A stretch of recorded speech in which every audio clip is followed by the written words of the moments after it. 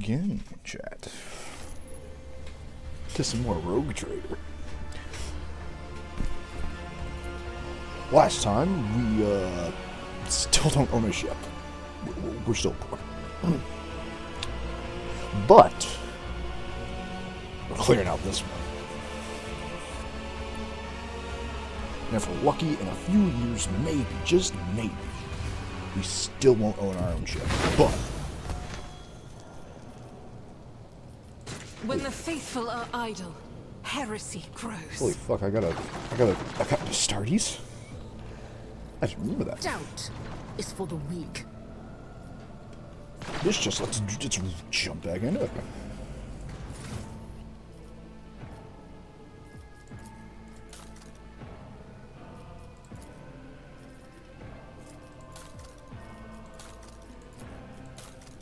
Oh, there we go.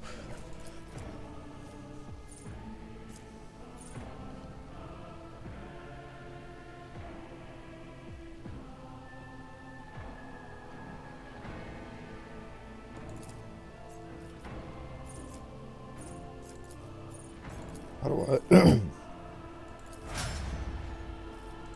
did I do it? Okay.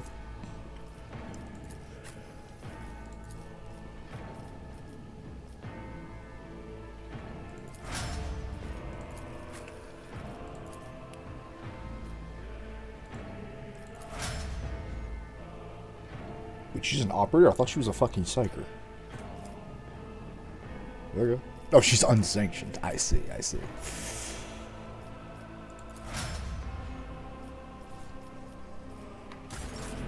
Let's chat. Let's get right back into it and get me my goddamn ship. It's about time.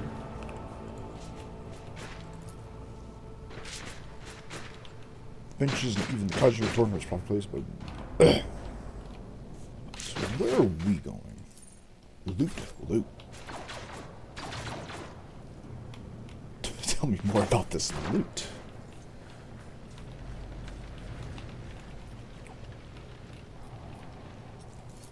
Done.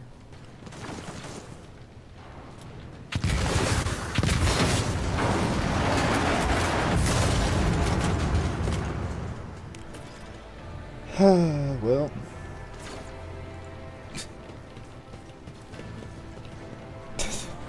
Thank you, sister. But fuck. Well, that's gonna cost a lot to repair.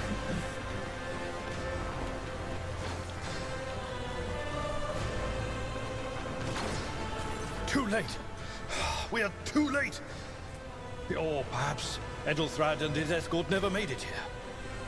Which would be even worse.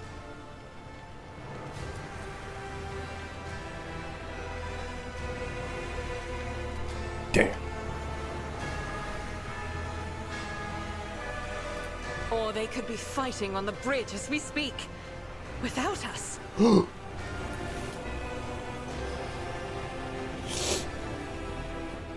My lady, I beg your pardon for interrupting. The people are asking for orders. You came back to save us. So now we will follow you through thick and thin. Hell yeah.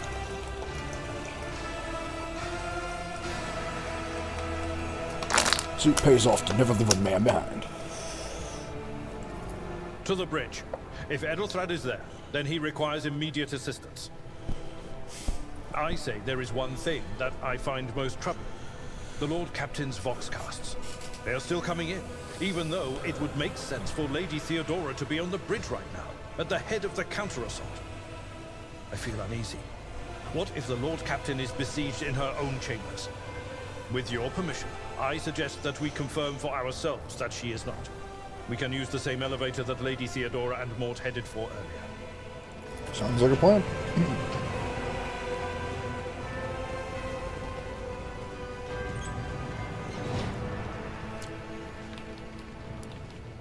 Victory awaits! There was something about loot.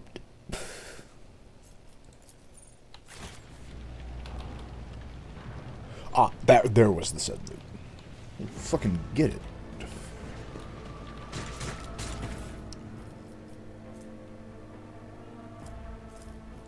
Mine.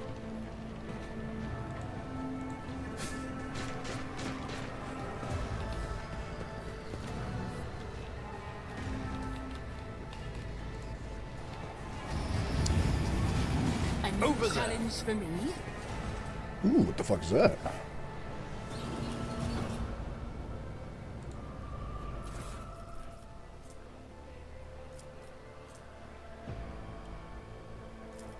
Oh yeah, that's ours. Cast your eye there.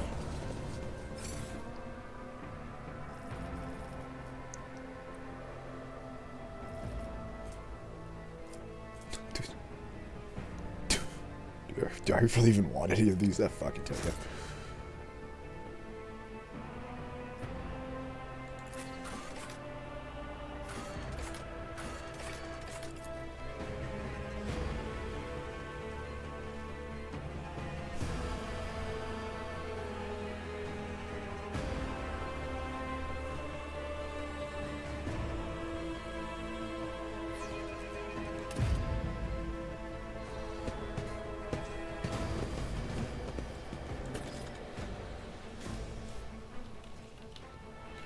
Damn, what the fuck?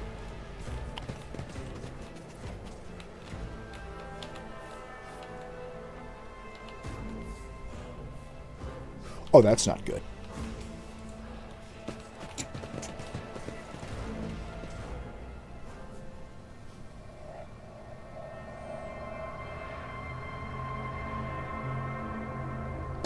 Oh, that's even worse.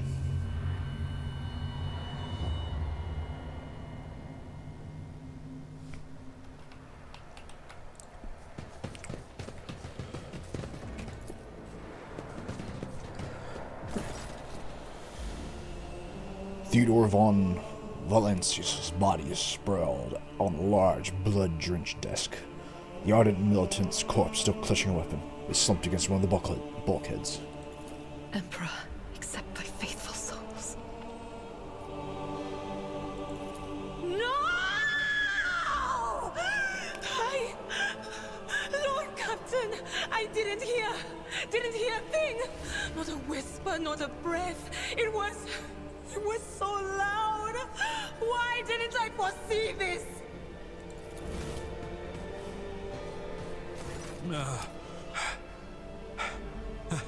Lord Captain. Who would even dare? Unless that rat, Whitefear.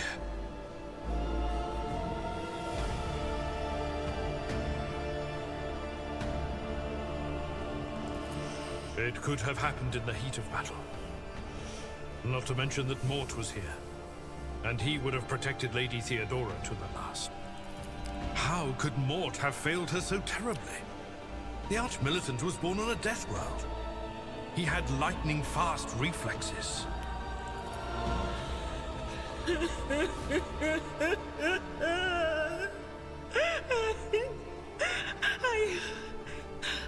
I can look at things in my own way. If you find something that might bear the imprint of the killer, just give it to me, and I'll try to see what secrets it holds. You got it. You lean closer to the body. The cause of death is apparent. What ended the roadcher's life was an auto pistol shot. An extraordinarily accurate one at that. Theodora's face bears an expression of surprise. The last emotion she experienced in life. Something on the floor, catches your eye. You put blood-spattered parchments and scrolls must have fallen off the desk. As you lean to look closer, you know something else. Small shards of glass scattered on the floor.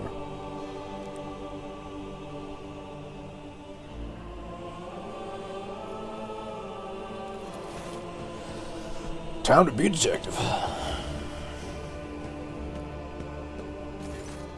The pistol shot went straight through Mort's forehead, spraying the floor and furniture around blood, brain matter, and shards of skull. The safety on the Arch-Militant weapon was off. The killer must have been a split second faster than he was.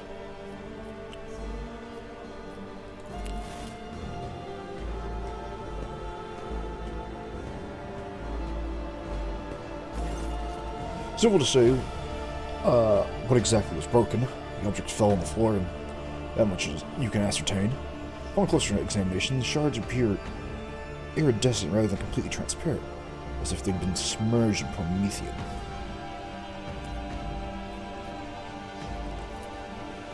Reports, accounts, and dispatches. You go the scroll until you stumble upon the document with a starkly different from the rest. It's handwritten lead sign with the initials XC. That seal is vaguely familiar to you.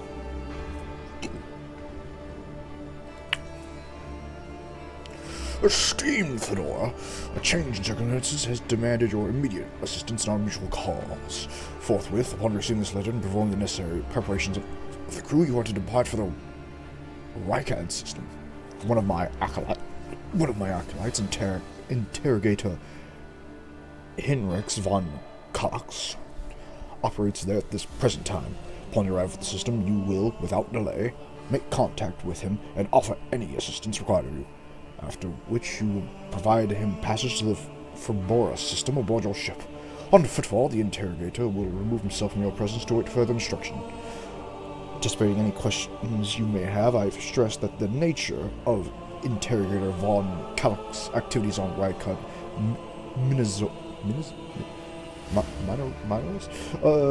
is of no concern to you. If required, von Kalk will disclose the details of his mission. May the Emperor's light be with you.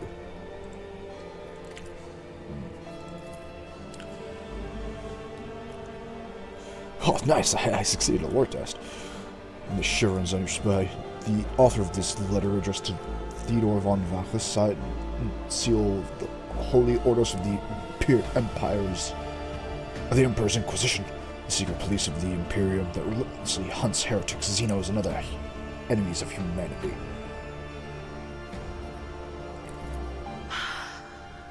I see streaks of color, luminescence, blue lights, faces drawing closer. Lady Theodora and Conrad and what is that? Ah! Something dark, enormous. Oh, this glass thing was something foul, that's for sure. Tainted witchcraft.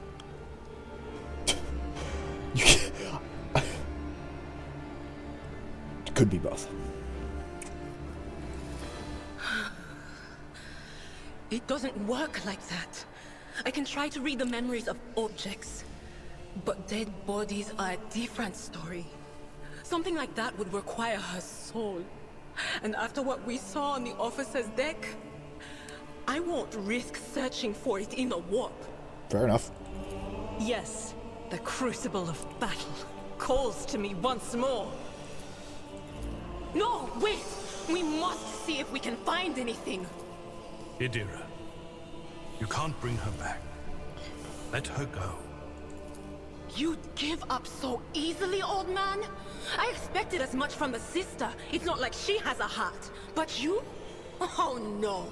I'll get to the bottom of this. I'll find the one responsible for murdering the Lord Captain. And when I do, that scum will regret the day they were born. Alright. I'll lay claim to the stars. Well, let's get moving, girl.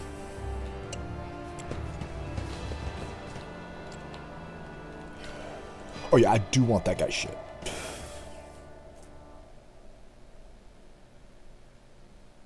Oh yes.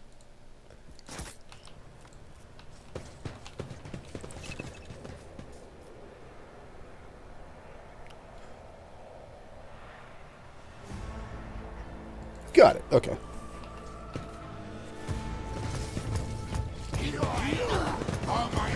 I'll see you terminated! I shouldn't. You'll make a suitable sacrifice.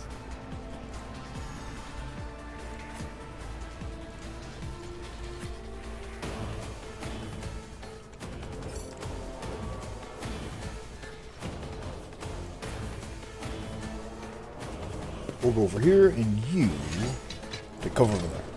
Okay, let's do this.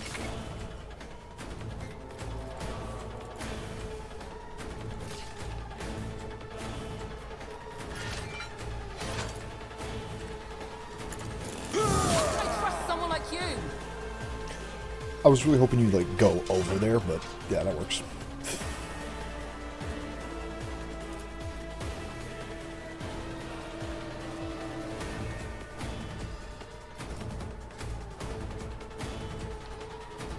Victory is imminent.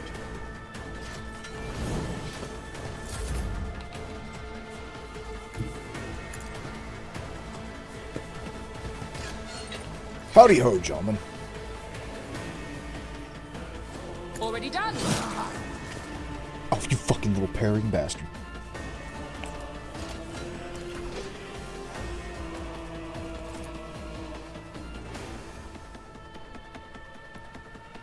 Suits my purposes. Didn't stand a chance. Easy peasy, lemon squeezy. All too easy.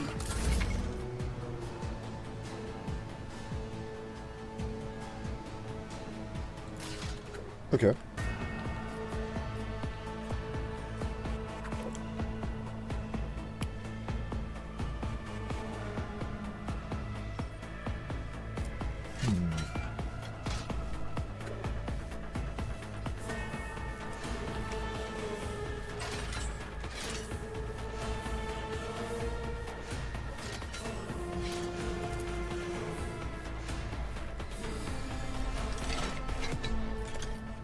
Yeah, kill them all.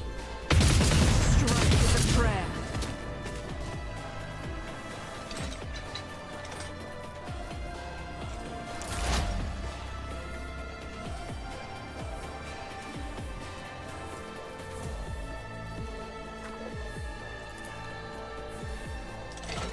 But of course.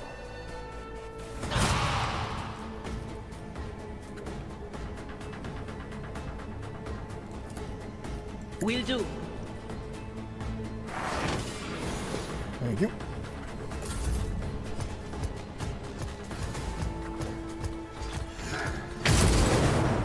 Okay. Death to non-believers! He tried, he really did.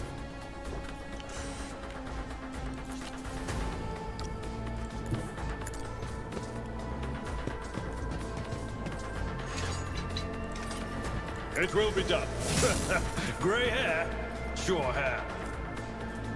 Yeah. I will do my duty.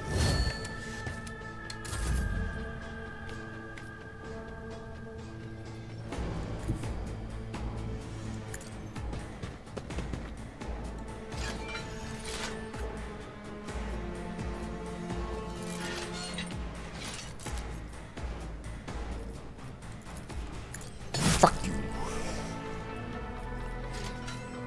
Suits my purpose. Opposing me was your biggest mistake.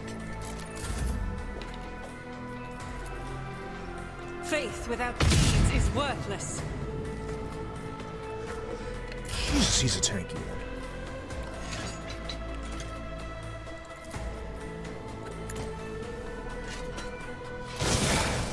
Just a minor setback. Oops. Was that you? Or...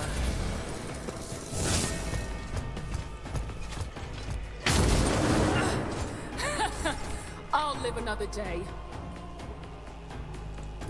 A tactically sound approach.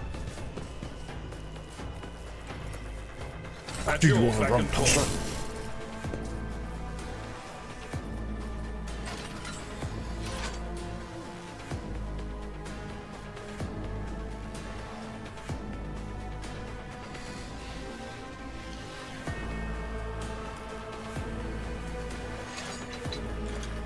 I don't think we have any heroic acts, but okay. Not a problem. Jesus.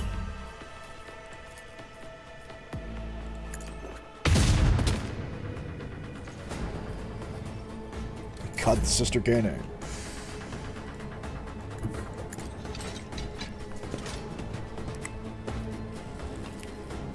On it.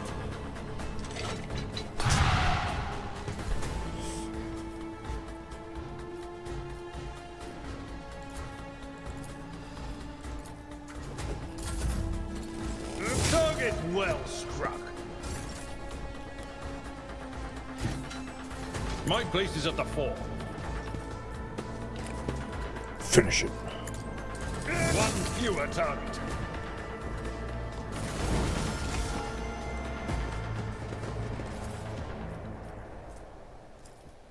Boop. Okay, now.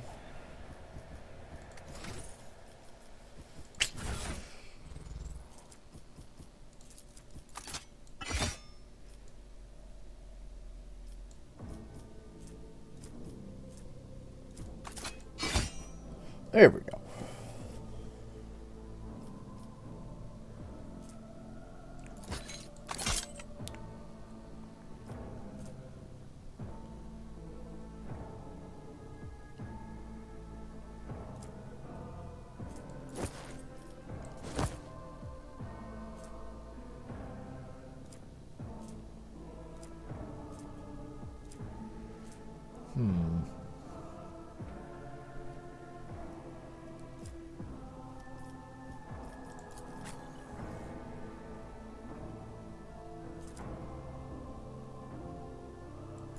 You may take a last pistol.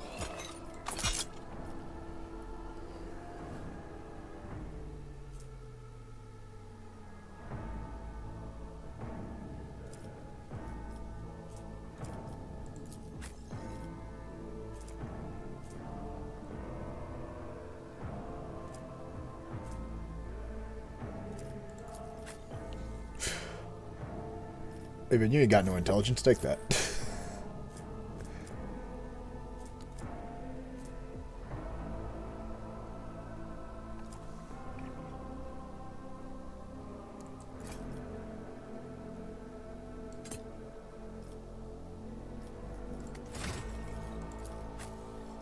Crippled arm. Ugh. Ugh.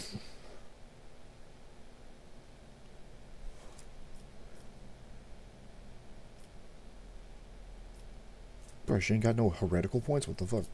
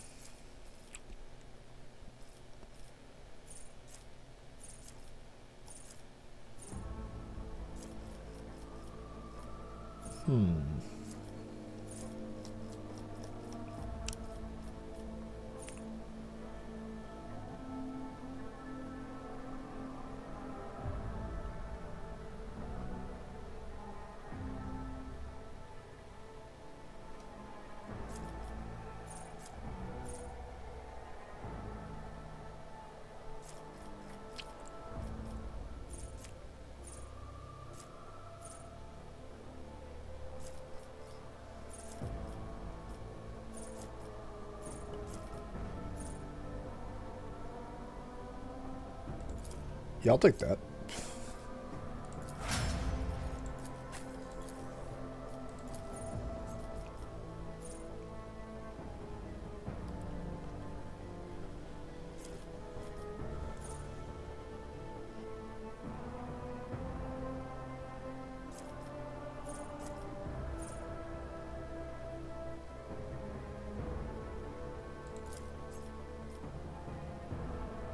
Bloop.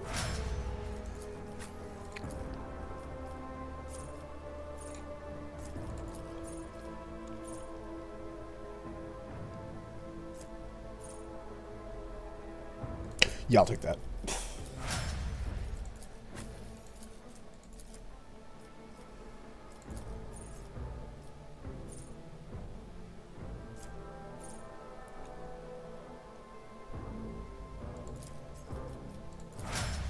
Perfect.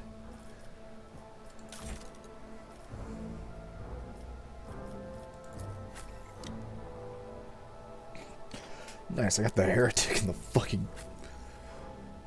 Damn.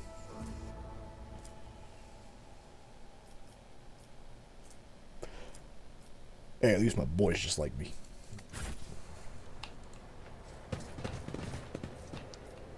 None shall stand in my way.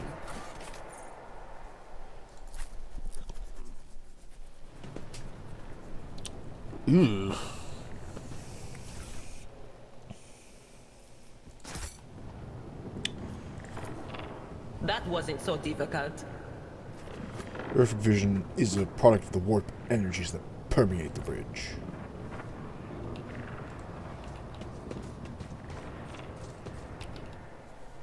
The first sacrifice opens the eye. The second sacrifice draws its gaze.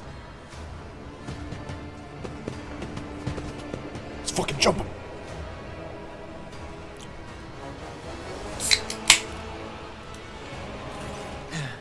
Help has arrived. Too late to change the tide, I'm afraid. But if there is any honor in you, we can at least die with dignity and give our lives for the rogue trader.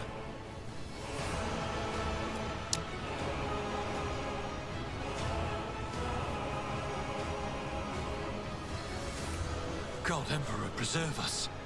The rogue trader is dead. The ship has lost her Lord Captain, and the house its head. No matter what ritual Kunrad is performing there, the warp is too strong. I cannot withstand it. I feel my body changing with every second. The warp is ringing in the air. This is the end. We will perish in the warp, along with the Warrant and all the dynasty's heirs. The enemy of humanity has triumphed. I've seen it before. We'd better get away from him.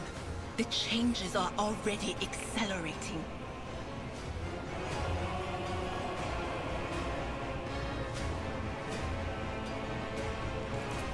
Then we have no right to bow our heads.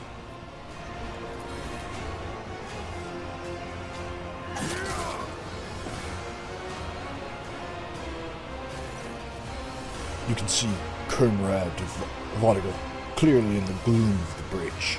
The broken blade is holding a stain with dark drops that seem to have a pearlescent glimmer to them. We are out of time.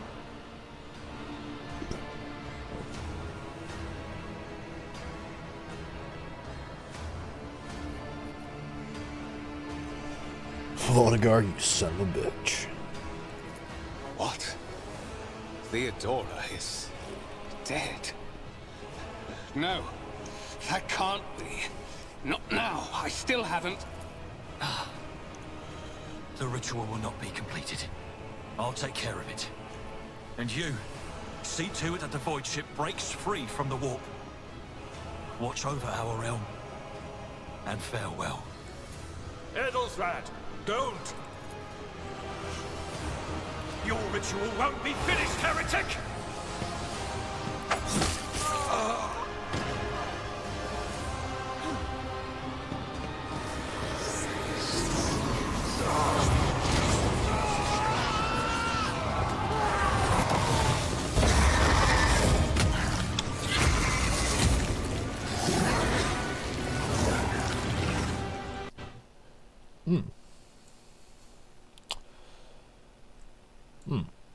Daddy don't. That's gonna be an issue.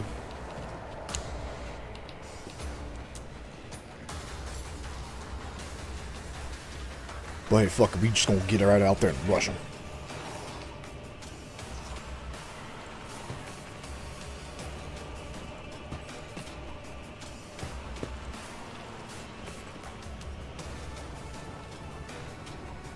Fuck it. We're just gonna go for it.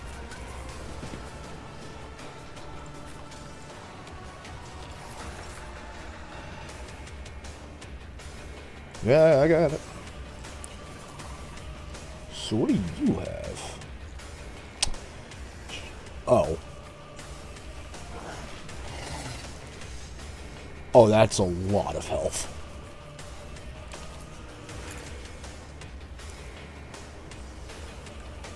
I shall not fear.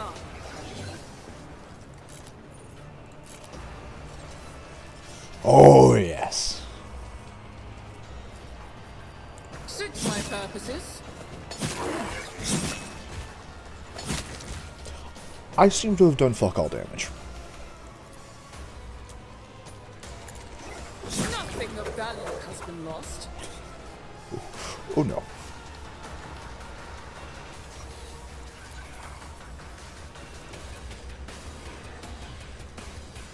Damn, I can't hit anyone else. Okay.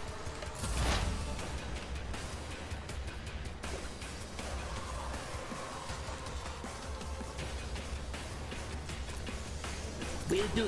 Fuck you.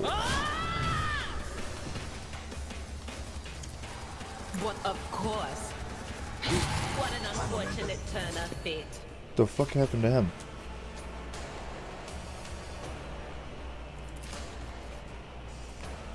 Oh! Okay.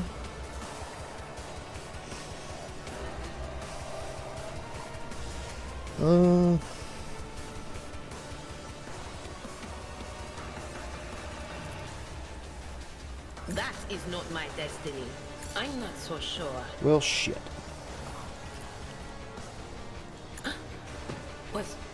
Was that you? Or Chaos guides me. I mean, Callus's dick in your mouth.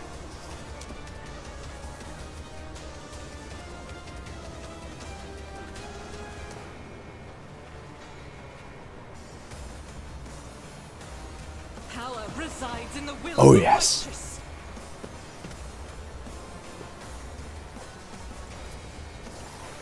Just tear I up. will not. What? Oh, for fuck's sake, woman. I will bathe this battlefield in righteous fury. Yeah, shoot the guy. As the Emperor commands, I act.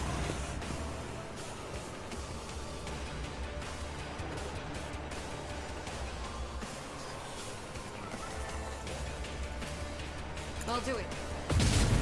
Man, if you can't hit the giant fucking warp thing, then let me shoot the big Emperor one. commands, I act. You disappoint me. There we go. Doubt is for the weak. Jesus, she just don't stop shooting. Okay, there we go. She finally ran out of bullets. Break them around.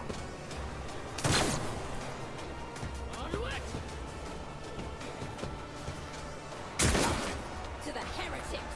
Follow my lead. Nice. I'm actually getting, Yes, my crew. Yes! Indeed.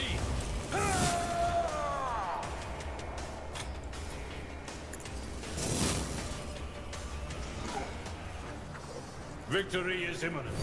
I'm so proud of my fucking deck crew, the deck crew. Hell yeah.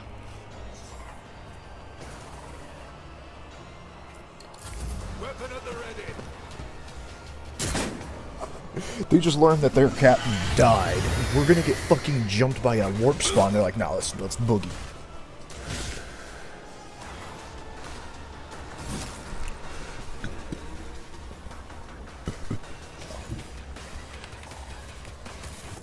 Oh, no, I didn't want to do that.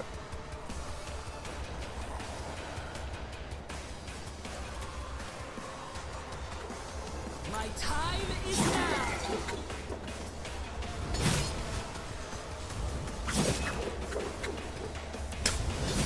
Okay, Woden.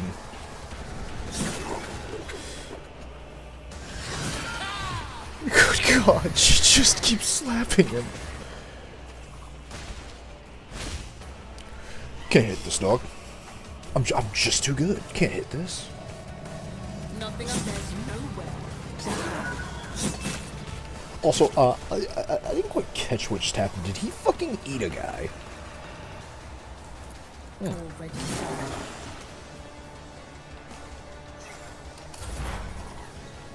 He straight snacked on somebody.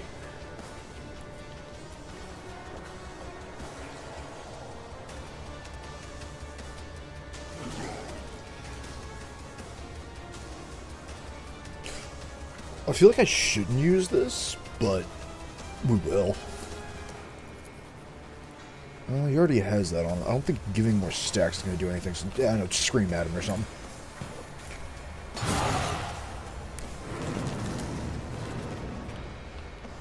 Oh. Chat, he's doing more shenanigans. I'm frightened.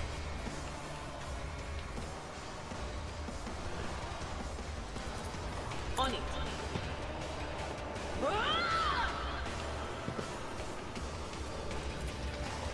Will do.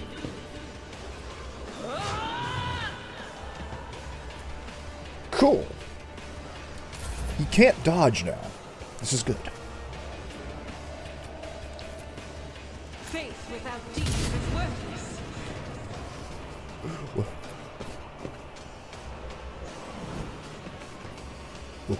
Why has everything gotten all echoey?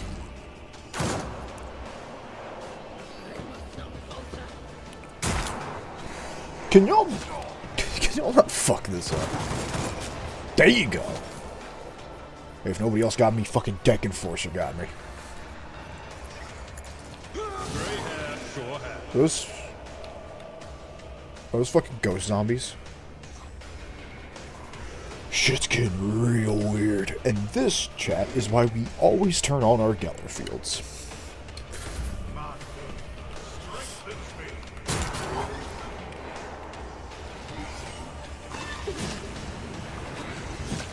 Ow.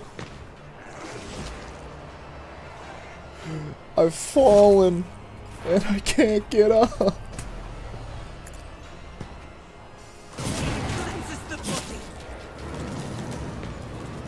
Oops. May have accidentally blown up my own teammates.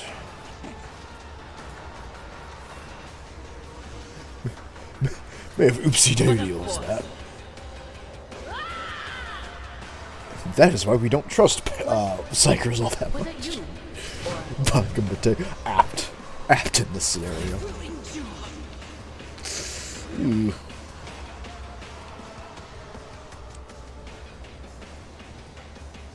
Shit. Okay, just come out here.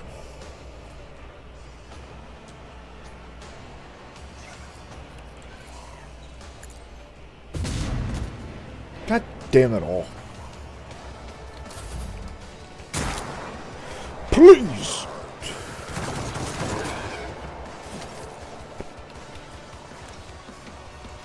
At your beck and call. Someone else can do this.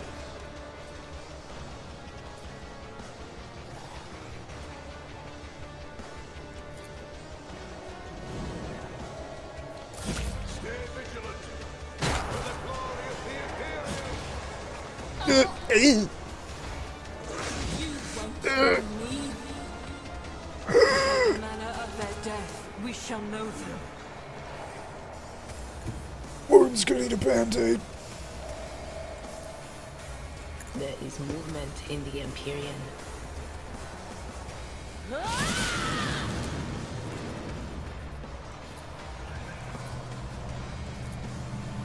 Will do. Oh yeah, things are looking great. No can do. I'm not injured. I'm enraged.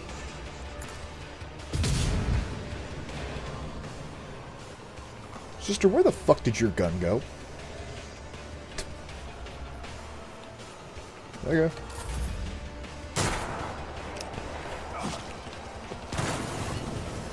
Easy peasy, boys. I just shrunk that. Still a lot of ghost zombies, though.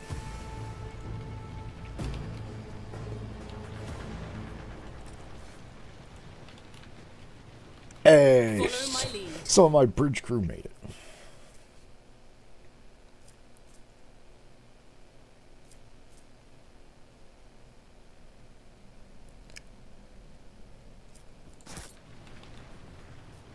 We are the spearhead of the Imperium. You do whatever you say, dog. Also, Chad, it turns out my boy is also chill as fuck.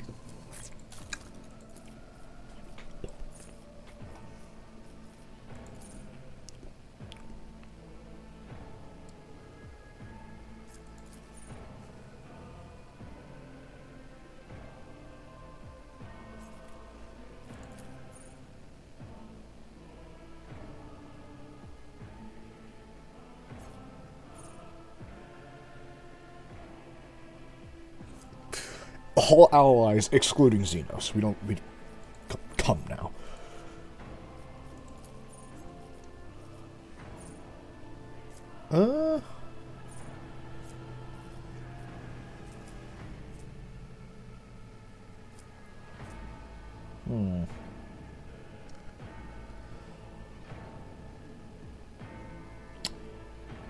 Y'all say toughness. I prefer my boy doesn't die.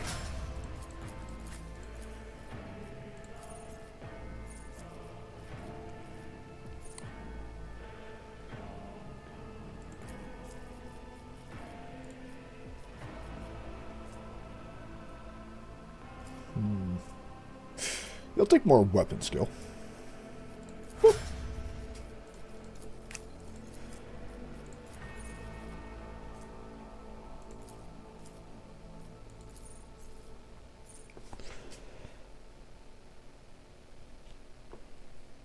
Oh yeah, give everyone crits, fuck yeah. Or...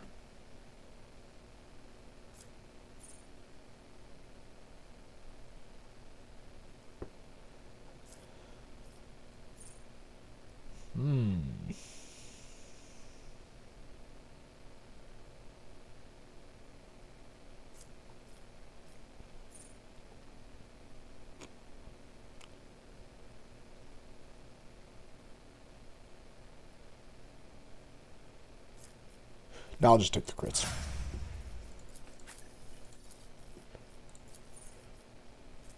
You need more this bitch uses a fucking gun and can't aim. Oh, right, because it's crippled arm. Yeah, that scans, actually.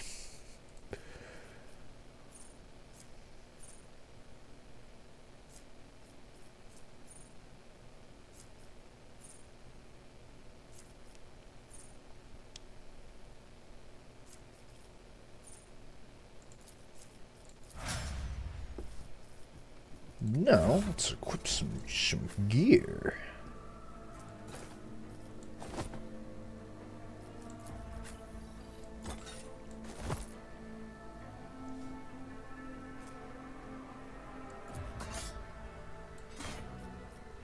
Okay, I don't know why we have that, but I'll take it.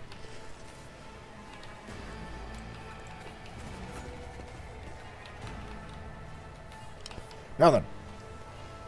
After that fucking traitor. Is what I would say if we had a way to get after him. It's about time. Master Helmsman. Rival, Master Helmsman, system status report. By the Emperor, it's the Seneschal, living and breathing. Oh, well, there's a tricky question. The old place is so overgrown with foul wickedry, we'll be scrubbing it off the vid screens for throne knows how long. How'd you guys fucking survive here this long? Must have been Providence. It better have been the Emperor's, not someone else's. When they barged in here, the ones with the Master of Whispers, some officers charged them, but it wasn't even a fight. I grabbed whoever I could and dragged them behind the cogitators.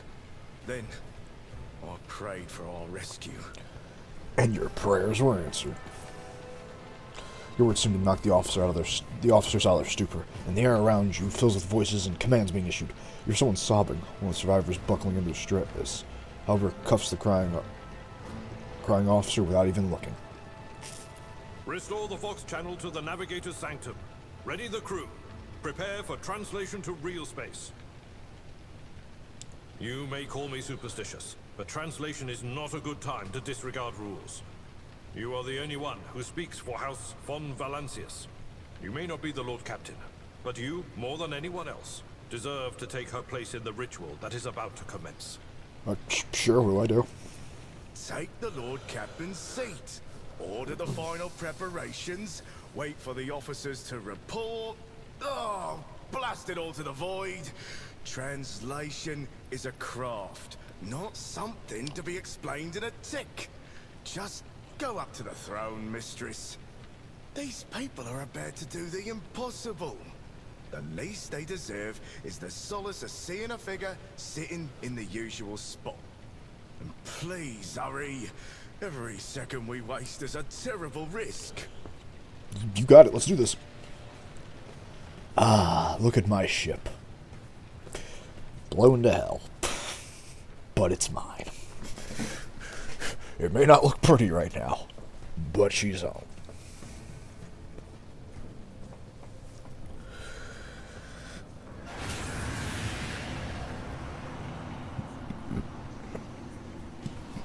The image before you is hazy, swaying in sorcerous currents invisible to the mortal eye, as if whatever is beneath this thin shell is constantly changing while still remaining the same. It's taken the guise of Thedora, but the false rogue trader's eyes reveal the entity's true surreal nature. One of Thedora's eyes is engulfed in otherworldly fire, and the other, a vessel of ancient evil, pours into you. A voice sweeps directly into your brain without ever reaching your ears. His voice booms with all the horrors of the warp. Who are you to oppose destiny itself for the sake of lives that are not your own? So many threads stretch between you and other creatures of your world. Pitiful, worthless links, ready to shatter at the slightest touch. A muddled, erratic, pointless tangle. I like how saving people's lives has constantly been getting thrown back in my fucking face. It resonates and merged with the voices that have already dug their foul roots into your consciousness. Yep, that's about right. A moment later, you realize all these voices are a myriad of manifestations of the same call that has finally invaded your mind. I'm saving my boys.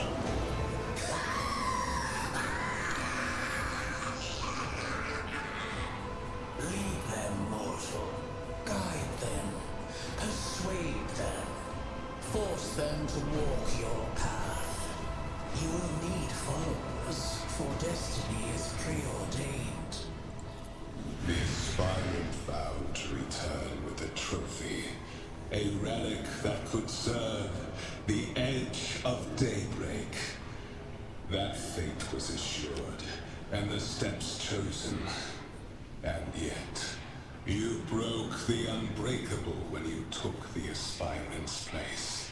I see you.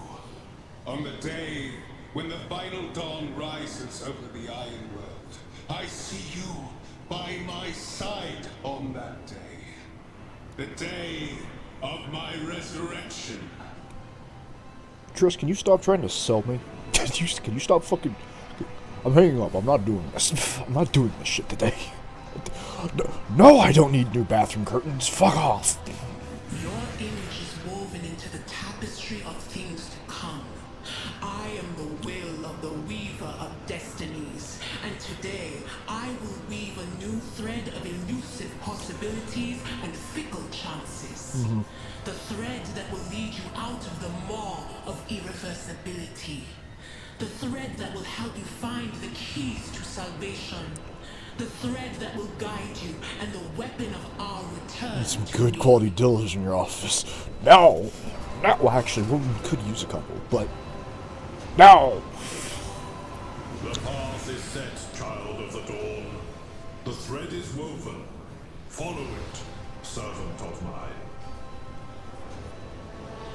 Also, it turns out I have fucking Zinch in my head. Cool stuff. Seneschal, the navigator's sanctum is silent. The Vox signal is stable, which means... The navigator gave his life battling the storm that nearly claimed the von Valancius flagship. We will honor his memory.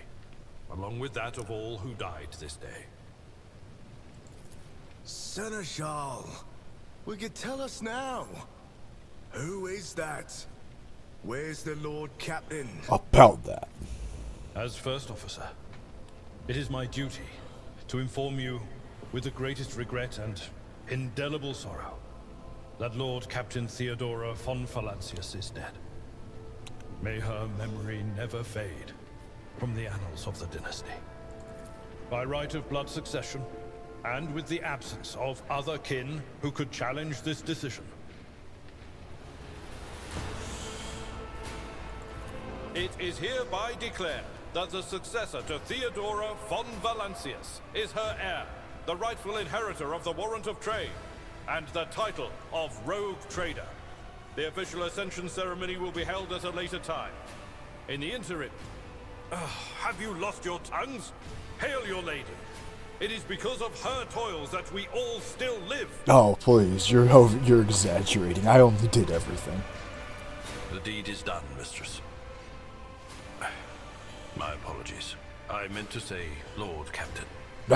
Just call her Lord. Oh shit, I wasn't expecting an animated cutscene. Nice. The treachery of the Master of Whispers was fruitless, but victory came at a great cost. Lord Captain Theodora von Valancius perished along with her heir, Edelthrad, and thousands of crew members.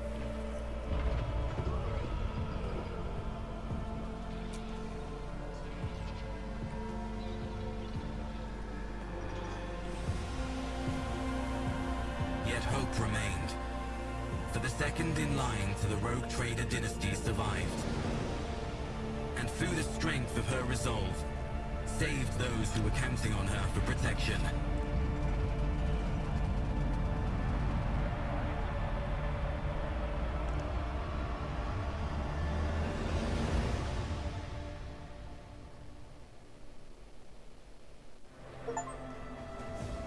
And that was the prologue. Wow, that prologue took fucking forever. But now, finally I got my ship.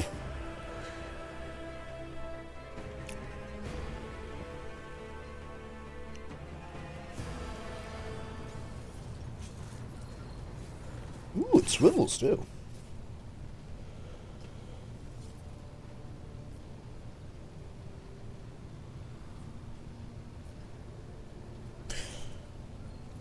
Oh yes. Oh, cargo management. Don't you worry. I'll get right on that. You can't help but notice that Seneschal does not know how to talk to you or where to begin. His presentation brings an involuntary smirk to your face, as someone else entirely is gloating at the old officer's confusion. So you smile. Aldo Hair pulls himself together. God damn it, Tris, get out of my head. Ah, well, we lost the voice acting budget. You must now hold your first officer's briefing in your new role as Lord Captain. For many of those who are about to join us on the bridge, this will be their first briefing. You've sustained massive losses among the senior and middle-ranking officers. Some posts have to be filled by the deputies. The good old Imperium of Man. Enough redundancies that if one guy dies, don't worry, we'll find somebody to throw in that fire. Some posts, while others go unfilled entirely. And now the Dex clans are deciding who will take over the leaderless crews.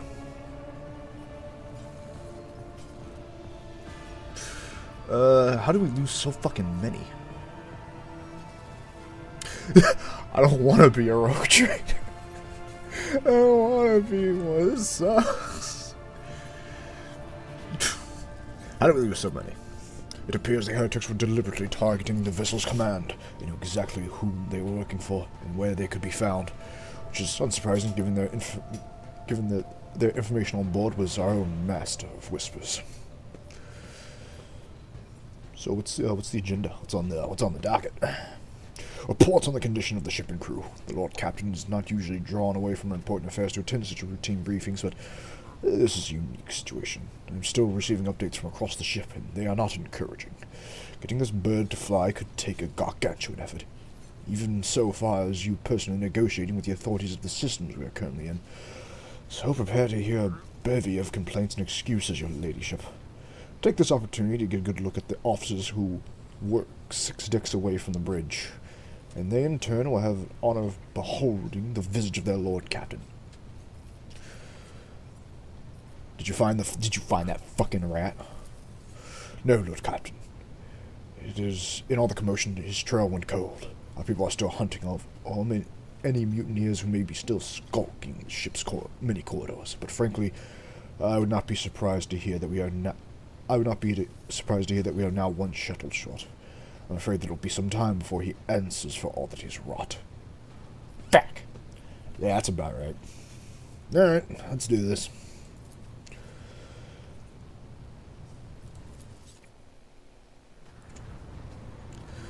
Ah, my crew. A dozen pair of eyes bore into you, expression revealing restraint, joy, curiosity, and wariness. Attention officers, you've been granted an honor.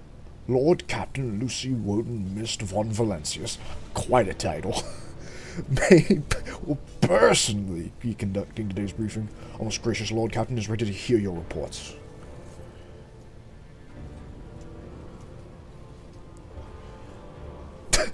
Perhaps you can introduce I thought she literally said, perhaps you can introduce these fucking peasants. Look at these peasant-ass peasants. Yeah, alright, tell me who the fuck these chuckle nuts are. As you wish, your ladyship. Other points to a tall, slender woman whose body, seems to contain many implants, as it does flesh. Federus Surot out of the Tolman line, our new Voxmaster. Go. It is an honor to serve your ladyship. Aboard this vessel, you have at your command thousands of crew members and hundreds of officers and section chiefs. I am responsible for receiving, processing, and sending all communications between you and them, as well as external sources. I am your eyes and mouth, Lord Captain.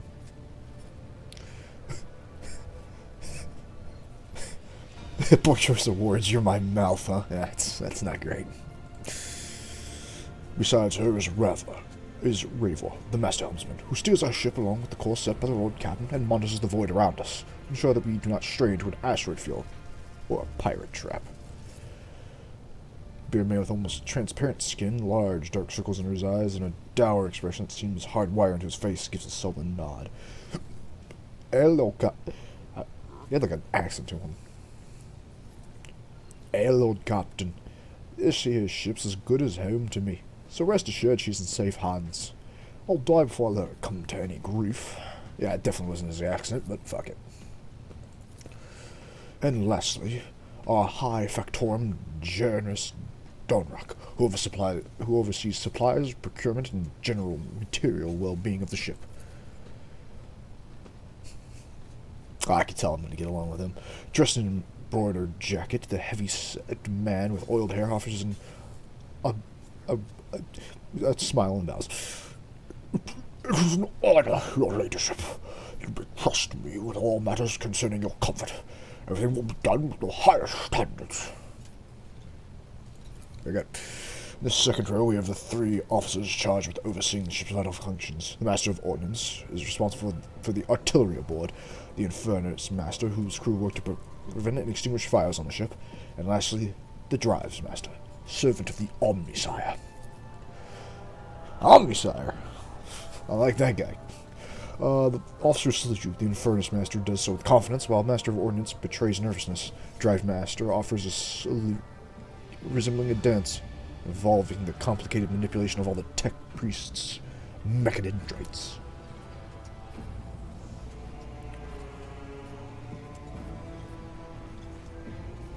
Thank you. Greetings to all of you.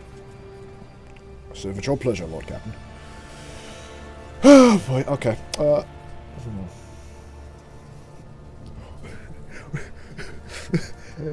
I think it's really important I hear how the fires are doing on my ship. Yes, Lord Captain. The tall man bows his head in deference.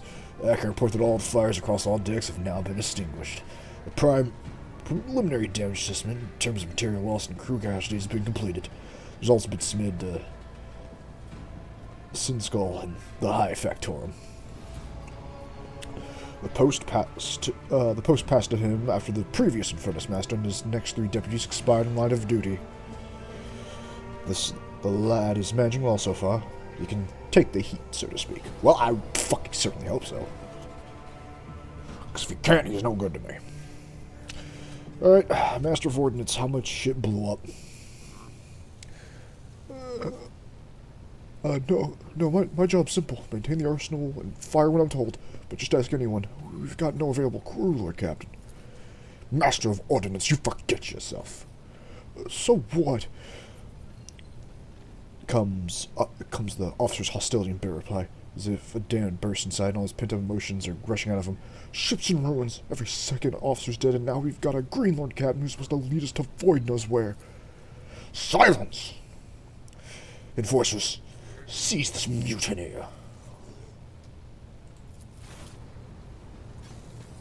Get this. I thought we just fucking killed him. If only one officer out of the whole lot has fallen to pieces, it's not bad at all, you. What? Your Ladyship, I humbly apologize on behalf of the entire crew. What you have to do with the Master of Ordnance. Former Master of Ordnance, I should say. Besides finding a replacement that is for, we have already have one lined up.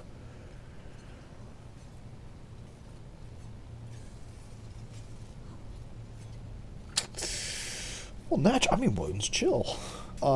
Just let him go, man. As a moment, I can't blame a man for a moment of weakness, not when I personally got my ass handed to me by a fucking void demon.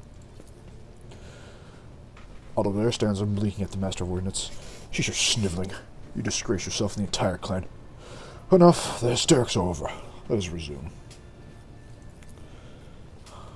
Master of Ordnance stands up, wiping the blood from his broken nose. His face is the picture of shock. What just happened seemed to be dawning on only now, the knowledge of his fate he so narrowly escaped. Don't let it happen again. Man, it's so nice that in this Warhammer game, I don't have to be a psychotic asshole. I do like how they're letting me actually, be like, yeah, he's fine, it's whatever. Considering most of the crew just died, I kinda get where he's coming from here. High Factorum, how we looking? We're toiling day and night to compile a full account of the losses. The task will require next to no involvements from your Ladyship. I will personally ensure that all damaged components are given into the tech priest's hands for attention, and that all lost supplies are replaced. There's only one resource that I cannot replenish single-handedly, and that is people. We've lost more than 2,000 crew members, and unfortunately this number is not confined to the scum from the lower decks, which are easily replaced, but also includes trained professionals. We will, however, be able to make up our losses on the nearest planet, Rakad Minas. However, the planet, the whole system, in fact, belongs to the White-Scale Rogue Trader Dynasty. We cannot simply begin recruiting from the plan without coming to an understanding with the Governor. In that respect, I am powerless. Negotiations of this level are a matter for the Rogue Trader. Ah, boy. Man, why couldn't rogue trading just be as simple as kill everyone? I have to negotiate with people? Just so you can understand, chat, why the idea of having to talk to a governor disgusts us so much. It's pretty much canon that no planetary governor knows what the fuck they're doing. Not all of them are the most unhelpful jackasses in the fucking galaxy. And my job is now to talk to them. I want you to imagine this, right? Imagine every planet is run by essentially a member of Trump's cabinet. That's the level of incompetency and just complete unhelpfulness we're at. Every planetary governor is that bad. All of them. Every single one. I'd be fucking surprised if we found one who actually knew what the hell he was doing. And if we did, I might actually try to recruit him on my ship. If we do find one, he's coming aboard. Especially true given Calgos Winterscale's perchant for attacking first and asking questions later. And the kind of thick-skulled thugs he usually installs as governors on his planet. Oh, fucking good, I'm going to have to deal with a Neanderthal. Drive Master, how we doing? Sorted by a Vox retranslator emerges from under the tech priest Scarlet Hood. Lord Captain, the foes that set upon this noble void ship destroyed the repositories of hundreds of machine spirits. The great warp engine entrusted into my charge is unharmed. Thank the Omnissiah, but its spirit mourns its dead brethren. We have not yet identified a prayer protocol capable of assuaging its sorrow and anger. So you're gonna like this. So, when they say prayer protocols, since Trump plans to do it wide, income pause to wipe out despite it being 1.3 billion wasted and wounding everyone of all. Yeah, I like how he did that and immediately had to take it back because it was that fucking stupid. It's like...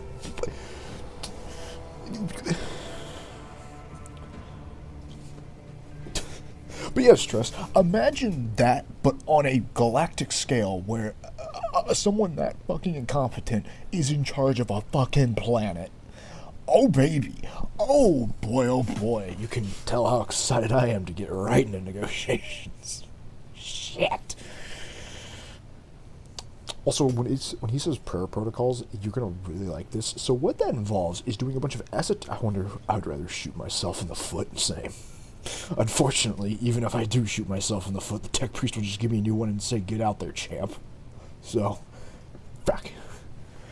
But, yes, when he says, prayer protocols, I love the, in context, what that is, right, is they kind of come up and they do a bunch of random bullshit, some of which may be involving turning it on and off. But since they don't know which thing exactly worked, they just do an entire prayer thing and pray to God that one of the random bullshit things they did works, and then go, yes, that is the protocol we need. Yes. Yeah, the Adeptus Mechanicus are good with tech, but my God, they're stupid. With great sorrow, I also report that Engine's Prime Overseer... Wait, what the fuck is it? Oh, okay. Prime Overseer and spiritual authority of all tech priests on board fell in battle. The Magos was betrayed by the little flesh that remained part of him. A most terrible loss. There is no one among my comrades aboard whose experience and comprehension of the sacred protocols equals that of the fallen Magos. We require a replacement, and as soon as possible.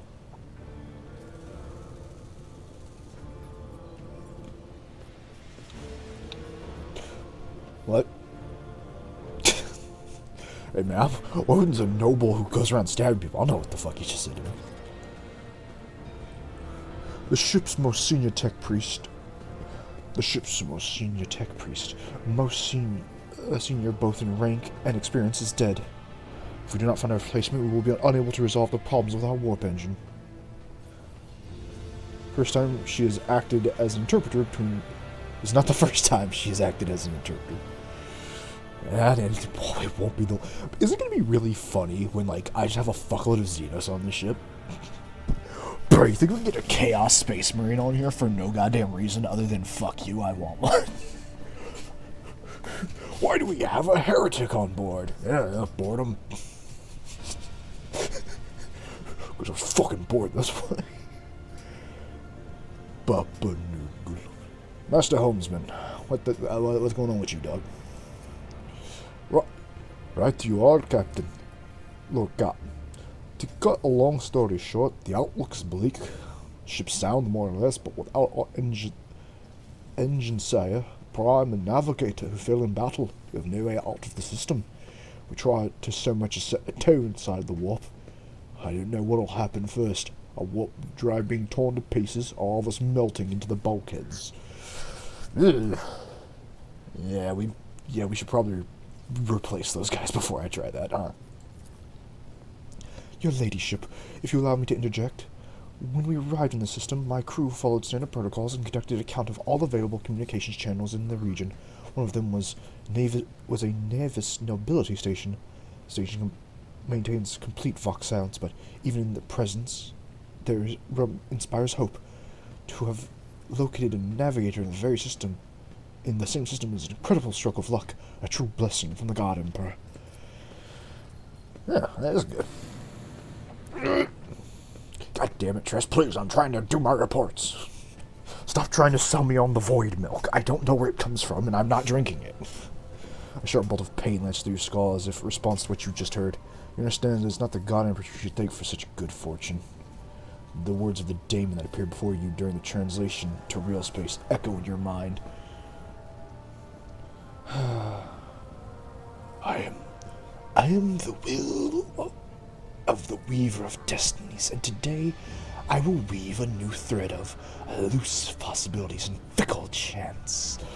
The thread that will lead you out of the maw of irreversibility. The thread that will help you find the keys to salvation. Oh, and milk.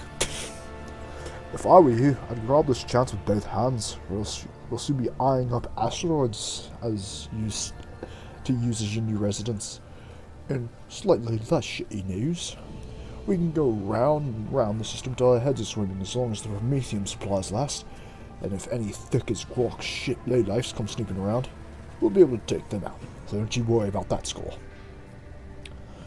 So, to summarize, we're fucked. We're boned. Precisely, Lord Captain. But bear in mind that this will not be the end of our trials. Ship system must be properly inspected for major damage, which can be carried out at Footfall Station, home to the only dockyard in this section. You will never reach Footfall without first solving these immediate problems. What the hell's Footfall? A massive void port in the edge of the expanse, a notorious hotbed of both vice trade and rogue trader intrigue for rogue traders and agents. Footfall is cool. It's a giant port. Okay, tell me more about where the fuck I ended up. I concede to the Voxmaster on this point, Mistress Tolman. We are in the Raycard system, and our voyage here was undertaken on the orders of your ladyship's predecessor. There are 3 inhabited bodies in the system. Our attempts to send Vox messages have produced confounding results. The Navy's nobility station has simply failed to answer, maintaining total Vox silence. However, we did receive a distress signal from the prison planet in the system, and Rock Miros itself is not responding to our hails. But what is most alarming is that our augurs have intercepted signals from the surface that seem to indicate ongoing hostilities on the planet. Augurs are just like radar and shit. They're just basically our super long range sensors. The situation is not encouraging, but without a navigator, a tech priest, and new crew members, we won't be able to travel anywhere. Therefore, we must go to the planet and the Navis Nobility Station, find out what the void is going on. Oh. Well, thank you for your reports. Get the fuck out of my office.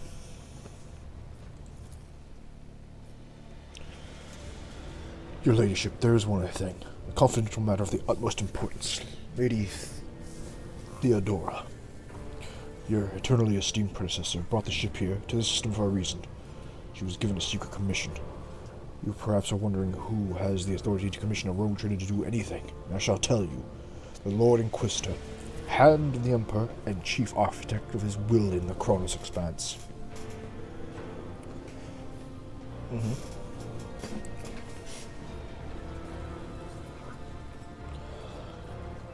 Yeah, I found a fucking weird note. You talking about that? Yes, quite right. XC Xavier Calcaza. Hey, Theodore was to seek out the Lord Inquisitor's right-hand man. One Hinrix von Calx. An interrogator, you understand. All I know is that he is somewhere in this system. And we must find him and offer him whatever assistance he requires. And then deliver him to Footfall in the Fabricus system. Finding him without any more information to go on will be difficult indeed. But an Inquisitor is an important individual.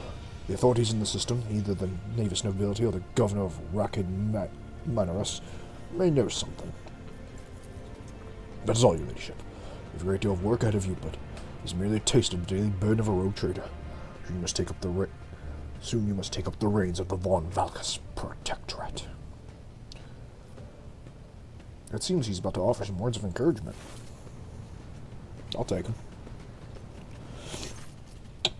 Idira, Sister Argonaut? Explain yourselves. The Sister of Battle grimly nods towards Idira. The Psyker is suffering some ailment, a dark madness. She's just on seeing the rogue trader. I judge that it would be unwise to leave her unsupervised. I also hope to approach you with a personal request, but it can wait. Speak with me when you have the time, rogue trader. Idria's glazed eyes rove over the assembly. One word burst from her lips. Daybreak.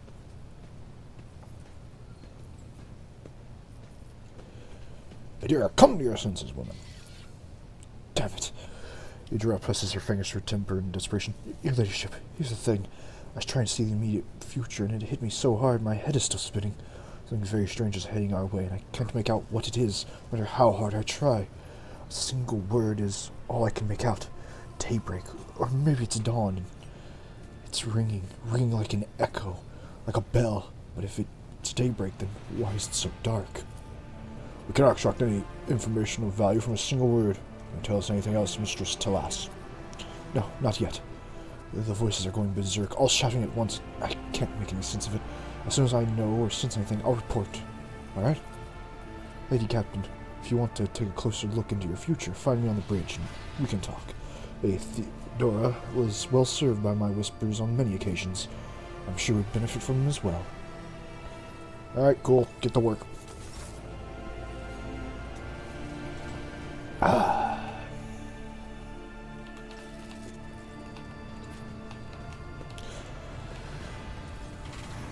Well, time to get to work.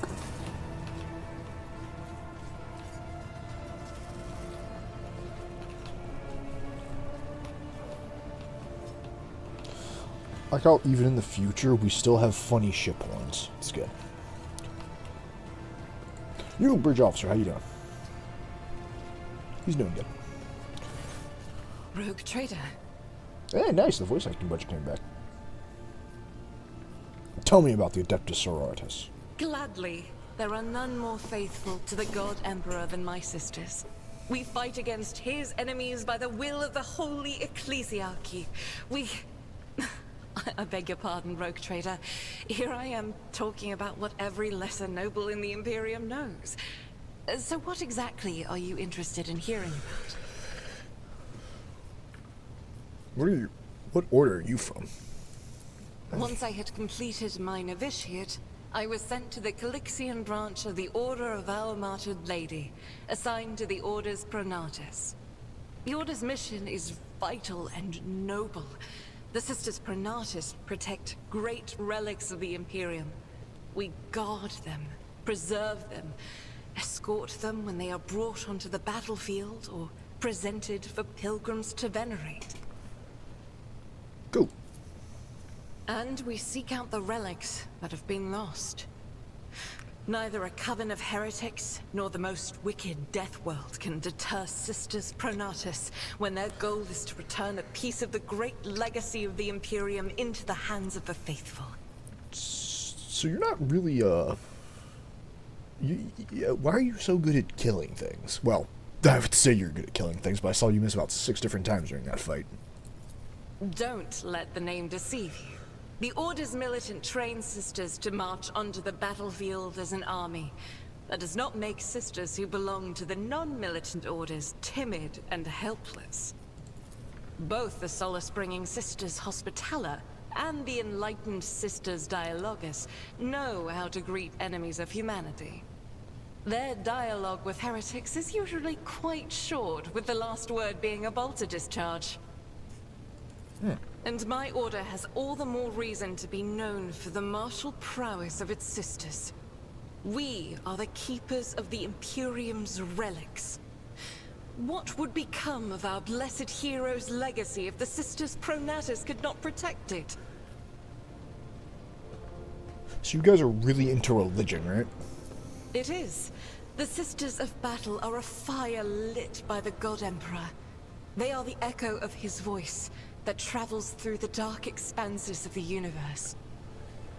We bring his wrath to heretics, mutants, and other enemies of humanity.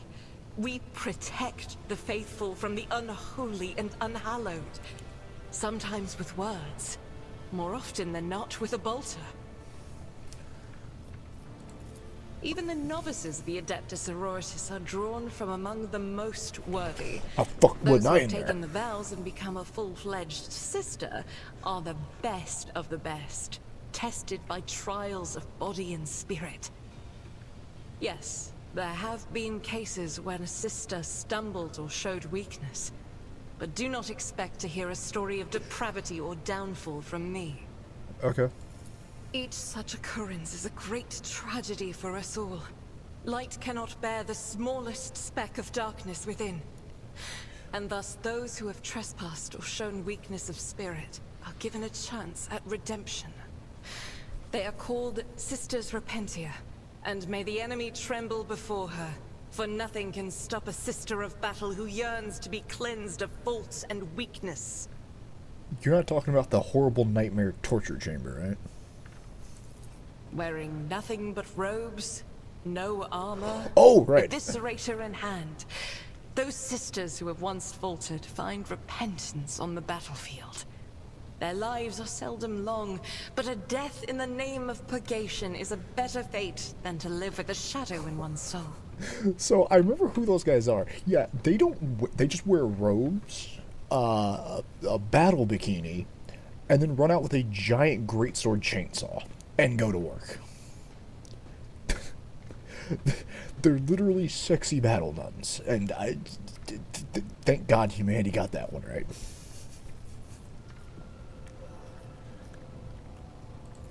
The Order sent me to Footfall.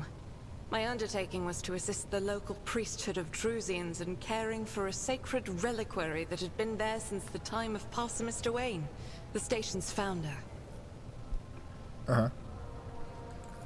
None that I'm aware of, but the Sisterhood's orders are many, and can operate independently of one another, sending their sisters wherever their presence is needed as deemed by the ecclesiarchy. Perhaps somewhere in the Lord Inquisitor's retinue, may his path be blessed, my sisters perform their duty as we speak. I wish it were so. Even a single evening spent in joint prayer and training would bring me joy. Okay, yeah, I don't got anything else to ask. Should any more arise, keeping them to yourself would be imprudent. It is a virtue to take an interest in holiness. You got it.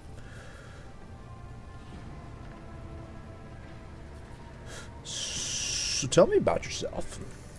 About me? I am the Emperor's daughter and his servant. What else is there to tell about me? Fair. So why are you... how'd you get on the ship? I first came here when I found myself in need of passage from Footfall to a remote planet. But I imagine what interests you is not that first journey, but rather what brought me aboard prior to the cultist attack. That story is complicated. It just so happened that I made a mistake. In a moment of laxity, I was ambushed by the accursed followers of the archenemy. I was badly wounded. Lady Theodora came to my aid and brought me aboard her ship, where crew attended to me in my weakened state.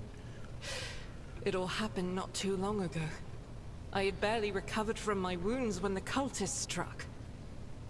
Truly, the servants of evil know no rest. There is no place where we can be safe from their machinations. So, did they kill the guys? Sadly, they did not. Lady Theodora was in a hurry and chose not to stay on the planet. Her people took me to a ship while I was unconscious, And when I came to my senses, we were already flying away. How I pray to come face to face with those heretics once more. And it's bound to happen someday. It happens even to the best of us. My mistakes are my burden to bear. I'll find a way to atone for them. So where did this happen? On one of the recently discovered planets in the Expanse. No one suspected that it had already been tainted by the filth of heresy. Had I known it beforehand, of course I would have been on my guard. We could go there and blow them up. The path to that planet was lost. All the knowledge is gone, along with the previous navigator. It would take immense effort and resources to rediscover the route. The heir to the von Valanci's protectorate must have plenty of other issues to deal with right now. Perhaps later, when the skies above our heads have cleared. Oh yes. Oh, don't you worry. We'll be going to funny nightmare planets. I hadn't been here that long. Just one journey from Footfall, and the other journey, the majority of which I spent in the confines of the medbay. I can't tell you much about the first voyage. I was more focused on prayers and ruminations than on the people around me, or the journey itself. During the last journey, Seneschal Viserion stood out for me. He came by several times to ask about my health. He's an honorable man and a loyal servant of the Imperium.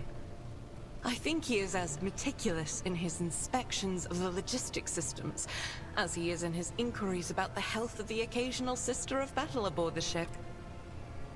She wants to fuck him, I can tell. But not all of Theodora's people have earned my trust. You know who I'm talking about. There is no place for Adira Talas among the God Emperor's faithful. I'm surprised she wasn't in league with the cultists. And I'm equally surprised by how deep heresy and treason run in this place. I'm glad we all made it through that dark hour. May the day that follows be bright. As you wish. So, what's keeping you in my retinue? The ship was targeted by heretics, which means that my presence here and the assistance I provide to you are my sacred duty. Sooner or later, I will likely have to return to Footfall to protect its reliquary. But for now, I wish to remain a part of the Rogue Trader's crew.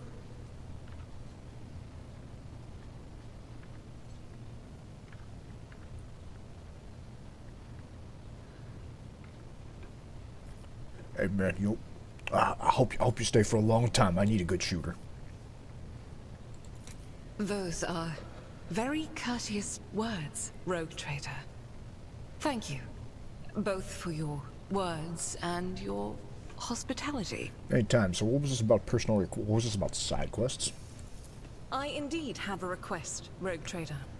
Okay. The accursed servants of Chaos who assaulted this ship took the lives of your loyal crew members, and they orphaned many children, including the progeny of the brave officers who defended their posts until the bitter end. I don't know what customary practices there are for cases like this in von Valanci's territory. Oh fuck, but in I a got world I'm orphans. familiar with, the children of such brave souls could expect to receive some special consideration.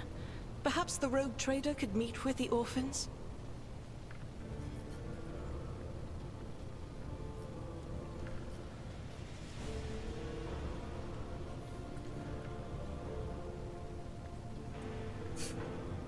Do you wish to tell them that people care about their existence? Bullshit.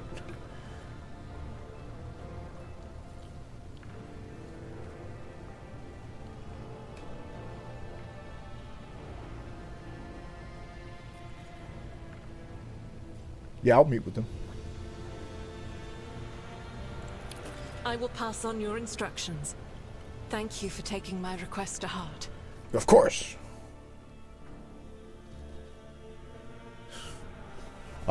Woman loves children.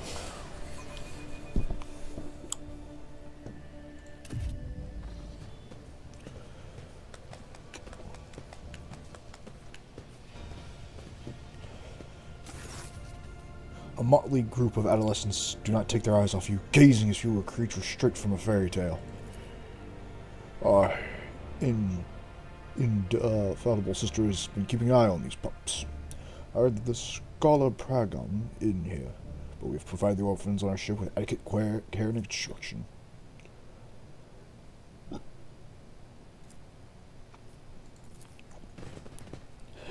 Brave ones, the master of this ship has appeared before you, the one who guides it through the darkness of the universe by the Emperor's will. Greet your Lord Captain, the rogue trader of House von Valancius. You notice, in First Master Eric Montauk standing a few paces away from the orphans. Watch you with approval and bows respectfully when you meet his gaze.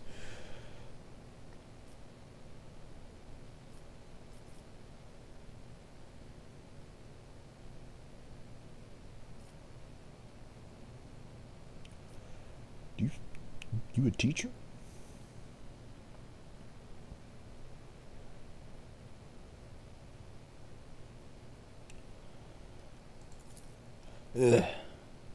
Not all, your ladyship. I'm just looking out for him. It's an furthest way to help folks in trouble. It's our job, after all. So we chip in rations here and there and make sure nobody gives them a hard time. We take the older ones into the clan's care if they want. Many in the guild are not our family by blood, but circumstance.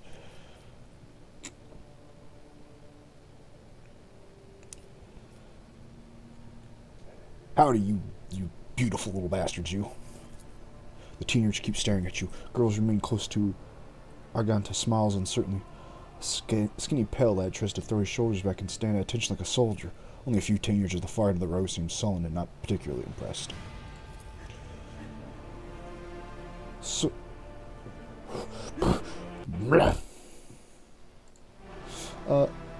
one of the scowling visitors with a thin scar across his face tosses his head back and says bitterly, "So what? Why should we care? Our friends and parents died in their dozens for you noble lad, and you just give us speeches." A flurry of emotions in her dark eyes, like she wants to both calm him and scold him for his impudence.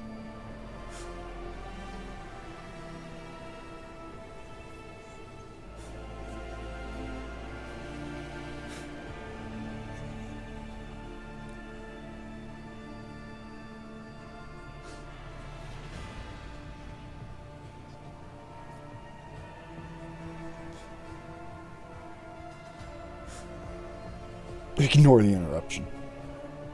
If you have things to say them without fear. I'll listen. Roy smiles grimly. Doesn't matter what we say. It won't bring our parents back, and it won't change our fates either. We keep slaving away on this ship till we drop dead, die like our folks, or worse.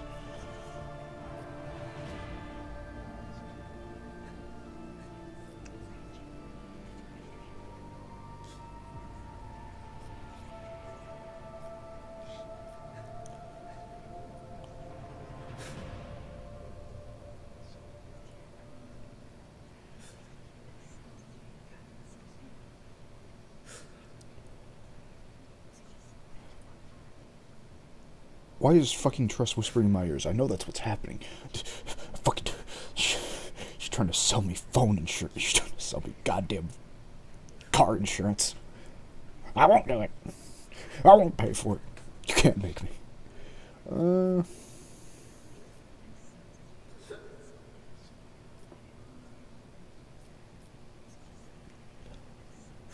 Hey man, it sucks, but...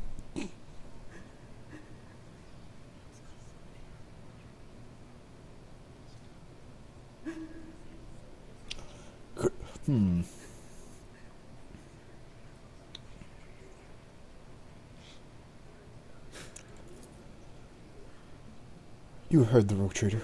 Her words carry the wisdom of the Imperium. It's hard to say whether or not your words have left an impression on the boy, but he nods slowly. He catches himself and gives you an awkward bow. Alder gives a sigh, and servants immediately emerge, carrying packaged treats with Von Valensis embroidered on the wrappers.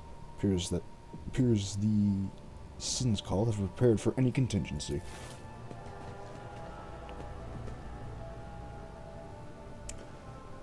Here, take a treat. Argent rubs her temple passively. She smiles and offers some more words of encouragement, then leaves the bay.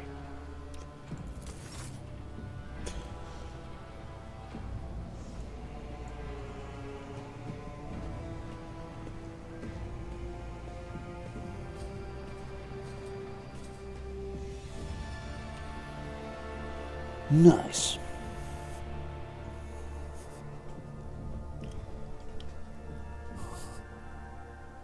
I was really hoping I could do something to be like, alright, you kids, you're all bridge crew now. You're all bridge crew, alright? Promotions for all.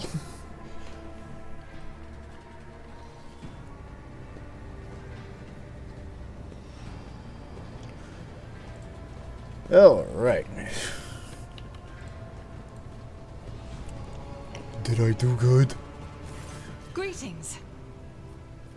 Oh, yeah, okay. Well, later. Alrighty. Hey, helmsman, how we doing? Lord Captain. Master Helmsman Rover at your service. Remember, who the fuck are you? I'm the Master Helmsman, Lord Captain. Stand at the helm of this here tub. I mean, your vessel, and bark commands at the idiots who tend to its related systems. In layman's terms, I'm the one who stopped us from running into an asteroid disruptive gravitational wave when we're traveling through the void. Do you control the ship in real space? I wish that was my only job. I steer through the warp too, but most of the credit to that goes to the navigator. Warp's a nightmare, always tossing up something new. All my years at the helm, they count for nothing there. My pot's small enough, I monitor our systems and follow the charted route. I don't kick up fuss when new orders come from the navigator's sanctum. Real space, now that's where I keep my eyes peeled. Gravitational anomalies, void currents, hard radiation, the kind of shit shows up everywhere. Thanks to the Emperor, the augers on this vessel are holding up, and we've been able to spot if something bad's coming our way. Who are the morons? There are too many of them to list. Tech priests from the engine arm, voidsmen from the auger decks, the work-shy fools on the bridge. I'd have every last one of them flogged. They need a wake-up call. They need to be whipped into shape, or else the ship's going nowhere. Or even worse, they'll go somewhere we don't want to. Okay. So you're void-born, huh? Good-for-nothing wasters, that's what they are. Each and every time. Take Jonas Duck, the high-born weasel. He drags other people into his schemes so they can take the fall for him, too. One of my junior helmsmen was ferrying goods from footfall for him. Got caught by Siniskull and ended up in the void hatch. Dora couldn't care less. The Voxmaster, another Tolman like the last one, void rest him, is no better. She cut off half the Vox channels the day she took up a post, so the Vox systems were damaged and the engineer had no contact with the other modules. But how am I supposed to steer the ship? Collect the COGS reports with the power of my mind? Yeah. Our first officer, where's Sarah? I can't stand him. Just like every Navy officer I ever met. He doesn't know a thing about controlling a vessel in the void. He just puffs himself up all the same and throws his weight around. Me and him had to have words a few times before he left me alone. I think the Emperor, Lady Theodora, trusted me more than this Shinjuku when it came to helming a void ship. Then there's that woman, what's her name, Talas? Lady Theodora brought her along whenever she went, and look what happened to her. I wouldn't be surprised if it turns out the witch that delivered her to the grave, just like countless souls before. I don't see why anyone would want that walking calamity on their ship. But some would disagree. They say she's friends with the young Dolman, you know. Or at least she used to be. Do you like fucking anyone? What kind of question is that? I like you, and they throw it all before you. Oh, he likes me. That's nice. Where would I be if I was making cracks about the rogue trader? I don't want to die just yet. So I fuck. I meant to click on where you were born, but I oops. I am born of the helmsman clan, the bowels of a cartoonist vessel. Studied the family trade until I was 15. Then my clan was butchered by a mutiny by a lower hold scum. They spared the young ones, of course. Of course they did. Kids with implanted connectors make great navigational servitors, but I was having none of that. They were going to make a servitor out of me, so I escaped into one of the crawlways. And then I spent months picking them off one by one. you got me talking about Void, but yeah, anyway, yes, I'm Voidborn. No, go ahead, finish the story, man. Sounds cool as shit. Not much to tell. I gutted everyone that I could, and I fled upwards to the middle deck. That's where the AUG operators took me under their wing. They have apprentice helmsmen of their own up there, you see. Nobody asked me any questions, so I stayed. I grew up, trained, got smarter. And I ended up a junior helmsman a few dozen years later. Then Rock spotted me and lured me away. Cheeky blighter. Why? Have I done something to displease the captain? No, it's just you're the first one who's not fucking trying to kiss my ass every 15 minutes. Oh yeah? I'm pleasantly surprised myself that you haven't flogged me for insubordination. Well, wonders never cease. Connect wires as they go into the control panel. I become one with the ship, except the bloody cogs messed up the wires, stimuli, injectors, and connectors when they implanted them. They twist the wires the wrong way and burn something in my noggin. Anyway, I couldn't sleep. Just doesn't happen anymore. It's been 30 years of non-stop stimuli and splitting headaches, so you'll forgive me from all smiles, Captain.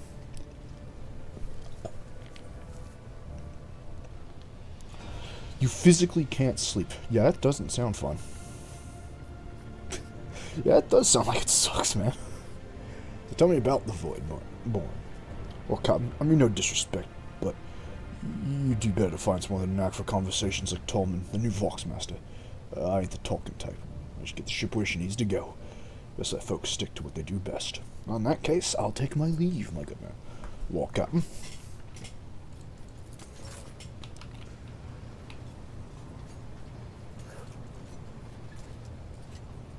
Who the fuck are you? Oh, Bernie guy. I like how he's supposed to put fires out, but he's constantly holding a fucking flamer. You know, actually, I think it's like a torch, but... The Infernus Master nonchalantly lights a Leo stick from a thermal cutter and spreads his arm in a welcoming gesture. Eric Montag, at your service. He smells of cinder and low.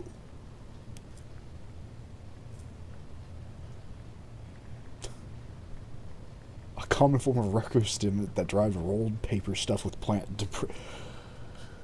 So he's weak. He's smoking fucking weed. Man, that won't get ahead of that. His face is sooty. His belt is laden with a number of heavy tools. You would have taken him for a laborer if it weren't for a greasy and ragged officer's uniform. It's only tales after all. You just don't look like a bringer of woes to me.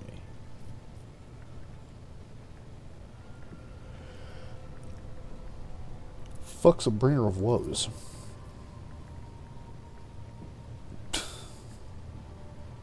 Once again, I accidentally clicked the wrong thing. I'm just a humble laborer in charge of putting out fires and dealing with emergencies. But everyone calls me Infernus Master. I guess that's because I answer for them with my life.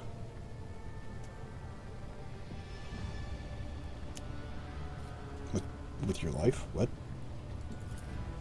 And that's right. Picture flames roaring. All the ship systems have failed, including the artificial gravity. Can't make out anything because of the red-hot debris. And you know an explosion's coming. It's a nightmare. It's your job to evacuate the panicked crew, and then you have to cause the fire and get the compartment back in working order. Of course, my job description doesn't allow me to risk my life now.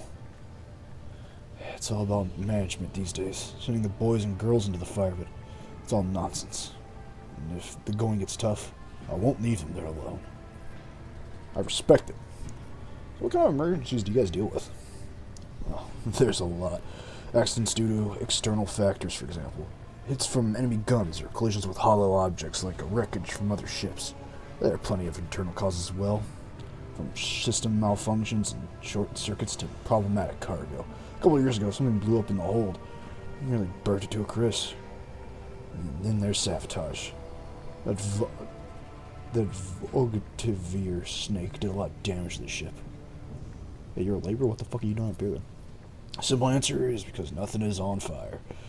As head of the Infernus Guild, I'm mired in the officers' routine of reports and discussions.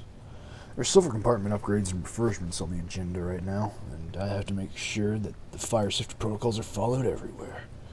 Rest assured, I'll scurry back to the technical bay to do manual labor as soon as all the paperwork's done.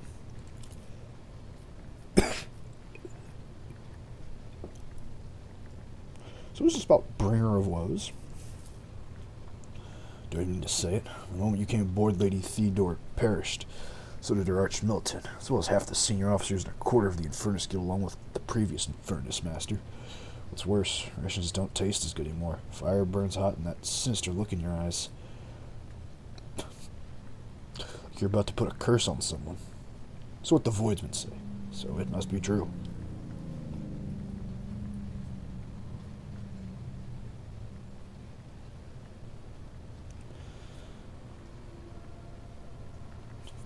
Nonsense, I'm perfectly sane.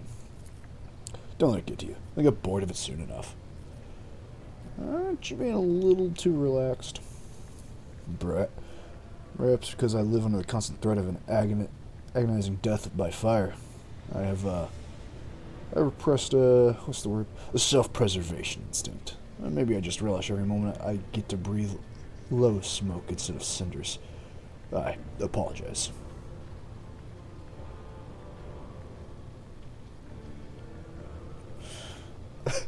I take the stick, I take a fucking puff. You're an interesting person, Enric. Chuckling, the Infernus Master takes a new little stick and lights it.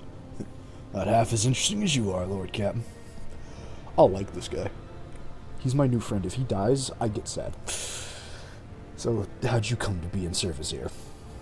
Not in the usual way. My ancestors wronged yours and were appointed infura as a result. Hard labor, deadly risks, plenty of opportunities to atone. Criminals have been dead for generations, but we're still serving their time. We will find redemption one day. So tell me about your guild. What interests you the most? Our duty, our state-of-the-art equipment, or our vibrant traditions? Well, how's it organized? The Infernus service is split into different brigades according to the duties. The heart of the guild are, of course, our liquidators. Tough guys with nerves of steel who put out fires and pull people out of the flames. Others are repairmen, dealing with problems like jammed doors, fuel leaks, or broken vents. And then there's the walking inspectors, who check the decks to make sure nothing's blocking any passages or access to communication lines. State-of-the-art equipment. You mean we're not broke? That was a bit of a stretch. I'm sorry. There is no state-of-the-art equipment. The risk of running into a fire too great. We get by using human resources and the most common items available. Respirators, fire extinguishers, and flame-retardant uniforms. Let's face it, the lives of the Inferno are not worth much. It's more important that we save the machines and minimize damage to the ship. I will rectify this. I will buy you guys power armor. Anyway, what traditions, tell me? We have plenty of those, like the reminders. Nick rolls up his sleeve, revealing a tattoo inscribed over an old burn mark. When you survive a particularly hopeless accident, you get a tattoo on your scar. And they just tell an experienced Infernus by their ink. It's like a badge of honor of sorts. So how'd you get yours? Son of a bitch. He points to a tattoo on his right forearm. This one's from the time plasma leaked in the outer aft circuit. Imagine yourself clinging to a hull outside, thermal cutter in hand and a magnetic clamp in the other. As your flames burst from the breach, and that kind that can incinerate you in seconds. All that separates you from death is a flimsy rote in a void suit, more ancient than Holy Terra. Near the price I paid, it was nothing compared to my comrades. Slowly moves the augmented fingers on his right hand. And as for this one, the look he directs his left hand is full of bitterness. I got this one in the ammo depot where my wife, Elzanora, died. There was a fire, and the flames were getting close to the ammunition. I only made auto gun rounds. There were macro cannon shells.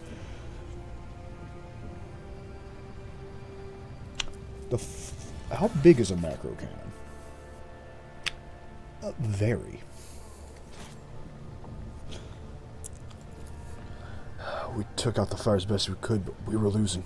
Suddenly, Elise took my hand, kissed me, and then ran straight into the blaze to activate the emergency blast door. We stayed outside while she vented the compartment. It was quite the story. Oh man, I'm sorry for now. I just feel bad. He nods gratefully and takes another puff. Well, that's all for now. Never let your fire go out, Lord Captain. I mean, no. It's a stupid little guild in jokes. Seriously, if you see the Infernus next to a naked flame, please run. I like him. He's chill.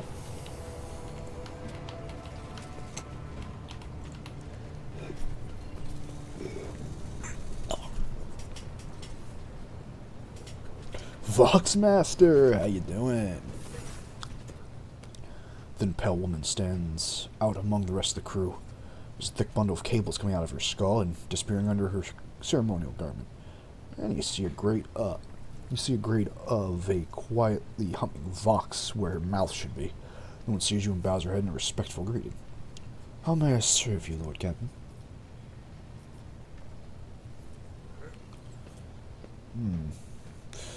Call up the boys. I want to bolster the crew. Nice. 'Tis done, Lord Captain. You address the crew with a rousing speech and hear your voice roll through the ship, reaching even the normally quiet quarters of the vessel. When the broadcast ends, you hear distant shouts of approval. Nice! Man, the crew needs a win after what happened. So anyway, who the fuck are you? Voxmaster Octavius Vigdis Sura Ota of the Ptolemon dynasty, current Voxmaster serving aboard your vessel. In accordance with Sinskull's orders, I presume this duty immediately upon the demise of the esteemed Voxmaster Septimus, who was my grandfather.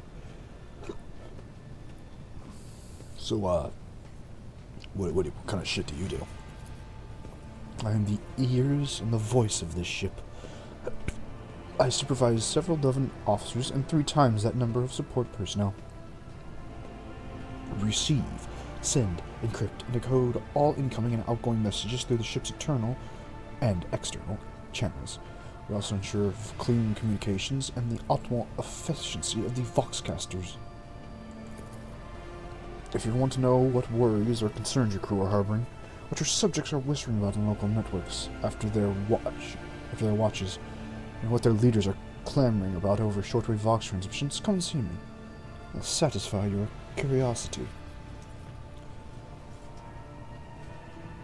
So the Vox spirits bring anything new? Forgive me, Lord Captain. I have no information that would be of interest to you at this moment. So the game did say something about rumors. Your appearance is unique. Are you Voidborn, right?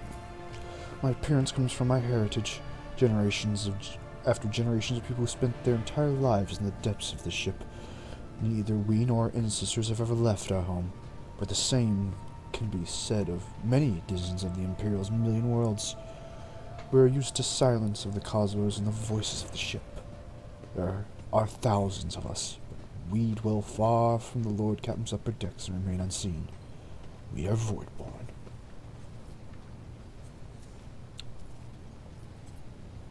So where does that word even come from?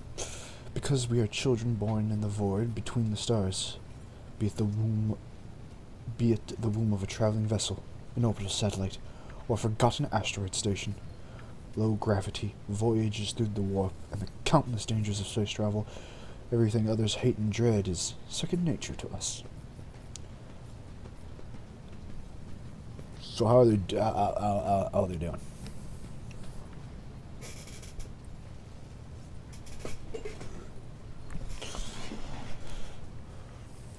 Oh, fucking goddammit. Once again, I clicked the wrong one.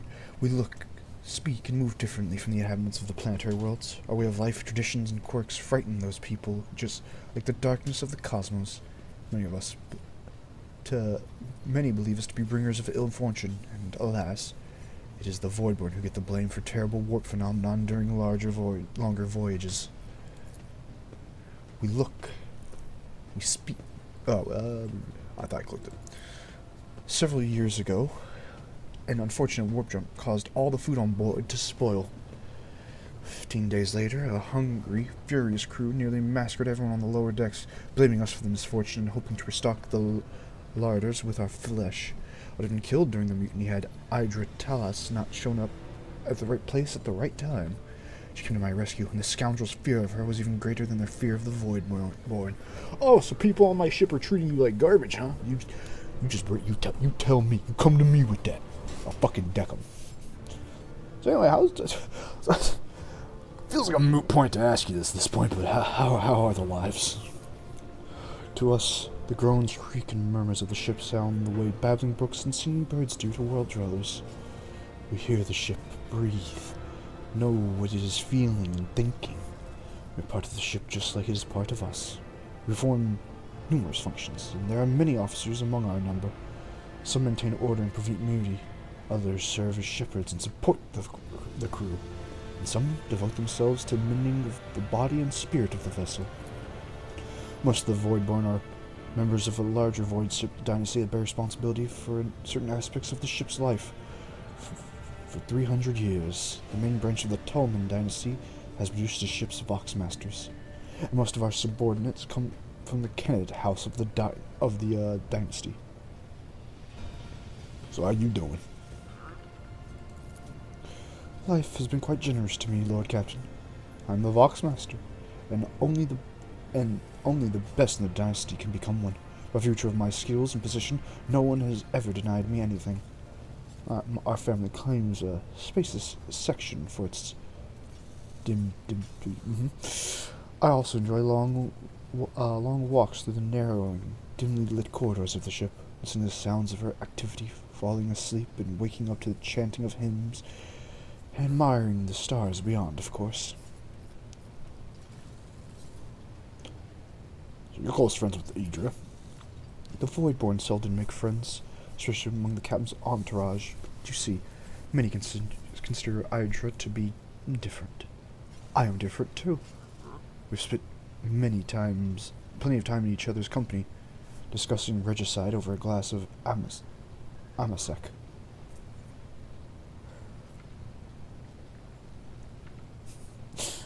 They play in chess. Except Idra changed after one instant, and we started to drift apart. The death of Lord Captain Theodora made her withdraw even more. I do not know if Idra considers me a friend now, but we used to be very, very close. It is good I can still look after her in my own way.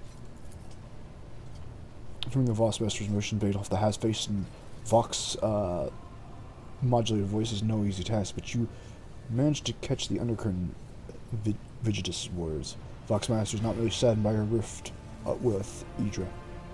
She's devastated by it. Aww. I gotta get those two together. I gotta do it. I gotta fucking get the best lesbian team, hell yeah. So would you ever fucking leave the ship? Oh, I did once. It was dreadful. It felt like the massive blue dome overhead would shatter at any moment and fall, and bones would be crushed by the gravity. She twitched her shoulders, trying to ward off the flood of memories. This ship is my home, Lord Captain, and I would not trade it even for the bounty of 100 worlds. Okay, cool. Yeah, that'll be all.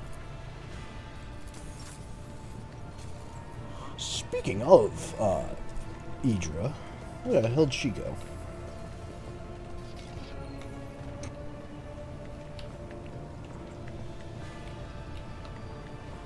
It's a very good question. Where the hell did she go?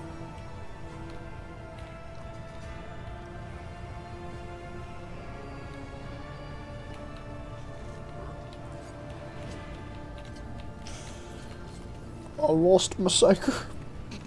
Help.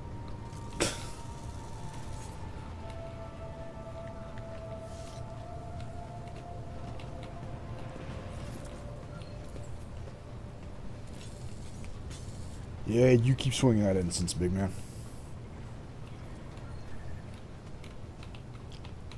Maybe she's down here.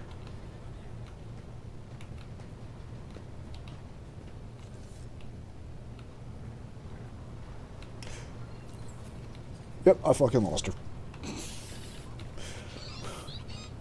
We've got a rogue unsanctioned psyker somewhere on the ship.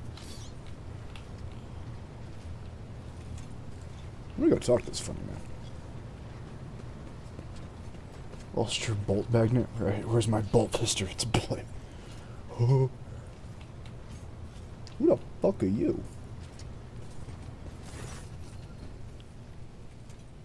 No, seriously, who the fuck is this? Jocasta Sowerbeck is a very picture of discipline.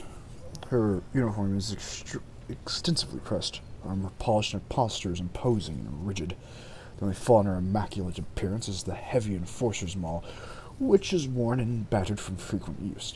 She salutes you with practice motion. Greetings, Lord Captain. I don't think I want to know about your services. But, how'd you come to... how'd you come to get on my ship? Also, I'll be right back, chat.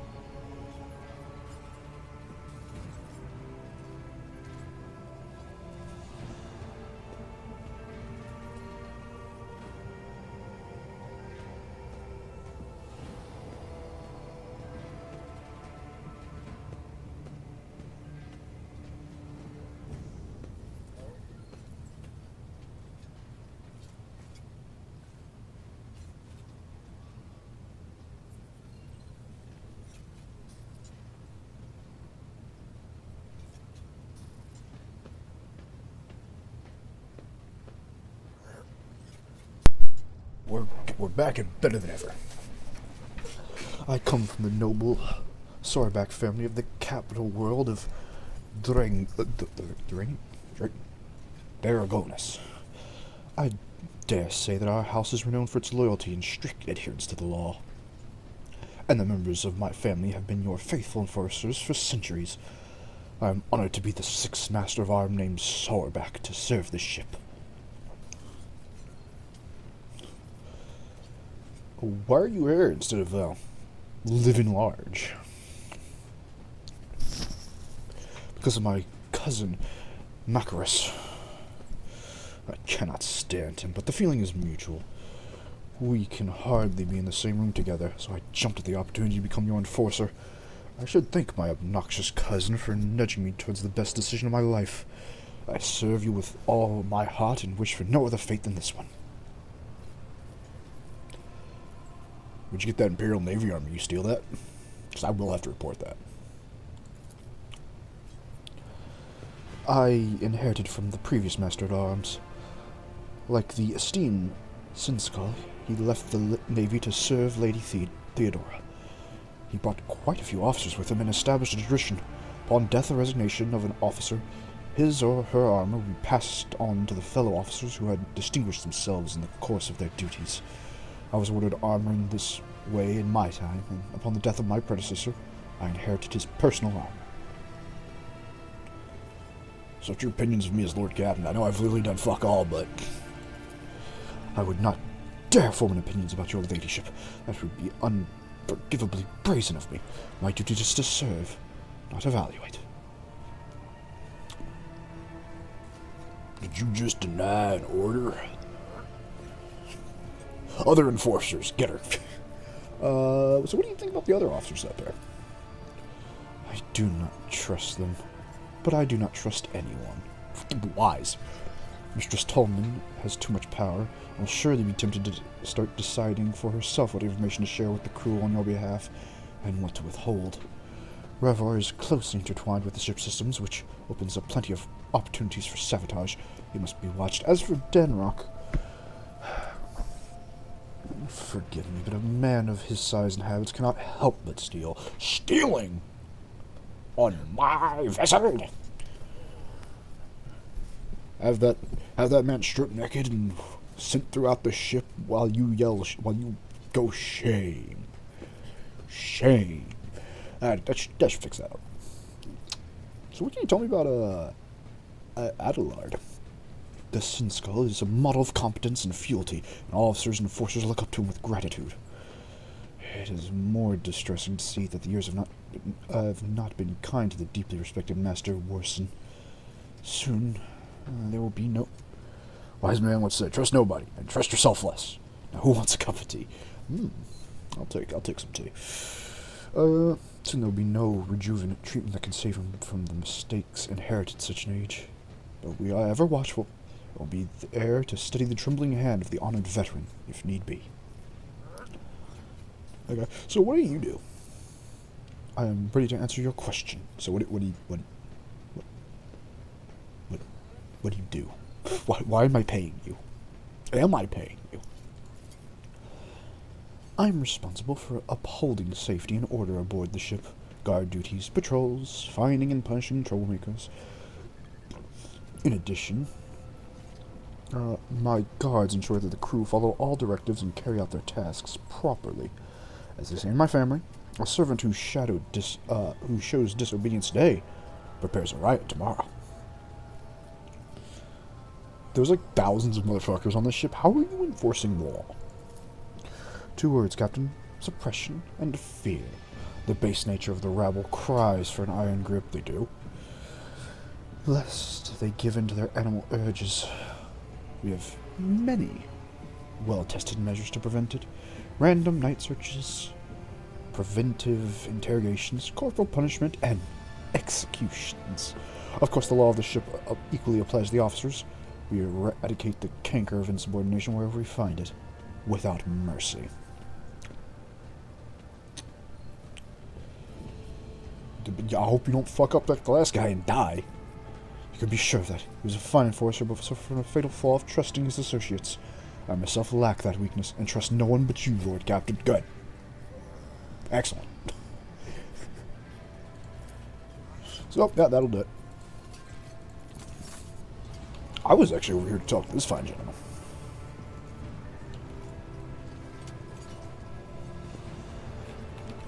But apparently he doesn't have time to talk to me, so let's go find somebody else.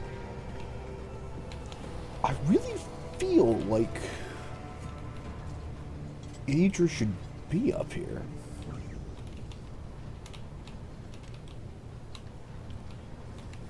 But for the life of me, I don't know where she is.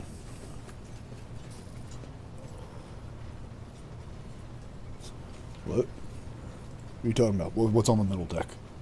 Love the toaster. Leave the toaster lovers alone. Now! Road Trader's ghost. What? Tell me more about this rogue trader ghost. I wish to fight it.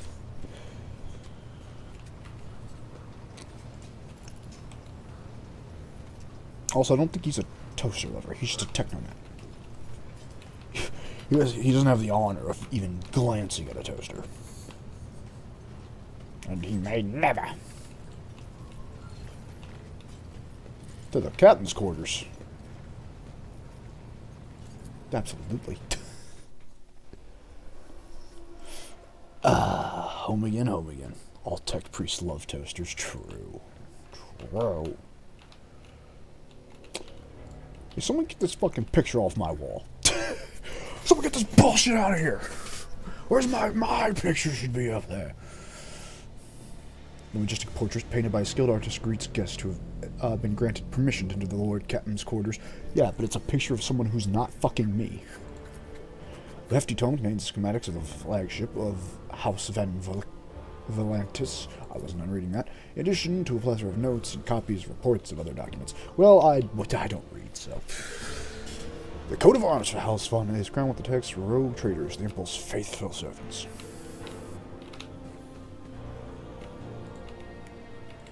Oh shit, I can play the organ? Hell yeah. Idle seems sitting idle for many years. Oh, but...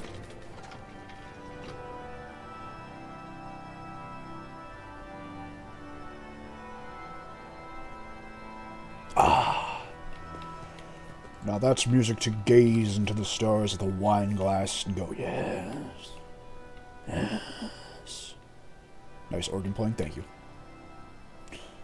I don't know if this is part of the DLC or not, but everyone was saying, like, there is, like, with one of the DLCs I have, there's actually, like, a new, like, music stuff, and I think it might be this.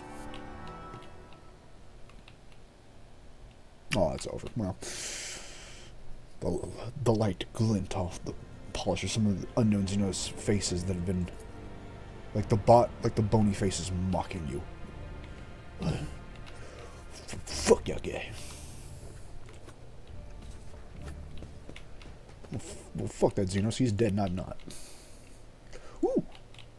Regicide. The position of pieces on the board suggests this game of Regicide was interrupted. The winner was never determined.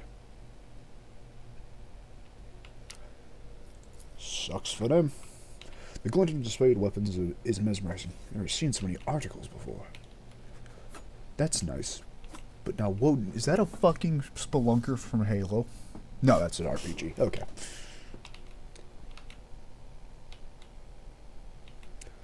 Now, Woden, I have a really good idea.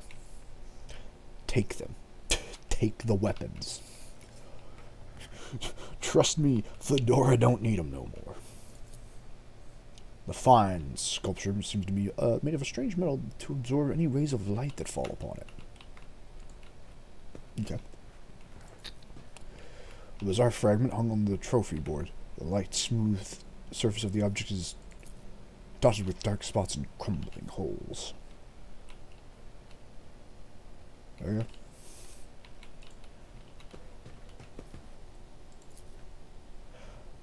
Linearies of the faithful and his word and name. The text below the solemn heading looks noticeably faded. Appears the prayer book has been kept open on this page for a long time. There we go. What else we got in here? Let me inspect my new quarters. Oh yes. Let it be known, I can romance people in this game. Oh yeah, that bet's gonna be getting some use, baby. Oh yes. Oh yes, indeed. Goods. Movies.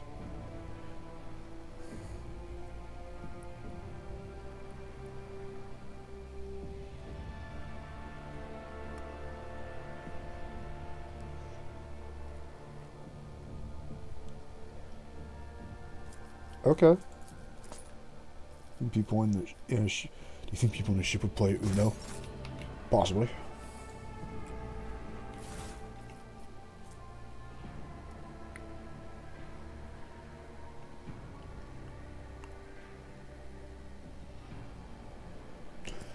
Take that.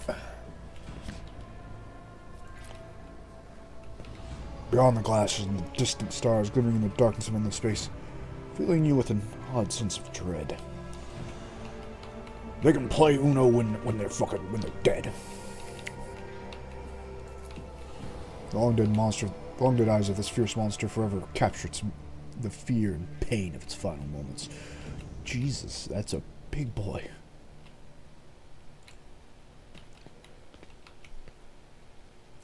Who the fuck are you and why are you in my house? Would you like to take a bath, your ladyship?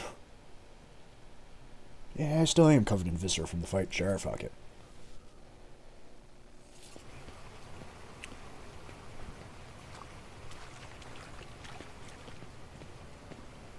Ah, very good.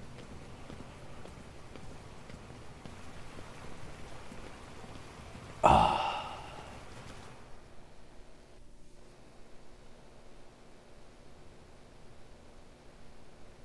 The soothing water caresses your senses, and your grateful muscles welcome the chance to rest. A pleasant languor spreads through your body as you allow yourself a moment of quiet relaxation. Trust the enforcers. Get in here. I want company.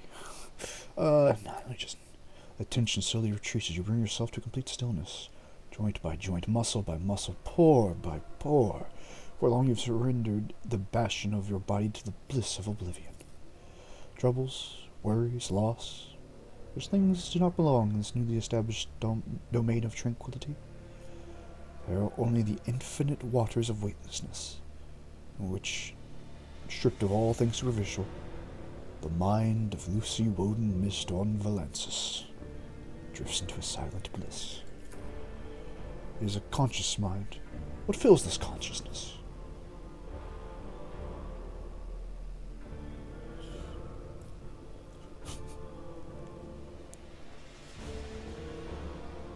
The thoughts of those who keep her afloat in these waters.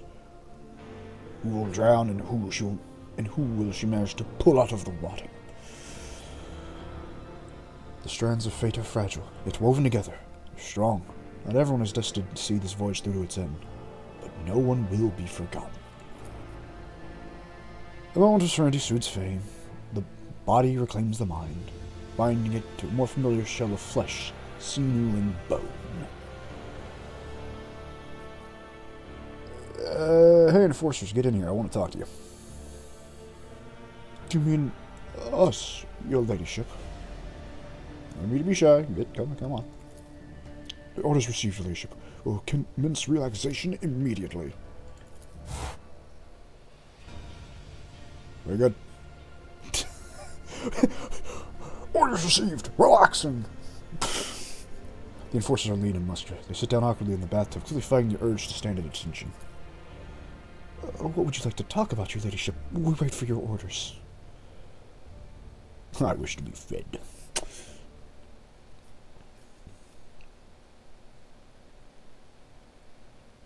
You seem tense.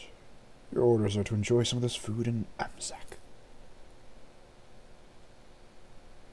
The enforcers are barely able to conceal their excitement as they shove delicious delicacies in their mouth and wash them down with obscenely expensive drinks. They've never experienced anything like this before, and will likely never again. It's a feast they will not soon forget, a story they will tell their grandchildren someday. Orders received. Snuggle with ladyship. Very good. Very good.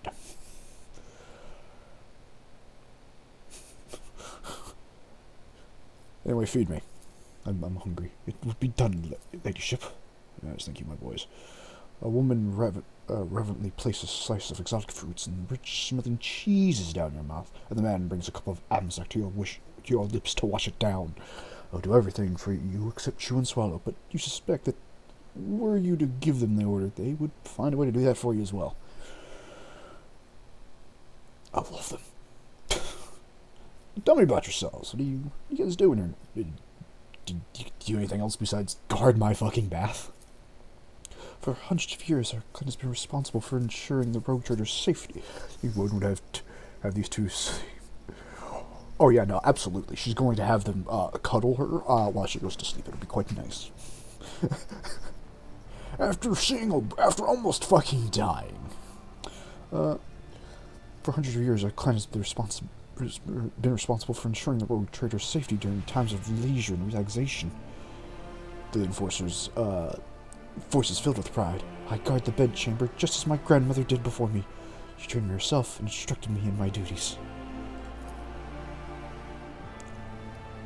This bath chamber could be more dangerous than a battlefield sometimes. You could slip on a wet tile. You could choke and drown. If the water's too hard, you could burn yourself. And if it's too cold, you could freeze. There are even cases where angry machine spirits have released sparks of their fury into the water. And of course, there have been numerous assassination attempts, and the woman stops abruptly as the other enforcer loudly clears his throat. I'm afraid to take fucking baths now. But hey man, it's good to know that my forces are ready for anything. We live to serve your ladyship. We'll keep you safe. So, what do you guys do in your free time? When we're off duty, we train, maintain our equipment, and pray at regulation-approved intervals. If we do have some time to ourselves, we might play some Tantalo, and Bran over there carves things out of soap scraps. Let's do it, partner. But for the most part, we barely get enough time for less our own leisure. Give me a demonstration. Show me your moves, big man. The enforcer looks slightly flustered, but he quickly gets to work. After a while, he presents you a bust of the Emperor about half the size of your palm. The Emperor's visage has been recreated with incredible precision and attention to detail. Small carving surpasses the work of many skilled sculptor.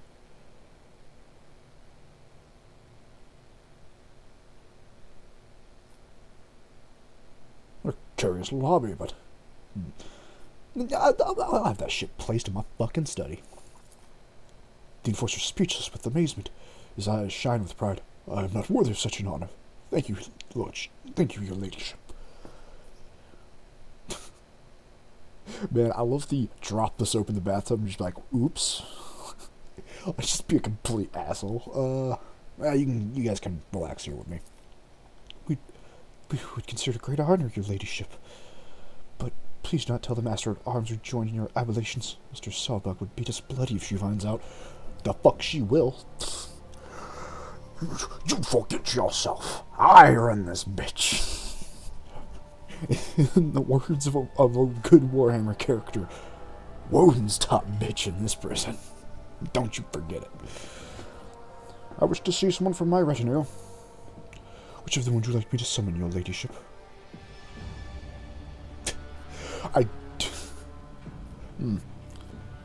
Let's be with the Sister of Battle. Fuck yeah.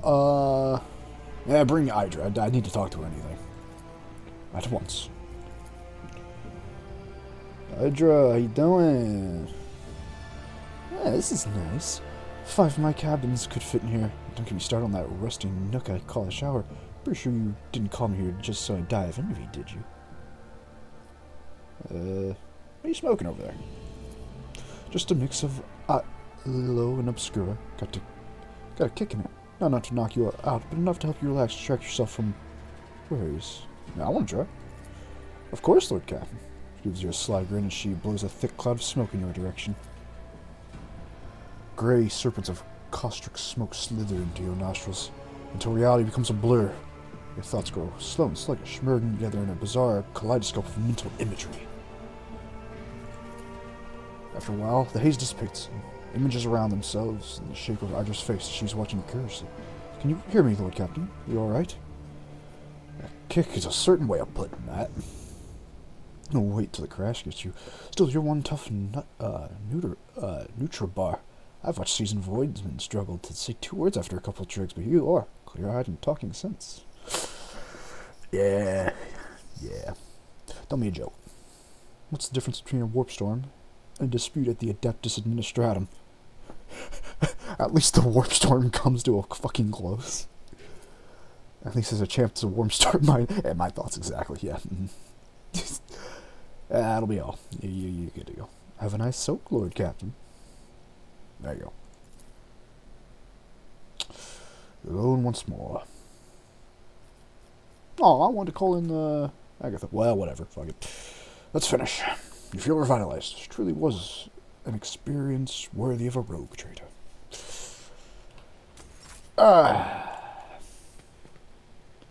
Very good.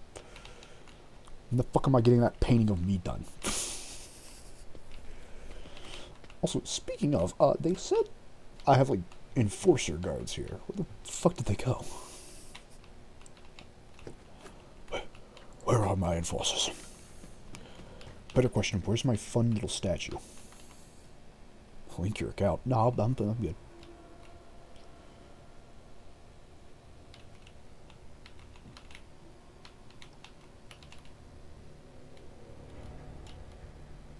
Oh, is that it? Oh, I hope that's it.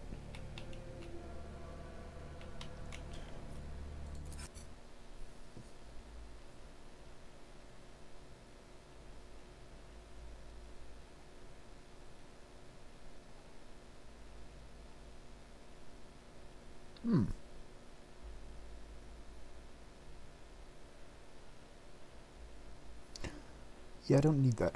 Okay, cool. Or is this my study? Well, either way, I think we've seen all we need to see up here.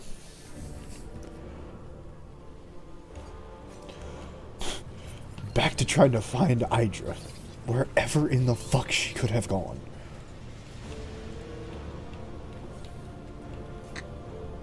I lost my witch.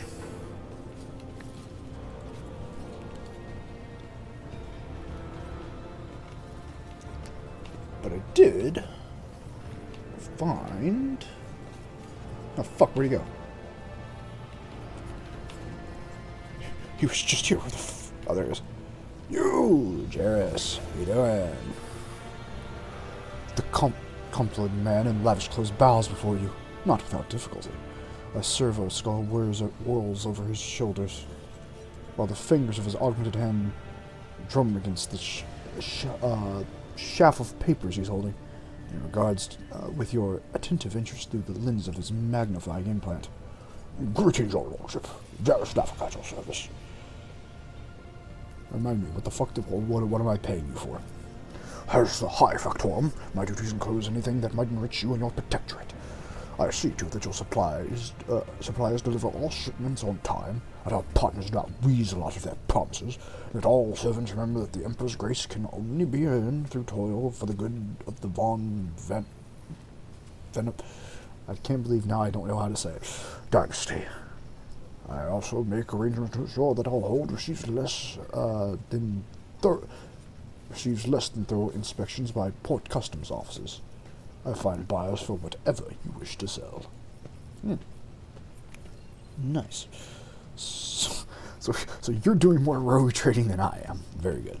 So how'd you come to serve here? I came from Dargonis, your ladyship. I have been a subject of your dynasty since birth, and have always strived to be of use to the great rogue trader. Alas, it was not my fate to be the prime heir of my family due to me being 15th in line of title. So I decided not to stand in the way of those behind me in case they attempt to shorten the waiting list at my expense. Ooh.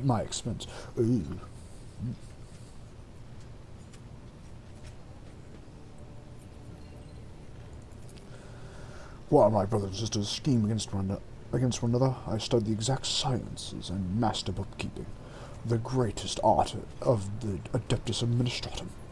I must admit that the accumulation of wealth, something one can control, is far more exciting than hunting, carousing, and other traditional amusements for my noble peers. So what was it like working for Theodora before she took a gun to the ship to the face? Oh, now that is a tricky question, your ladyship. Do you ask it of everyone, knowing they risk losing their head should they slip a careless remark about your person? I shall put it thus. Working with Lady Theodora was never boring and always profitable. The Imperium has billions of subjects, but very few do what they love and what they are best suited to. I would say Lord Theodora was one of the fortunate ones. She was a modern trader, and she surrounded herself with those who excelled at and loved their work. Hers was a rare talent indeed. What do you think of the other crew members? Keeping tabs on your subordinates? A wise move? Tell me who interests you, and I'll endeavor to be as honest as possible. What do you think about the trader's jackass who fucking nearly blew up my ship? I hope I never see him set foot aboard this vessel again, not even as a servitor. Although, he would be able to do at least some good that way. Someone has to clean the riddle jeans, after all.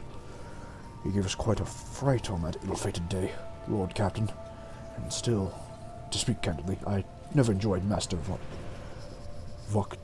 Voktavia's company, and I believed him to be a man who knew how to do his job. Regrettably, I was mistaken. Turned out Conrad lacked the most important qualities of a Master of Whispers, unwavering loyalty to the rogue trader. His failing came in light of the most deplorable manner. What do you think of Sinskull? Lady Theodora managed to do what even the Imperial Navy could not. Each master was sent to carry out orders that he fundamentally disagrees with. I don't know what method she used, but the result is impressive. You said that. Is there something you wish to know? Having said that, there's something else you need to know, Lord Captain. Your Sin Skull is capable of doing something far greater than mere conduit for you or will. He possesses the cunning and experience to run the Protectorate passably whenever Lady Theodore was away. And that really is saying something. Keep an eye on that old officer, I say. Alternatively, turn him into a faithful ally. What do you think about the Voxmaster? Ah, yes, the Voidborn. You know, in my family, we used such creatures as quarry when we were hunting. Mutants are the bane of humanity, an unseen tumor that threatens to end us all, but I digress. In the brief time Tolman has spent in the post as Voxmaster, I have not noticed any significant flaws in her character or anything that would make me question her professional qualities. Needless to say, she is very diligent. As are any Voidborn seeking to earn their master's affection. I believe you can trust her skills and loyalty. Excellent. Know more about the people who buy all my bullshit. Of course, Lord Captain. Who interests you exactly? We mostly deal with St. Druss, the Explorators, the Cosbaco Mission, or Emperor forgive us, the Fellowship of the Void. What the fuck does St. Druss want? The Drusans, still hope to bring the Corvus expanse into the warm embrace of the faith, just as their flock hopes to receive the aid of the Drusan mercenaries. Each crate of food, shipment of clothing, or box of medicine marked with your seal is the sign the rogue trader herself believes in the future success. Reverend Hieronymus is the first among the Drusan, and is most often seen in Footfall's grand atrium. A gloomy fellow, but someone must believe him to be a saint. Tell me more about the explorers. Members of the Explorator Cognizant Fleet, which has been roaming the Cronus Expanse for a good while now.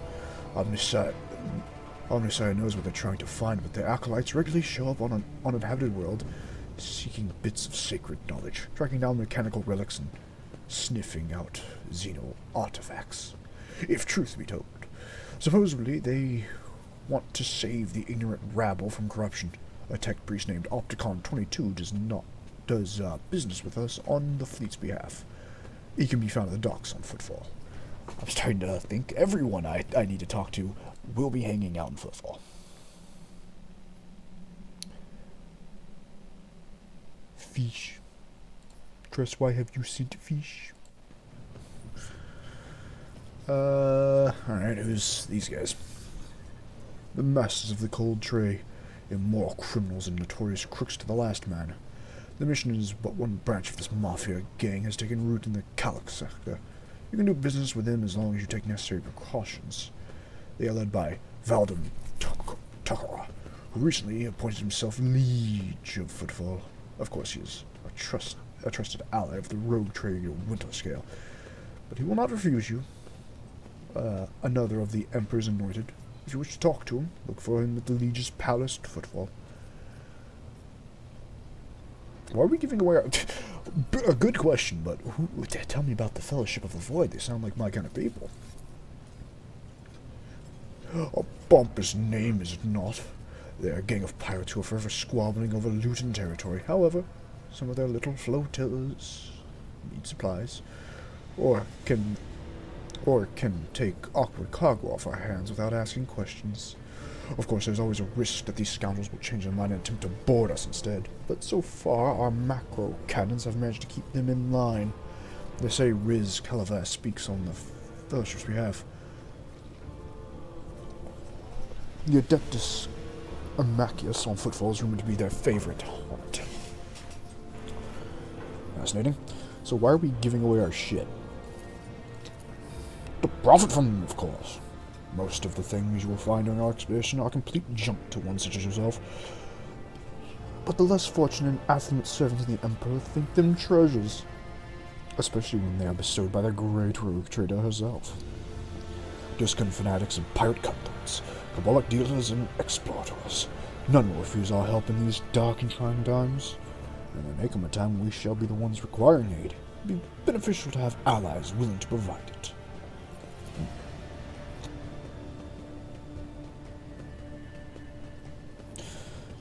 Get fucking Theodora out of my chamber. Put my bitch up there. Read on your ladyship. Goddamn right it will.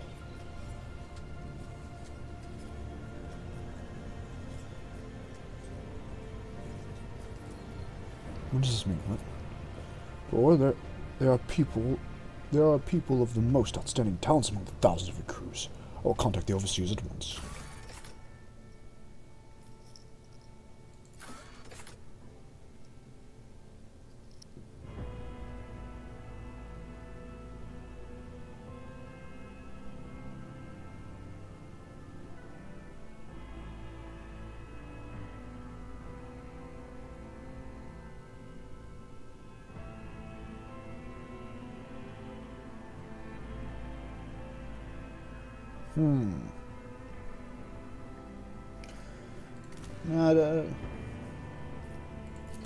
Yeah, I don't think we need to call in boys yet.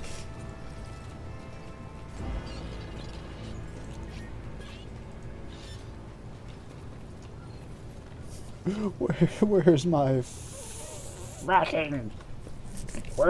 fucking witch lady? I really thought everyone would just be on the fucking like bridge, but she's not. I'm gonna have to actually track her down. Damn it! When she was watching me bathe, I should have asked her where the fuck she hangs out. Son of a bitch.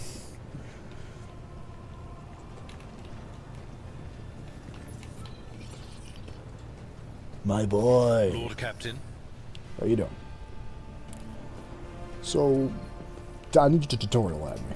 A noble aspiration, Lord Captain. I am ready to acquaint you with all the particulars that interest you. Alright, explain the Kronos Expanse. How bad is it? This is a topic for an official briefing, not a casual conversation. But I will try to answer succinctly. And if you permit, in my own words. The Kronos Expanse is considerably removed from the heart of the Imperium. This means that local warp routes become useless within months. Established pathways are regularly subject to attacks from all kinds of rabble. And in the only major port, the Imperium's frigates find themselves moored alongside pirate vessels. Oh, that can only end well. Until recently, the Kronos Expanse could hardly have been called a region of the Imperium. The situation has changed with the arrival of the Lord Inquisitor, but not by much. This place operates under its own rules, you see. More radical, so to speak. But ones that allow for a non-standard approach where there is a promise of victory. The Kronos Expanse is considered rogue trader territory for a reason. Only rogue traders have sufficient military might, audacity, and the rights granted them by the warrant to survive the leap into the unexplored part of the Expanse. And in the event of a successful outcome, to hold on to whatever they manage to capture on the frontier. Who are the main players I need to violently kill? In the first instance, you should treat official representatives of the Imperium with respect. The Expanse may be on the fringes, but it still numbers among the territories of the Golden Throne. The arrival of the Lord Inquisitor has turned the Kronos Expanse into a less wild and uncontrolled region, to the regret of some individuals who had grown inured to the local lawlessness. Rogue traders such as yourself are also servants of the Imperium. They have been accorded special rights and powers.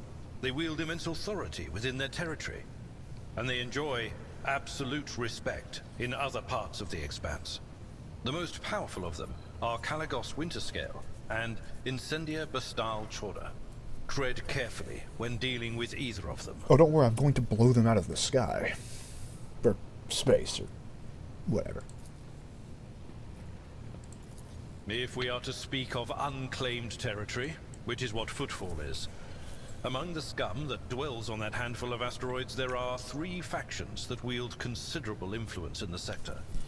The first is the Kazbala Commission, organized crime in its most primitive form. It holds sway over the Liege of Footfall, and has links to rogue trader Winterscale. The second faction is an offshoot of our shining ecclesiarchy, followers of St. Drusus. They are actively building their forces, and hold influence over rogue trader Chorda. And finally, the third faction, the Explorators, a wing of the Adeptus Mechanicus. They are willing to die and kill for the secrets of the ancient technological heresies that are hidden among the stars of the Coronis expanse. Can I get can I get a Adeptus Mechanicus on my team? I'd really like one. Our previous master whispers. What can you tell me? What do you think he's up to? You know, Lord Captain, I am no admirer of fine art. But when we next find ourselves in a civilized port, with time to spare, I will promptly find an artist and commission a portrait of the individual to whom you refer, with a hole between the eyes. Conrad Voigtveer. That he committed his treachery and escaped with his life was an unforgivable oversight.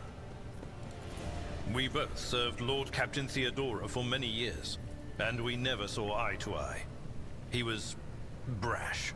He was never afraid of assuming responsibility, and he willingly took on difficult tasks. I am loath to admit it, but the Von Valancius Protectorate continues to reap the fruits of his labors to this day. His service always garnered my respect. But everything else about him made me want to wring the neck of that two-faced snake.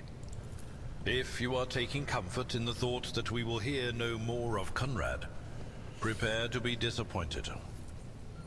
You thwarted his plans, his meticulously plotted and nurtured treachery. He is sure to attempt to strike at you, and he will use his contacts and knowledge of the Protectorate to do so.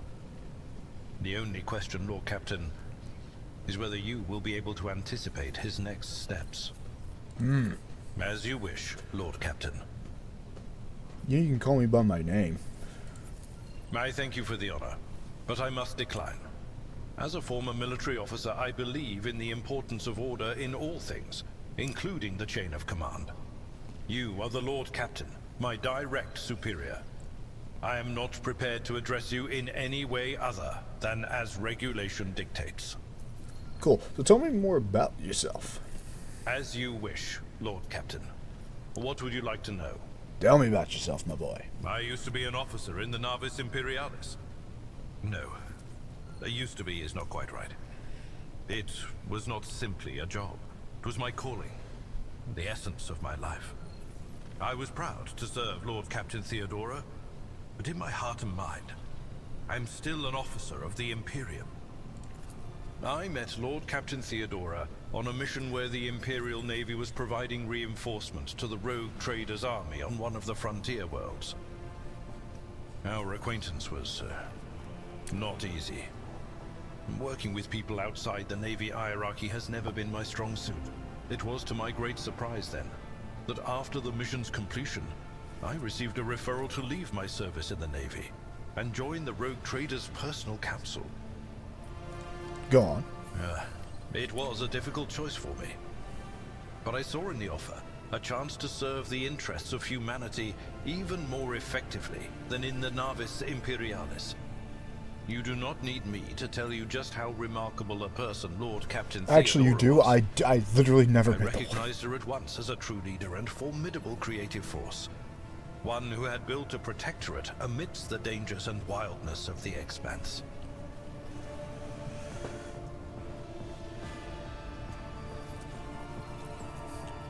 Damn, man, leaving the Imperial Navy is far from easy. You could say there was no one among the naval command who was willing to impede the wishes of the rogue trader. To do so would be to risk their own position and their relationship with Theodora. Well, the Lord Captain possessed certain contacts in the Imperial Navy. Contacts which she used to request help during the conflict on the border world. And which enabled her to make me an offer that resulted in my joining her retinue. The Navis Imperialis is an ancient institution with its own mandates and muster lists.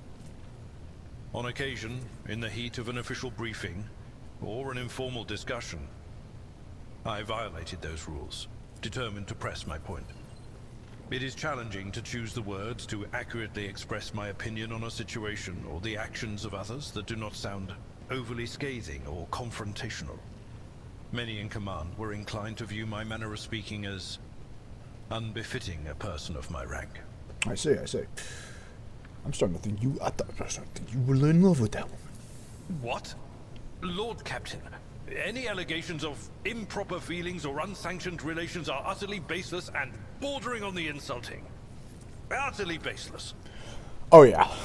Oh yeah, they banged. Sam, you got any family? I am a widower.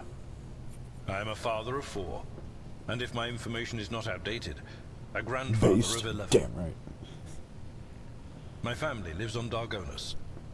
None of my children express any eagerness or aptitude for serving aboard ship. And I would hardly have insisted that they follow in my footsteps. Of course. Well, I'll take my Lord leave. Captain. I need to get back to hunting down my fucking my psyker. I don't know where she went. She's lost. I have to explore my ship and hunt her down.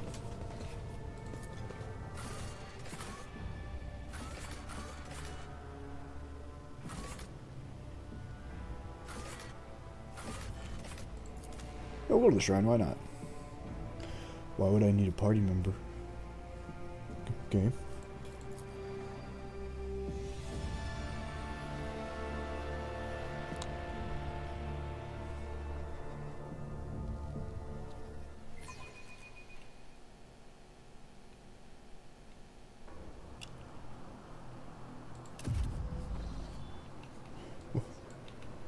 My whispers crave entertainment. Fuck.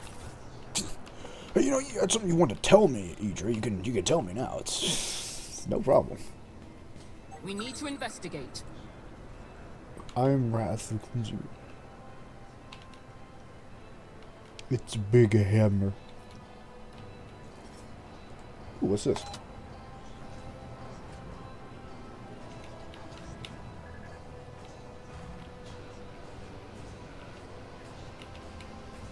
What?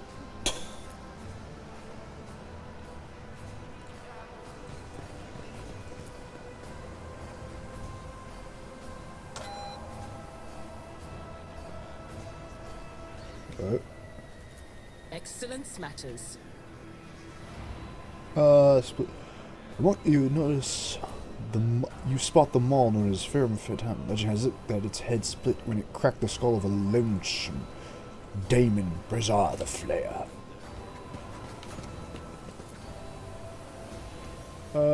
Missionary Filipinos. Cool.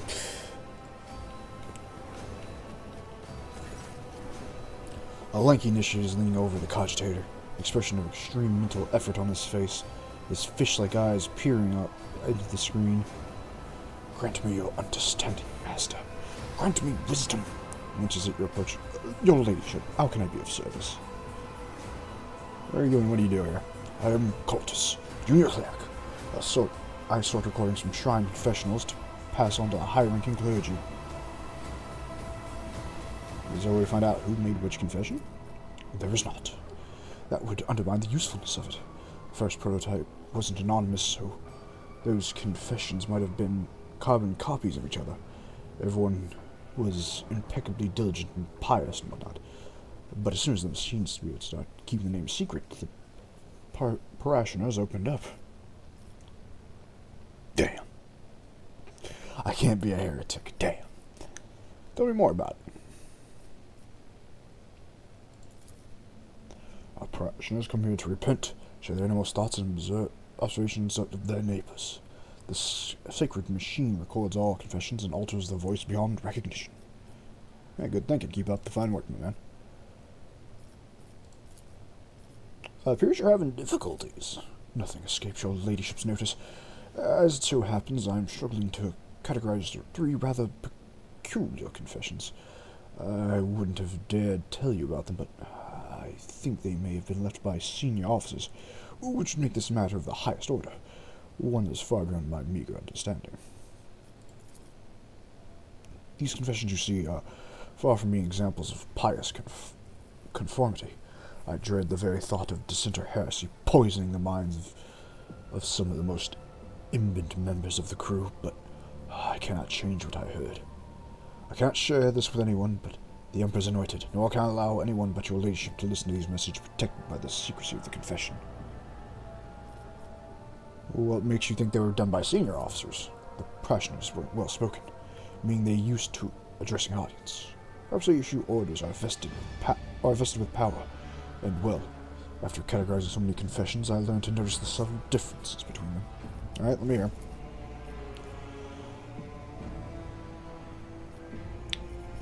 Impious doubt.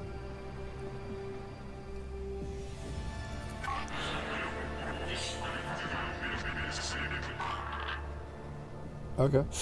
One question has troubled me for years. Why are some destined to perish in the warp while others must go on living and preserve the memory of the dead? Worthier and more luminous souls have been lost, and yet I am still here.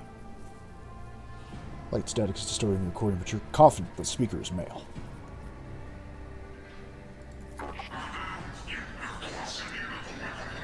The orphans on the ship have already been provided with the bare essentials, but every so often I consider increasing their rations, ordering more sets of clothes for them. That will not replace the families I lost, but it will improve their lives somewhat, especially given the ship has enough resources to cover that comparably trivial expense. Despite the poor sound quality, I think I know who the last two are, or who those two are. His officers gossiping that the High Factorum has taken personal charge of the orphans. Ooh. Interesting.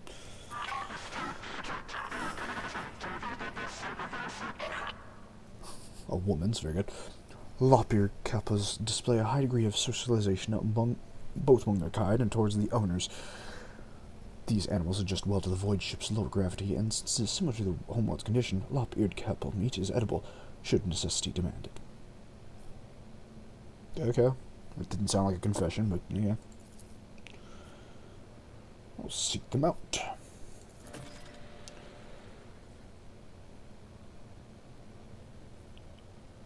I suppose those confessions truly are special if your ladyship has given them personal attention. Never would I have imagined the rogue trader herself coming to my aid.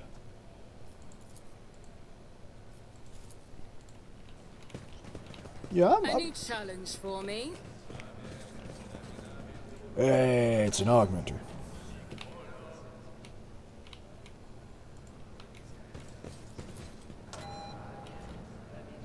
Should I divine our next step? Oh, I see how this works. I'd need another teammate. Okay.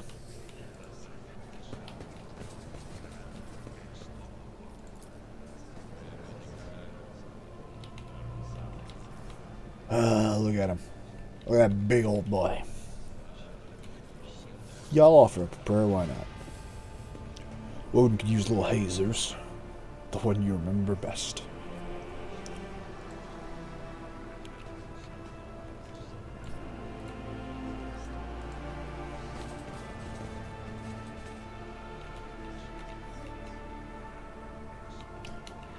Alright, good. Well, this wasn't what I fucking wanted to find, but good enough.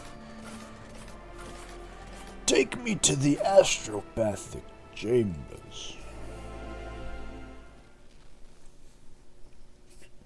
Didn't ours die? Shit.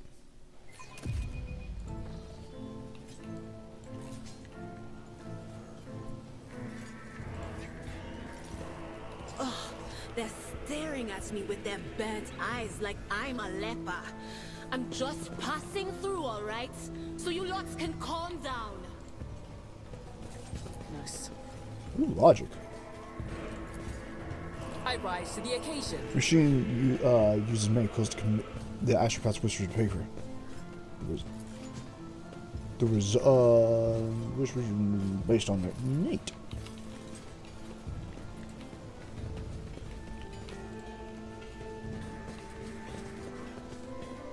Upon completion of your shift, you will receive 5 lashes.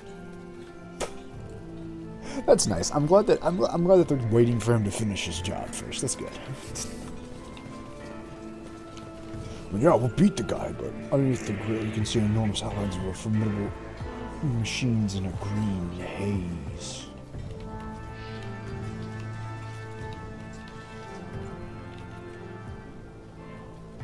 So who's my head astropath? Ah. This boy is given communications by boogieing.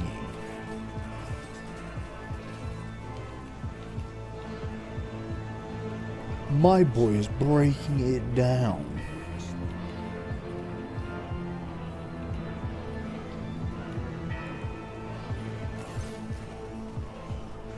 Oh yeah, I can tell this guy's seen some shit. Choir Master Zachary Wise, a tall man in a long green robe, stands motionlessly in front of a commentator.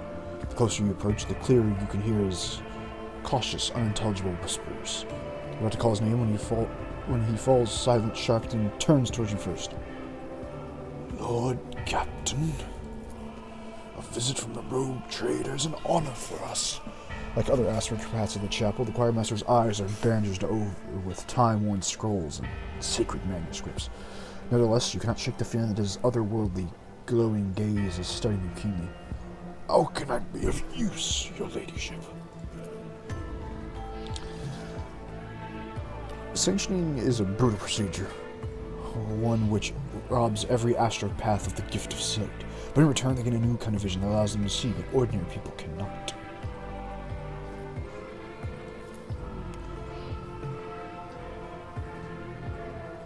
The light emanating from beneath his bandage flickers with strange hues as the choir master clutches his temple.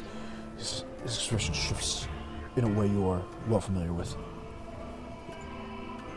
It is the look of one who has glimpsed the grim signs that evil is left upon your soul. Nah, it's not evil, it's just Tress. She keeps trying to fucking sell me banana insurance, and I don't know what that is. I keep trying to hang up, it just doesn't work.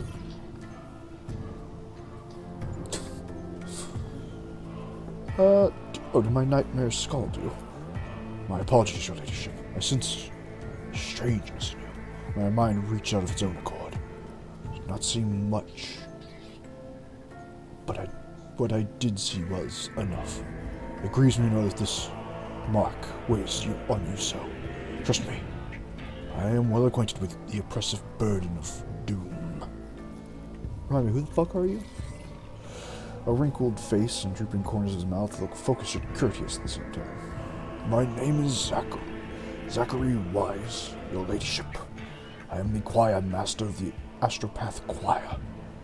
I was posted to the ship soon after my soul-binding ritual on Holy Terror. You might say I've been serving House von Valenkas all my life. Have you made a confession lately? I beg your ladyship's pardon. Why are some destined to die while others go on living? How odd.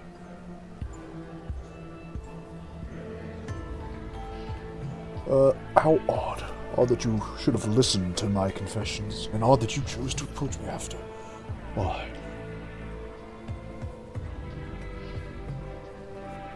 I felt anguish, my boy. I wanted to help. My confession made you anxious on my account, resulting in a waste of your time, for which I apologize. I am thankful for your consideration. Death always keeps close to astropaths, and its punishments for arrogance and weakness are severe.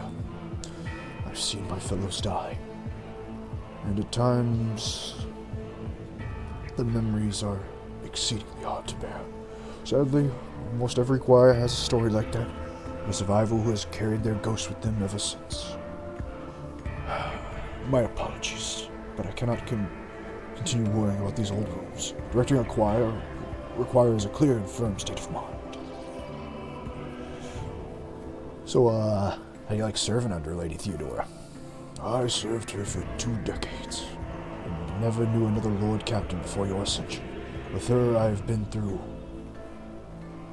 The choir master falls silent as though briefly transported in his mind to another place. A shadow of regret creeps on his face.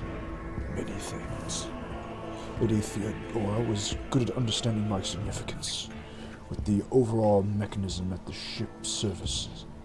Poorly concealed irritation creeps in his regret on his face, which, however, did not stop her from neglecting my warnings.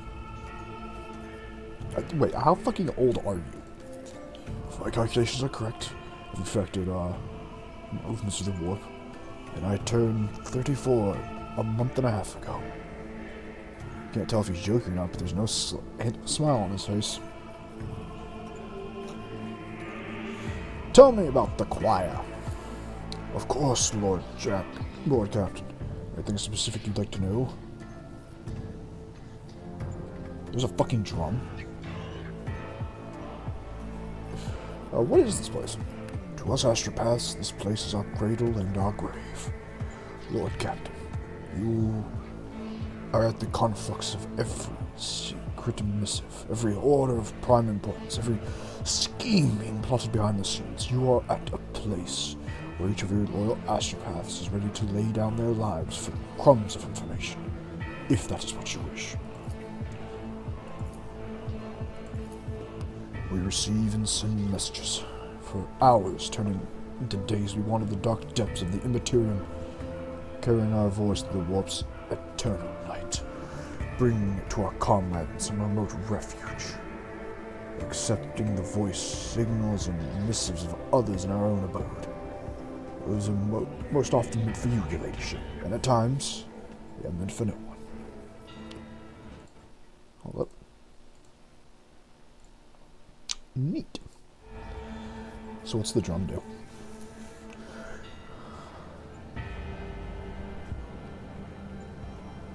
It is a sacred compiler to help us record, store, and extant unriddled messages. The astropaths first receive messages in these form of these muddled images,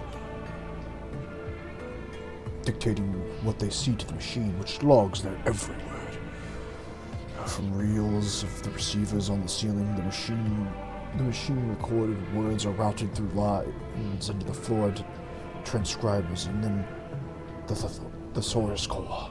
This core is the most important part of the mechanism, as it contains a vast catalog of various symbols and the methods of their interpretation.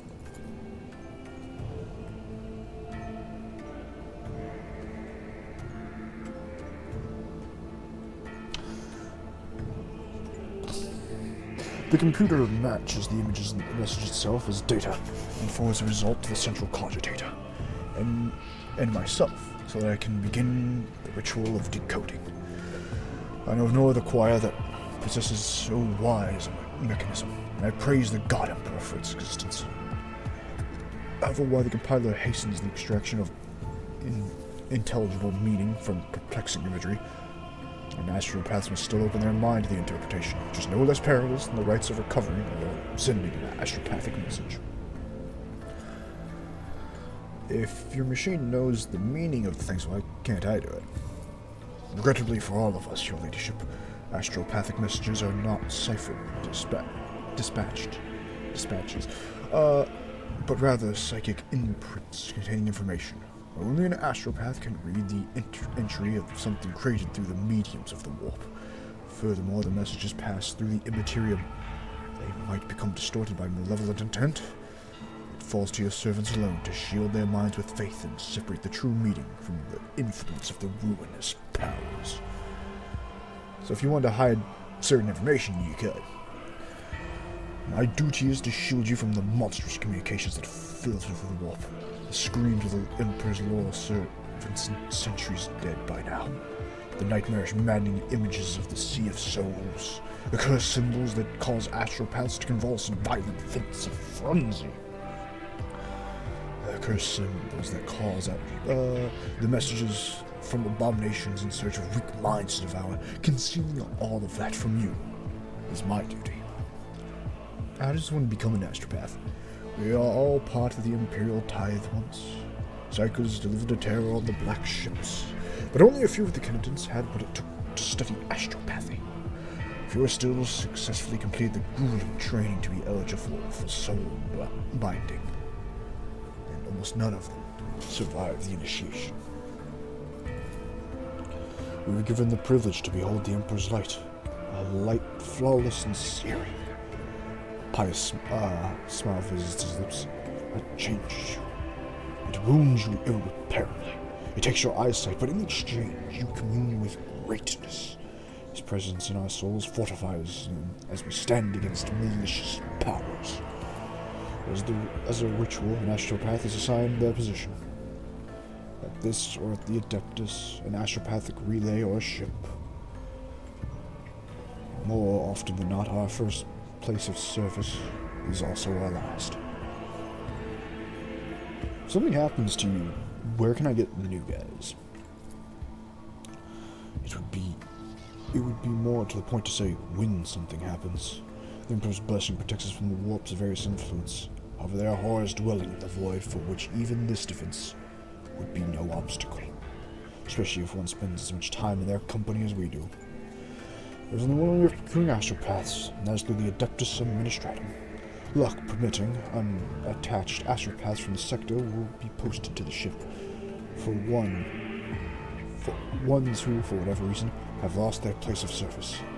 Further that, the requests will go to Terra, and you'll have to wait a very long time. That said, there are other options. Blasphemous, forbidden options. Unsanctioned psychos.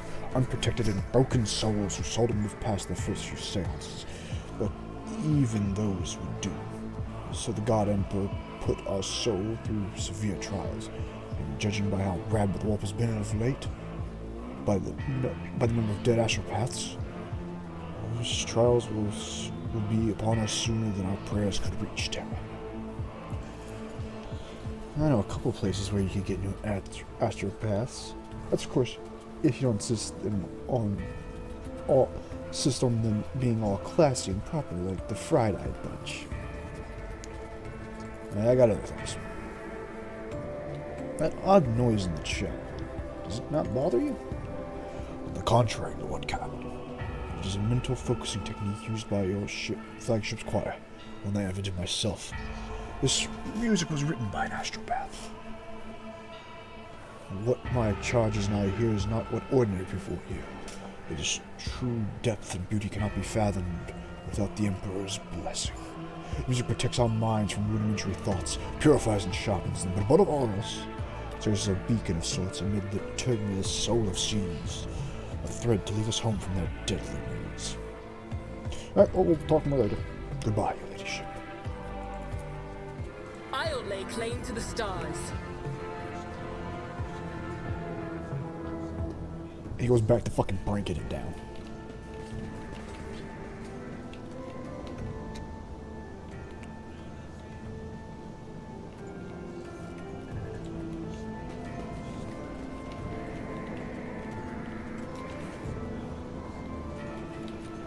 Anyway, I noticed this funny boy.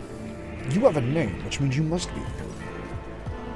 Yes, protect us from our machine spirits unrest, for without his gifts, our sacrifices are fruitless. You can barely hear the voice of the young astropath standing very still next to the bulky mechanism, his face frozen in a mask of pure despair. As he hears you approaching, he composes himself. The engine seer, his head lowered, does not as much glance in your direction. With his hands folded in his robes, he makes a barely audible, unpleasant sound, a prayer in technolingua.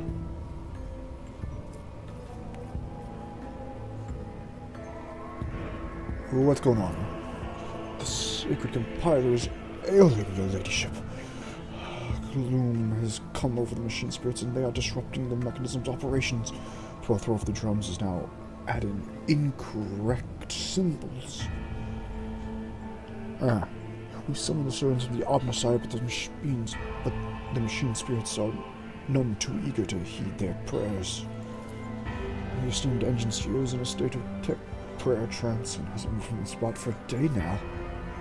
I had the audacity to think the secret compiler could be better helped by examining its part, but who am I to question the sacred knowledge of the Adeptus Mechanicus?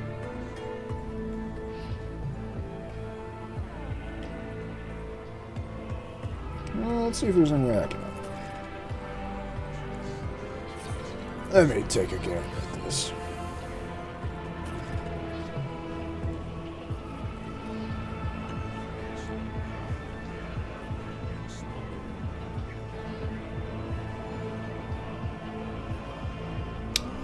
Yeah, I don't actually know how to fix this, so...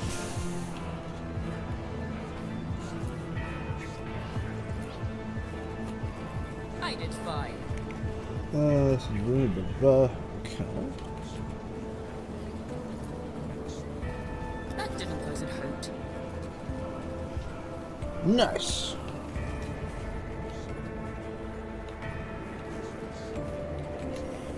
I'm really nervous about doing this one because I don't want to break the damn thing.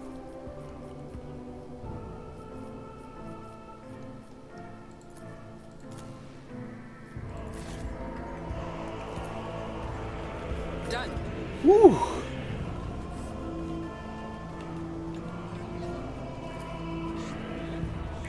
What in the world? Okay.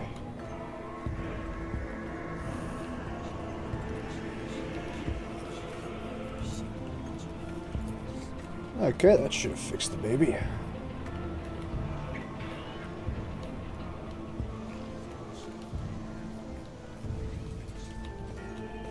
I hope. Alright, I think I got it.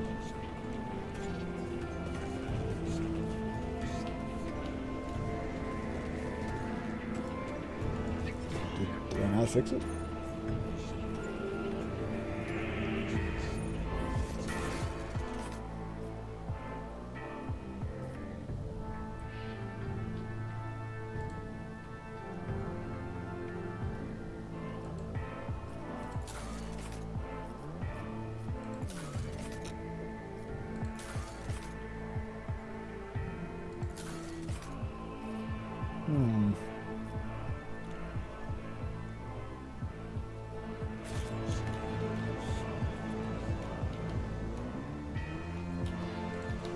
Is there perhaps anything else broken? Ah! Oh, so this is... I just take this guy's shit right in front of him. Fuck him. What is he gonna do about it? What's he gonna do about it, huh? Cry?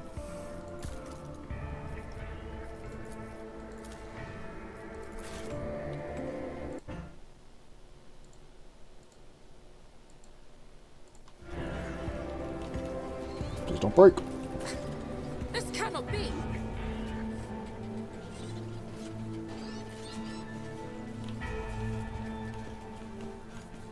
I believe all I did was turn off the thing. I didn't fix it so much as I just turned it off to ignore the issue.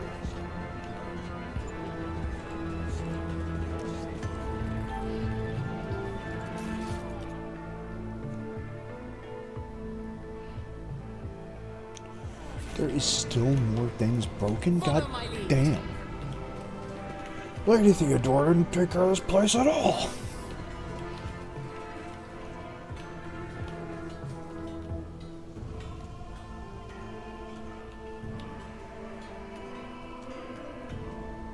What? Okay.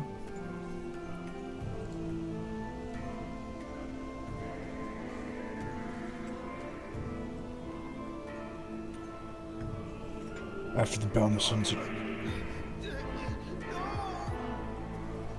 No, I'm sure he's fine. He was not fine.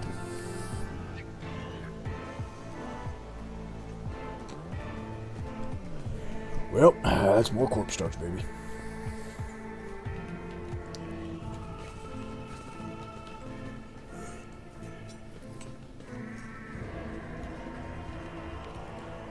I'm just gonna keep stealing shit on my own.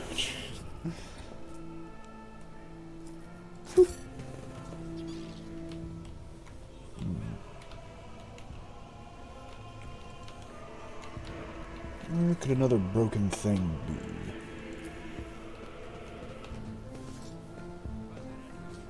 None shall stand in my way. Aha! There you are, you bastard. I rise to the occasion. Easy peasy. Okay, thank God, I fixed it. I'm a damn soldier, not a fucking...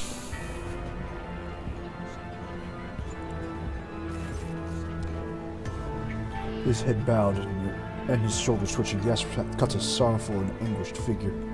The sacred mechanism...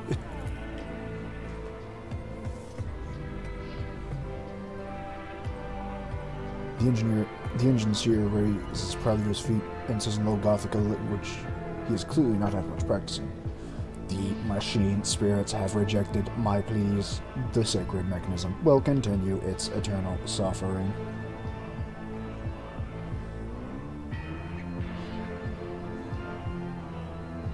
But I fixed everything, didn't I? False. I record a 3.4% decrease in mechanism's efficiency as a result of the rogue trader's manipulations. I also record several blasphemous violations of the CATIS and maintenance operation.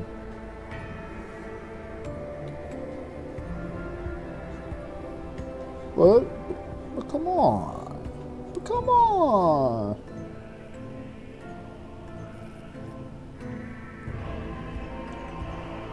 I hear you begin a collective prayer to the mission spirits.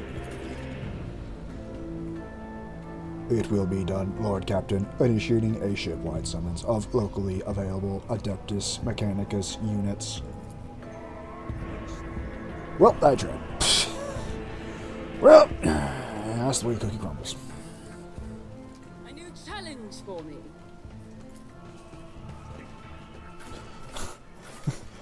I came, I instantly broke everything, and I fucking left. The rogue trader experience.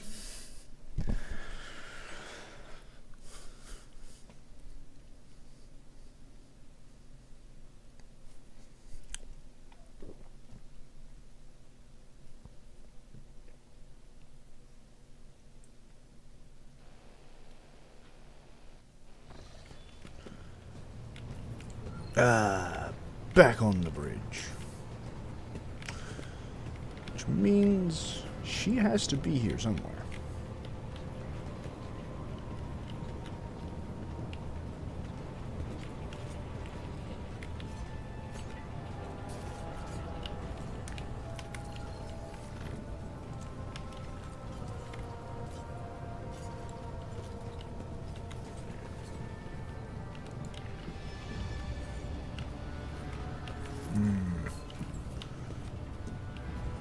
Where is my damnable psycho?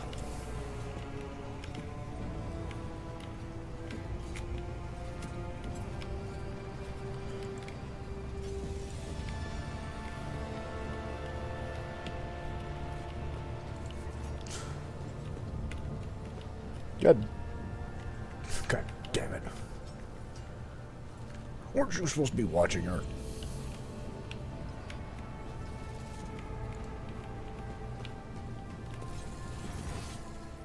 Oh, there she is. She's way the fuck off. She really was hiding in some random ass corner. Yidra, how you doing? The tall, middle-aged woman stares straight ahead, her eyes vacant, as she's rubbing the implant on her temple. Her collar is undone, and one of the clasps is on the verge of falling off. Sensing your presence, Yidra turns her head towards you and offers a crooked smile, even as her eyes look right through you. About your abilities. What are you talking about, Lord Captain?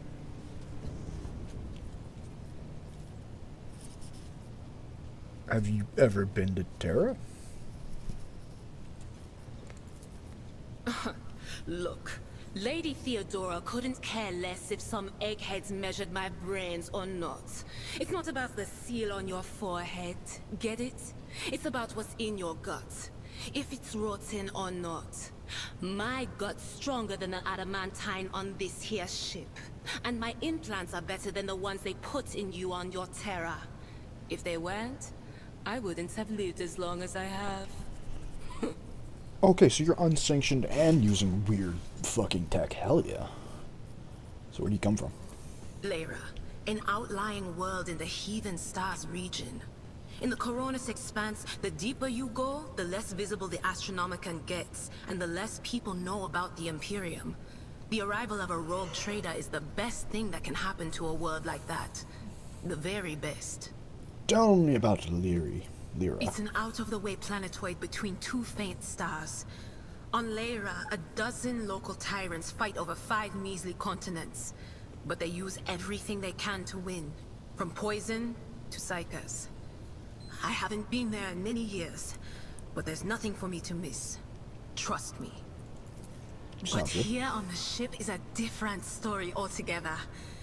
I saw more wonders in my first year serving Lady von Valancius than I'd seen in my whole life on Lyra. Like my first journey through the warp, I was in bed for 3 days. I felt like supernovas were exploding in my head. I only found out later that I'd gotten off easy. Just through the bulkhead in the bay next to mine, a whole team turned into... Look at me rambling on, Lord Captain. Pay no attention. No, I want to know what happened to the dudes. It wasn't like it was a very fun trip, Lord Captain. But look, if you want to be entertained, I'm the woman for the job. I'll entertain you with one of the stories from my collection, no problem. But if you want to hear about the time I melted everyone in the bay next door, well, I just don't really want to go into the details on that one, alright? Fair enough, fair enough. Oh, I embroidered wall hangings in honor of our national heroes. I did the same thing I do here, Lord Captain. Divining. Our rulers prized the ability to see into the future. Every psyker that could be found was worth a small fortune on Lyra. There's no such thing as a peaceful life on Lyra. People like me were especially sought after. They'd pick psychers up wherever they found them, buy kids off their parents, even just abduct them. Take me, for instance. I got taken from my street gang. The older kids sold me when they noticed there was something off about me. The ruling dynasties had schools where they trained us and beat us black and blue. And then they packed us off to serve. Some of us held on for a long time, but others didn't last. Not everyone's as smart and talented as me, you know. Some people crossed the line and were out of commission before their time.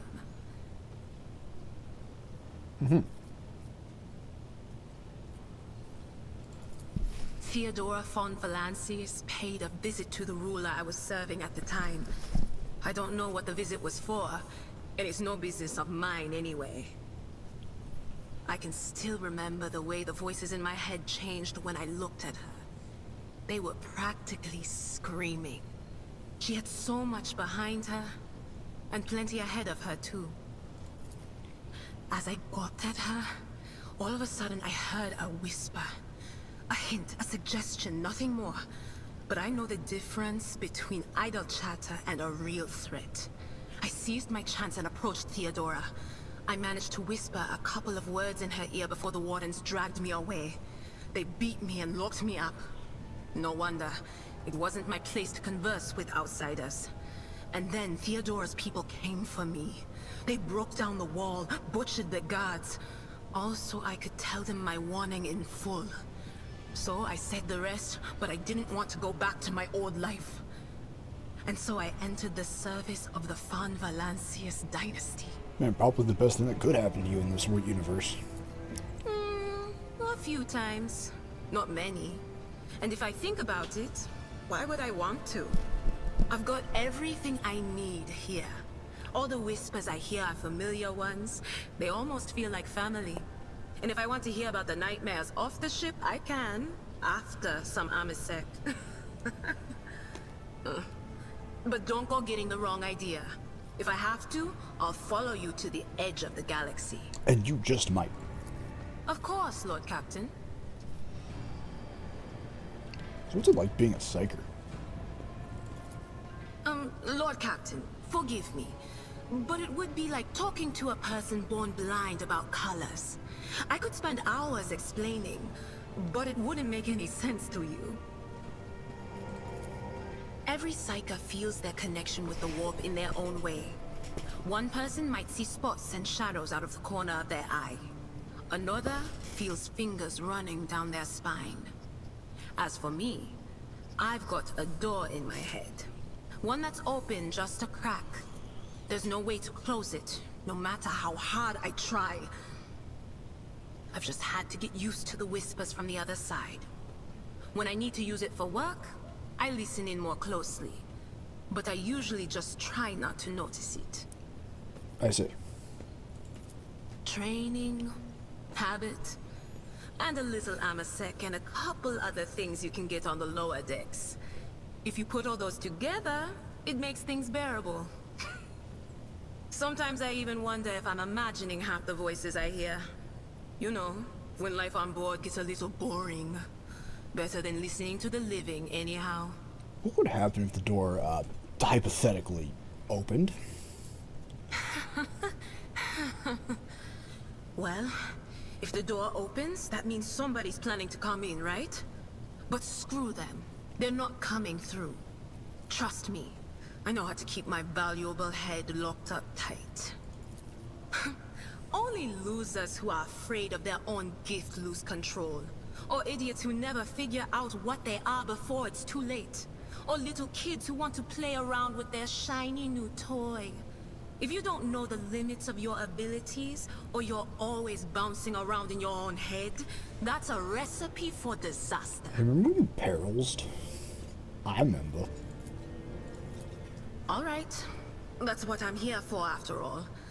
So, I'm just going to lean on that door in my head a little more, prick up my ears, and listen to what the warp's got to say about you. If you'll allow it, I can listen right now. Absolutely. Alright, let's hear what they're whispering about you. Hmm?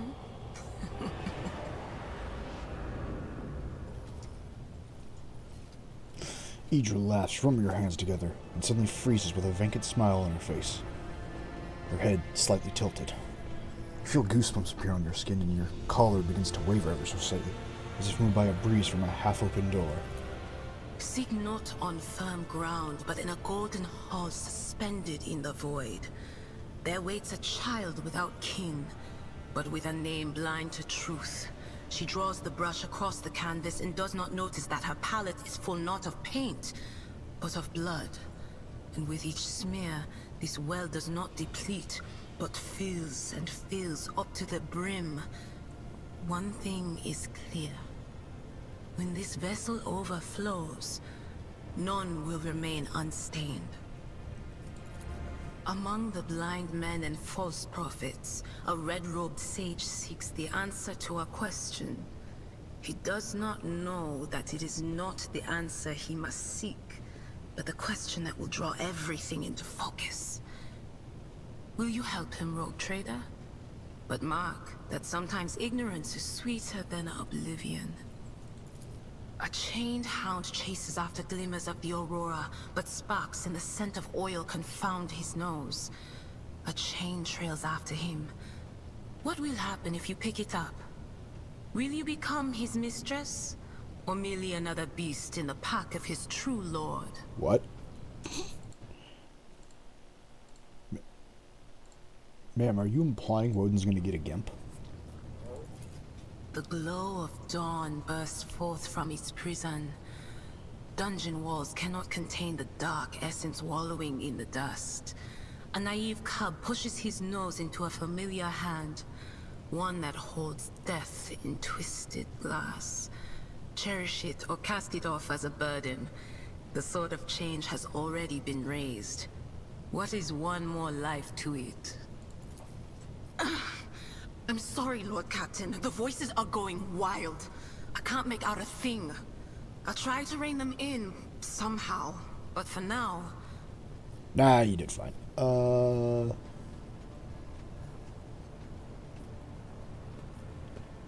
you know Theodora very... based on your reaction, I think you knew her quite well. None of the officers knew the Lord Captain well. Not even Abelard, and she was always closer to him than anyone else. She told me from the off if I ever listened to anything in the warp about her without her permission, I'd be going out through the airlock. I'm not an idiot, so I never stuck my nose where it didn't belong. Only when I was asked. It's hard to wrap my head around the fact that she's gone. Lady von Valancius gave me everything I have. She opened the stars to me and the paths between them. I still think I can hear her voice. So things are strained between you and the funny box lady, huh? The little sister is afflicted with her own set of voices. Oh, no, you meant the ones sister. that whisper to her about corruption and heresy. silly girl doesn't realize that if she wants to find the source, she needs to start by looking in her own head.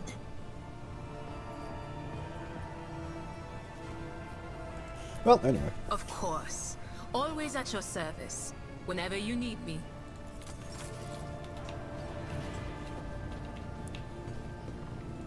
Back to my hunt.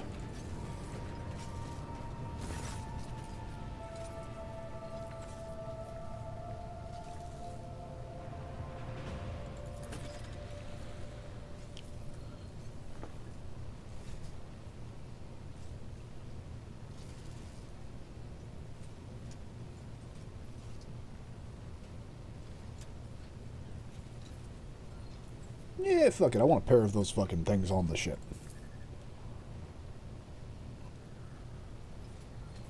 Oh. I'm going to quote my mother's response. That is impossible. You see, the species went extinct several centuries ago. I'm sorry, Lord Captain. There aren't any Calippas to be had. Damn. So, why? I was fault-checking the Vox device in the ship's reliquary. Message recording works, but deletion does not. You helped me establish that. Thank you. Wait, why lop-eared Calypso specifically? At that time, I had nothing to repent of, so I dictated an excerpt from an old letter to my mother. You heard it contained arguments in favor of keeping lop-eared Calypso on the ship. I can still recite it from memory. Will do, Lord Captain.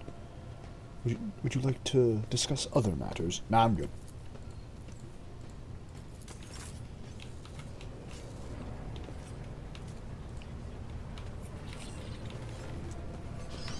And if I'm correct...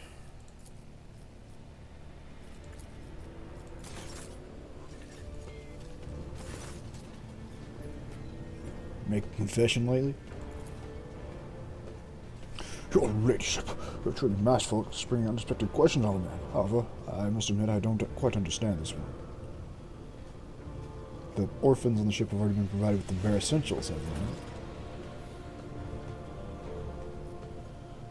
I will not pry into how your ladyship found out about my confession. I suppose it raised some questions for you.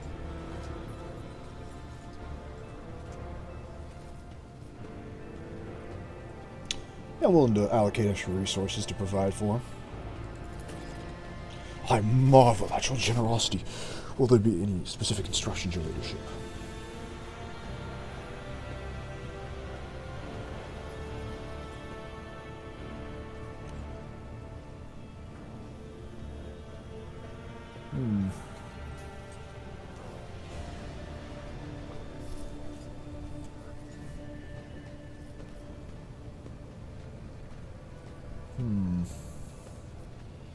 Spend as much as you deem necessary, my man.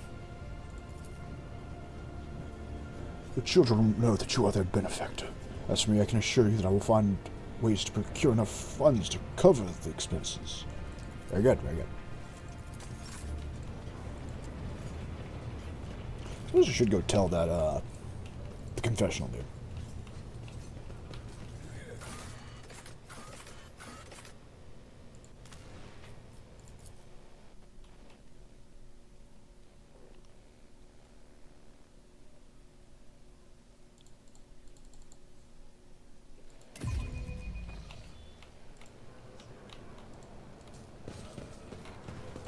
Hey, initiate.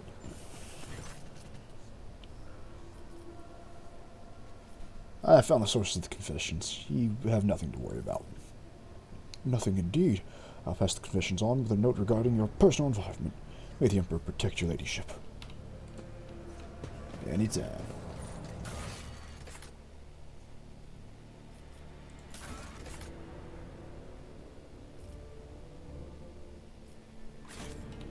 It's about time. Okay, now we can finally go do an actual thing. Took us years, but we got there.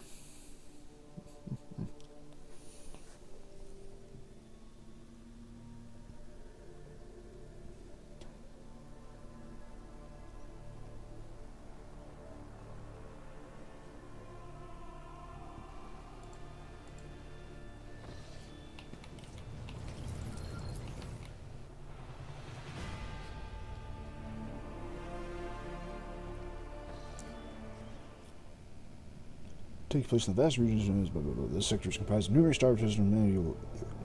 Blah, blah, blah, blah, blah. Okay. Ooh, what's this? Lord Captain, Astropathic Choirmaster Zachary Weiss is asking to speak to you via a private channel. Greetings, your ladyship.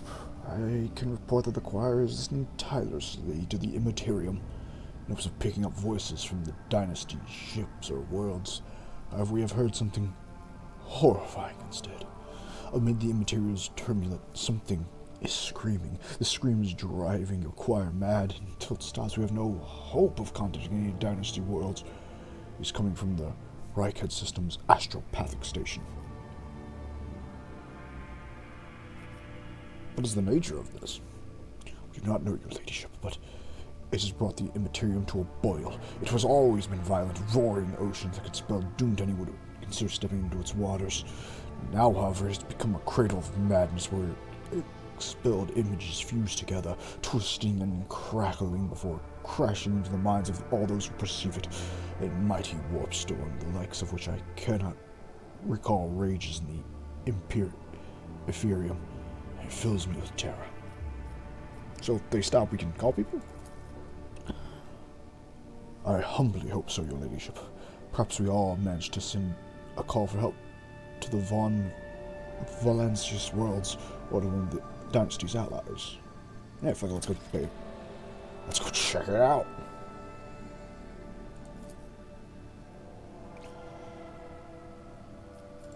Yeah, might as well. Whee!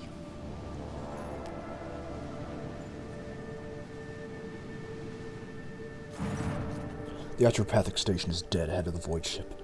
It is motionless. There is a lifeless silence across its vox frequencies. Its lights are out. Even those who have no warp sensitivity can feel the presence of death. It is here, lurking in the shadows. All of this makes reading reports of the ship's astropathy, who claim to be hearing incessant ghastly howling conversation, all the more disturbing. Contact him. Yeah, that's about right. Send a scout to him. The Forcers offer their prayers and proceed to enter the uncanny station. What they saw inside was monstrous.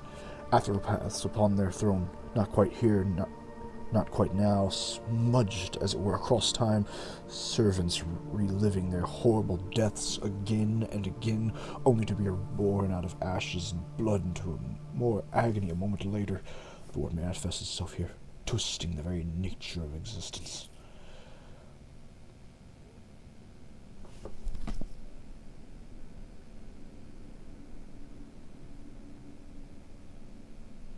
The main hall was covered in a crust of psychic ice. A green-robed blind man sat motionless upon the throne.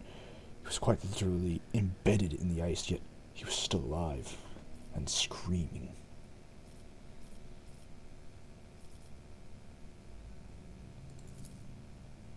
Yes. Choirmaster Wizen boarded the station in person and proceeded to the choir's hall. He stood silent for hours in front of a man frozen in ice and held a telepathic conversation with him.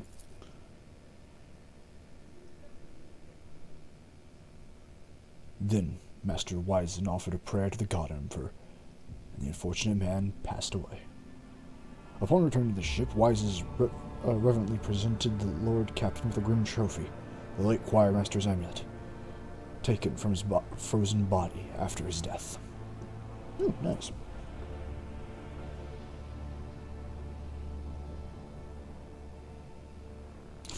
Nice, if I give that to Idra, she won't be affected by nightmares of the warp. The psychic shriek carrying across the Immaterium has been silenced. But this brought the crew no relief. A chilling realization came to the astropaths when they discovered that the cry was masking a different sound, one even more terrifying and surreal. It was the melody of a cataclysm born from a warp storm of titanic power, so intense that the entire expanse was made to hear it. The muffles, astropathic messages, and crawls into psychers' minds, evoking everywhere the same image: a dark, gaping, beastly mouth cleaving the universe in two. Now that the mad choirmaster has finally stopped screaming, The Song of the Immaterium has reached the rogue trader's void ship too.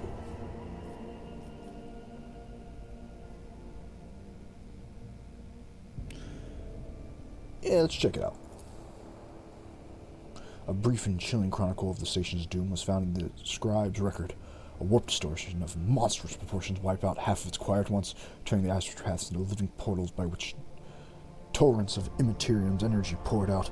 Those who lasted longer bellowed and howled back at the rift that split the universe into before and after, and a darkness that would devour the Astromacon's light.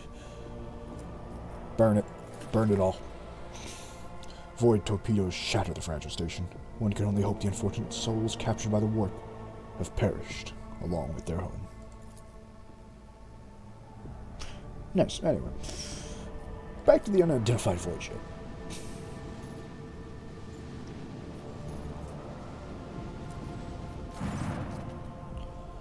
The Vox Crest Life and Master Helmsman Ravor addresses you.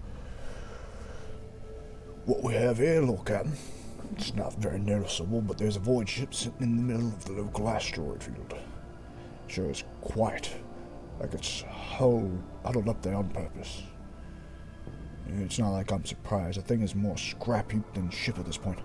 Somebody sure went it down on it, while registering critical damage to the hull and decompressurization of several compartments. Oh, there's an incoming transmission now, too. Yes, do not require assistance.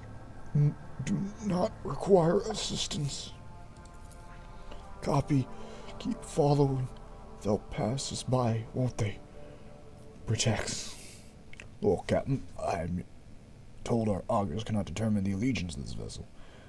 To be brief, there is an unidentified and badly damaged vessel with an asteroid field near the Rykid-filled colony that is refusing help, which, not to put a fine point on it, has yet to be offered to them.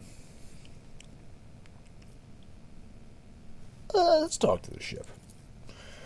Yes, Lord Captain. The connection is established. Unknown vessel, we are receiving you. Identify yourselves. I repeat, identify yourselves. Do not tell him. Tell him. We're done for. This is Thunderfang. We're a merchant vessel. Do you copy? We are a private a merchant vessel. A merchant vessel? Of course they are. Damn my stupid head. Where did I hear this name before? Thunderfang.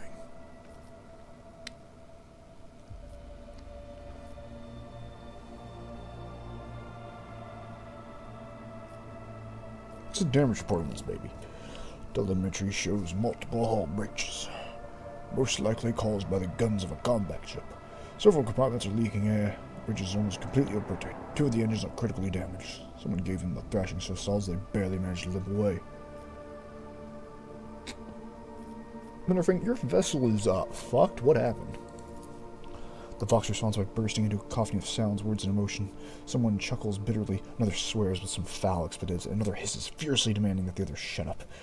You manage to make out little from all this noise. We were just fine, minding our own business. Straight out of the blue, and opened fire. Miracle we could get away. Emperor protected. And then more fire. Void only knows. Roast our tail, bombed everything. Our folks left without our help. We never got to them. Why can't we identify you? Why, I don't know.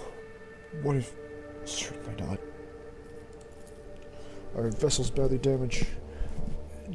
Damage is preventing the correct identification, we assure you.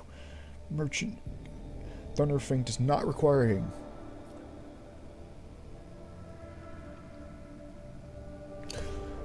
So, I'm gonna give you one chance to stop bullshitting me. What the fuck actually happened? Happy now? What have you done? It's too late now. Do you copy? We are from the Fellow of the Void. We did not come here to loot, on different business, to help our own out of jail.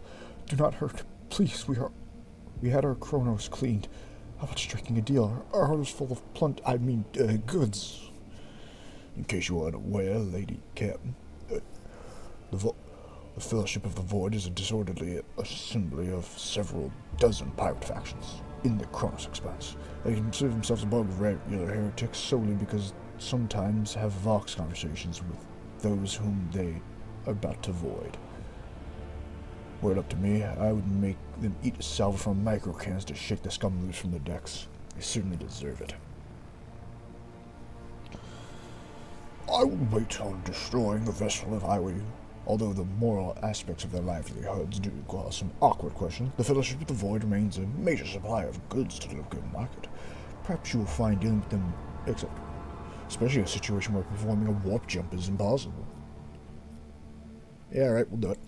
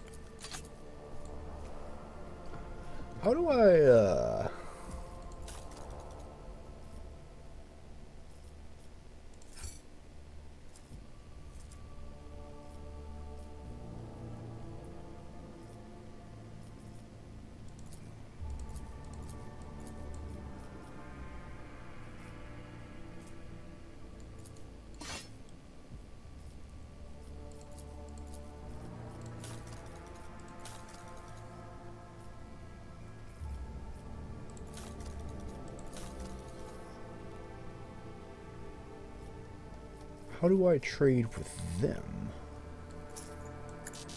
Damn it.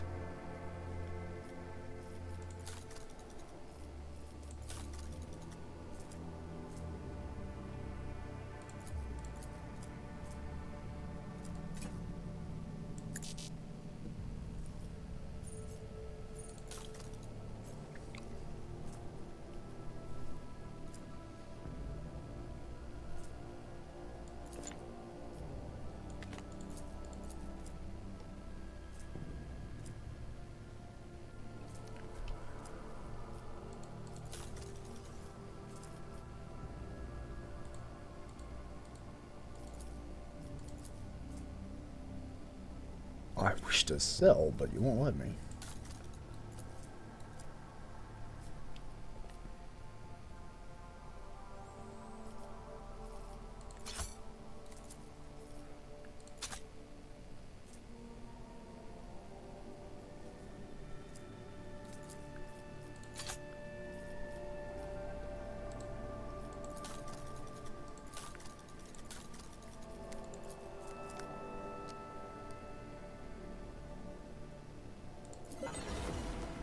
Perfect, now we're cooking.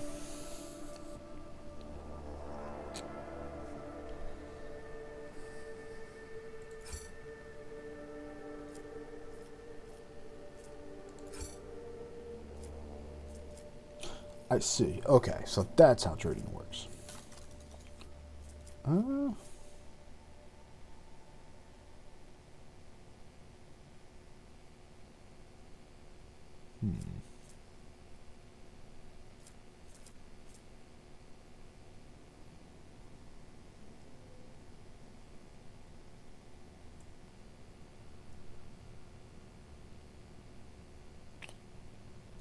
No, I'm good.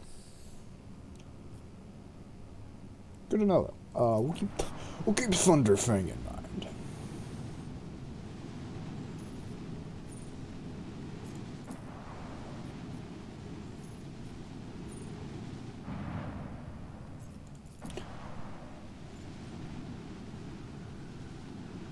Boop. Lord Captain reporting. The heralds of the Navis Nobilitam continue to maintain Vox silence, perhaps due to Eric 5 being off limits to visitors.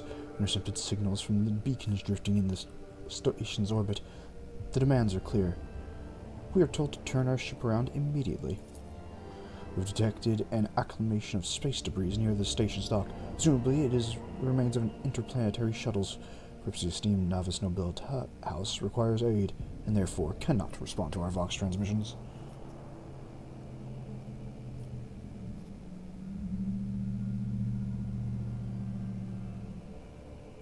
Scan the station. Yes, Lord Captain. The officers from the Augur crew performed a full scan of the station, but the information is imprecise, and it waves of distortions of untold genesis that are throwing off the readings. We are able to ascertain that the reactor core of the station is still active, but many compartments are underpowered, and some fully depressurized. Signs of biological activity are largely present in the central module, which means the station has not been abandoned, so the question remains, why the esteemed navigator's heralds ignoring us? Contact the station again, I'm gonna fucking... Sorry, Lord Captain, the station does not reply even to the official greeting by a rogue trader, a declaration of your intent to negotiate in person. Fuck him, we're docking. Affirmative, Lord Captain. We do not know what is happening on the station, so you'll have to look for your own esteemed navigators blind. Dock safely. May the God Emperor light your path. We're driving, boys.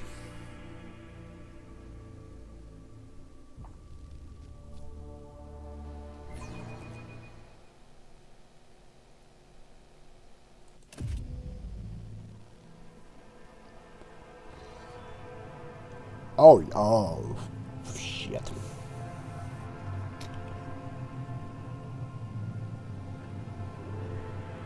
Pathetic worm. You dare to argue with your master? It was not you whom I swore to serve within these walls. My lips are sealed. Confess. What was the old man's last command? What are you planning? Give up, Keeper. You have lost this battle. Again. We're getting nowhere with these ones, sir. Permission to execute them.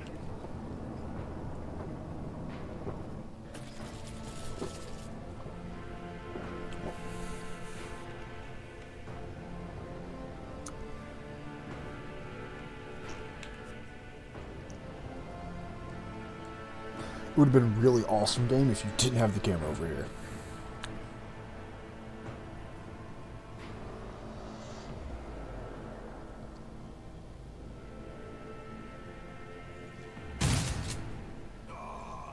Damn, he took that shotgun like a fucking champ.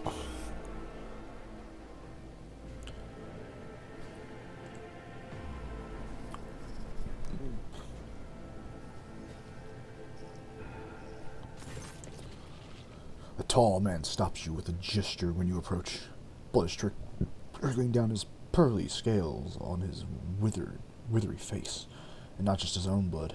Two jet-black, unblinking eyes are watching your every move. And the third one, the mark of a navigator's fate, is menacingly pulsing behind the lowered lid in the middle of his forehead. Step back, or I will unleash all the horrors of the Sea of Soul upon you, Emperor, be my witness.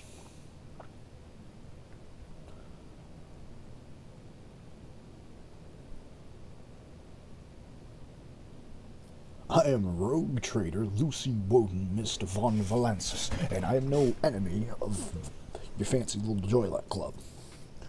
The system has been under the protection of the Winterscale dynasty for many years. Admittedly, I did not expect to meet another rogue trader in my lifetime, let alone one with noble blood. My blood. And since fate has brought such an important person into my abode, allow me to introduce myself. Before you stands Fleek Christoph Ain't August, keeper of the station. So, you're not come to offer support to the traders? This is great news.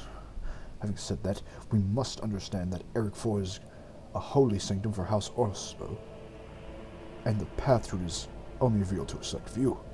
Pains me to say you're not on the guest list.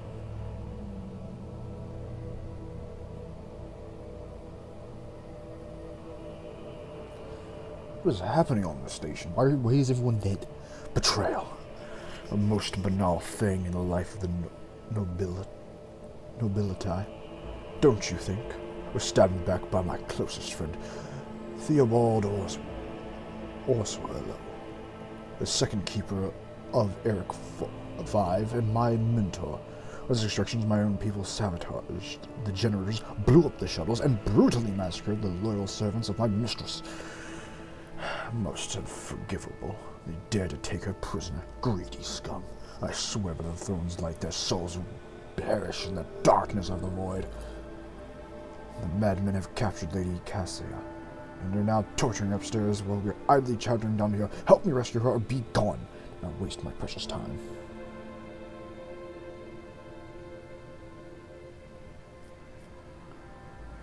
What can I help you, dog? You want me to rush in there and kill him? I would never ask you for a favor under different circumstances, and yet Lady Cassia's well-being is above all. I haven't gotten many people left, and my wounds are too deep for me to act with precision and swiftness. But you may actually succeed. In order to ascend to the mistress's chambers, you will need to remake a holy relic, sanctified with the blood of Lady Oswell herself. This is the control rod of the elevated machine spirit. I have one part, and the other is lost during the mutiny. But even this relic will be of no use unless the elevator is powered.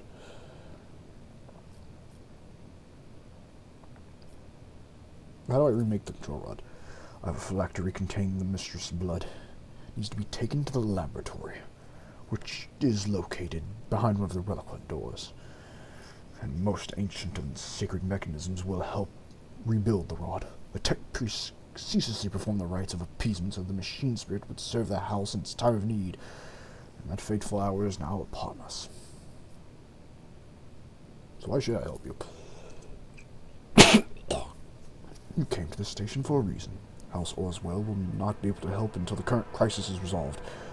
But if you aid us now, I promise we will reach an agreement that you will find satisfying, be it wrenches, influence, or the powers of our navigator. I do need a navigator, so yes, I'll take that last one. So how do I power this bitch?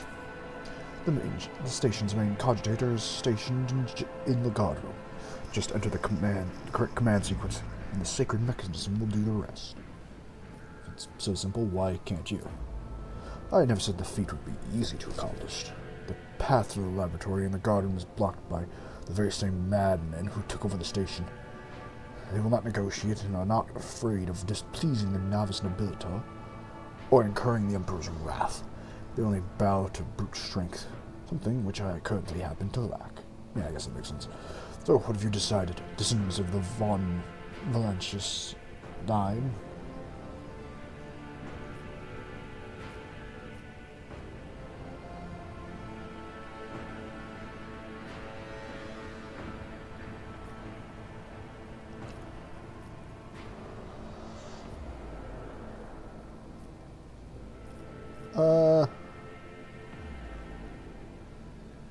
It'd be my honor to go in there and whip some ass.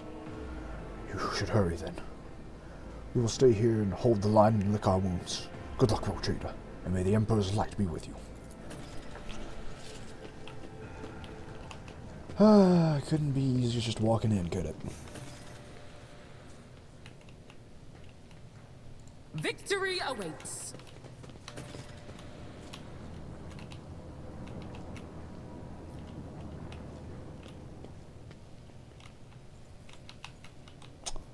Problem. If the stairways are blocked. White. Bright, pure color. And it's all riddled with horrible veins that carry the poison of fear and pain throughout its body. Who are you? Why are you crying? If the witch is talking about the enemies of humanity who set upon this abode of noble navigators, then our weapons will soon dispel their wicked misery. Oh, I love that there's traps I all over better the place. myself through my service.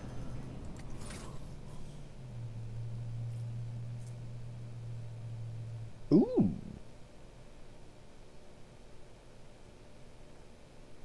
Nice.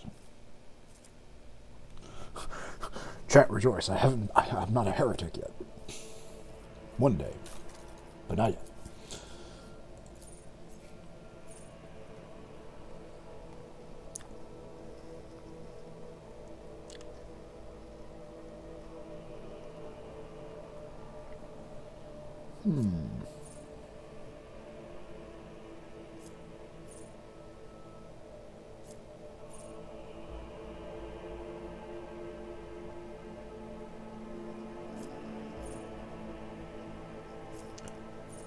Yeah, I'm just gonna be super fucking quick.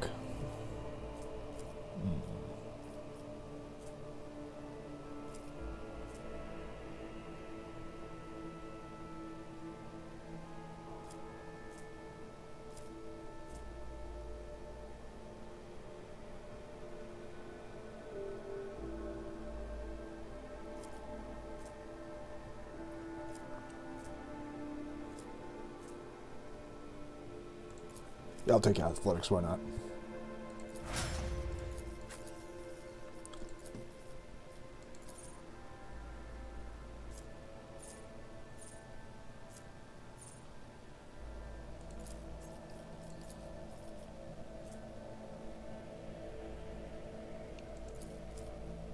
Okay.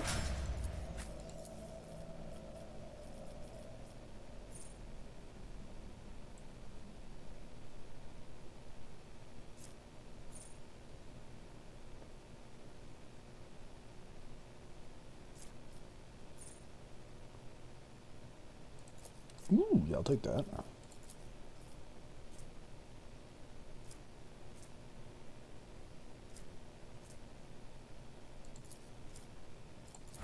And last but not least.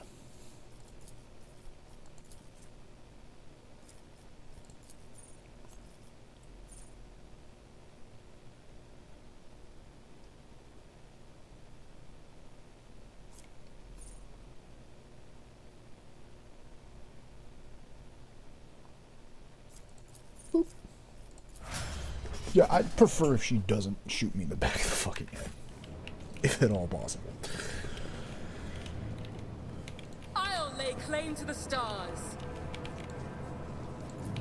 An expected result. Took their own lives by slicing their guts, damn. Boop.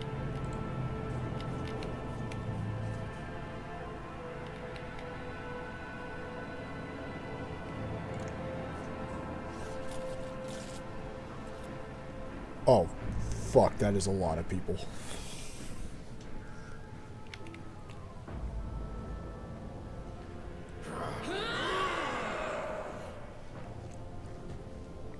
Submit, and you'll die quickly. Stand your ground.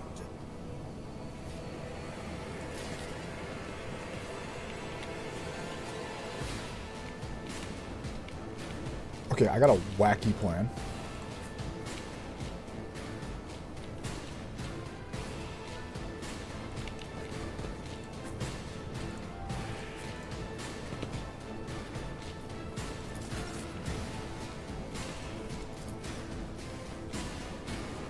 Damn.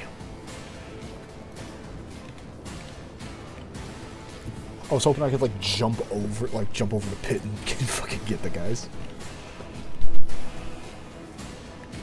Sadly, it would appear not.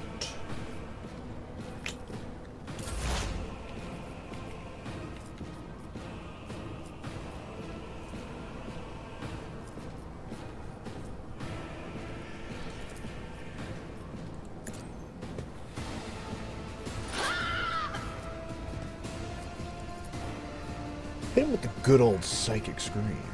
On it. Farewell.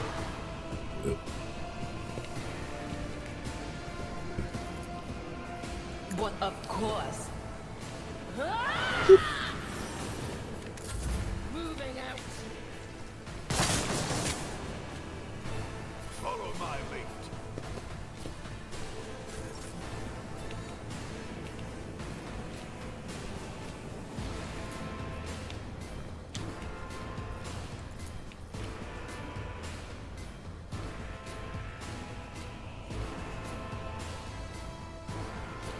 Yeah, I like those two guys.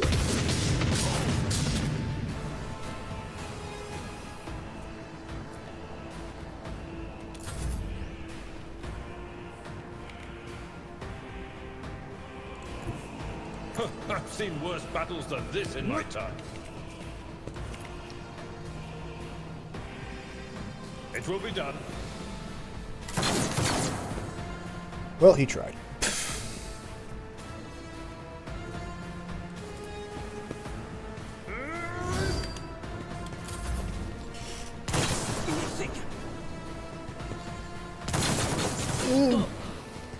Mocking me. They've got fucking lasers. They got flashlights. Pain and duty go hand in hand. Follow my lead. Weapon at the ready. This is sad. He accidentally nailed his own dude.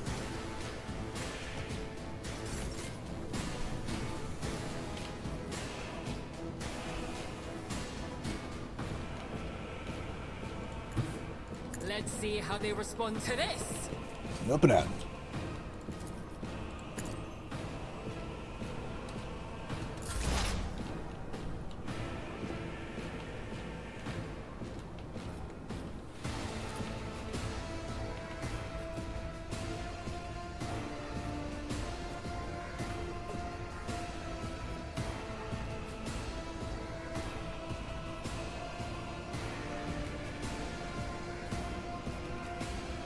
Why can't you hit that guy? Oh, that explains it.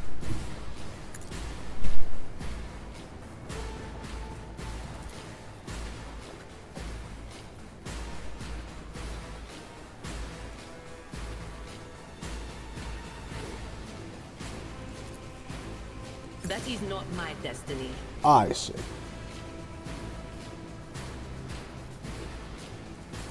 Anything else? Shit.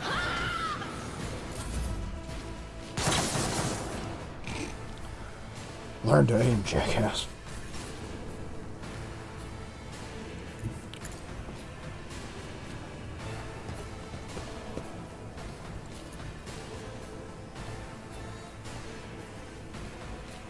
I'll do it.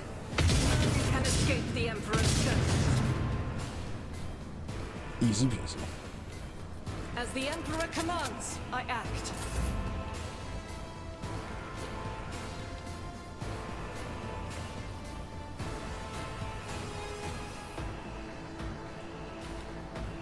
Follow my lead. We're moving up slowly but surely.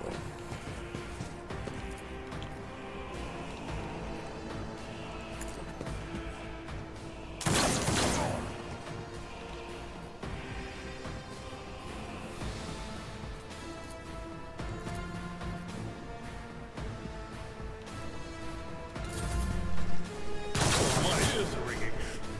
Stay vigilant. Will endure. To the heretic. I've Follow my suffered lead. worse. Why are you running? Break their morale. Follow my lead.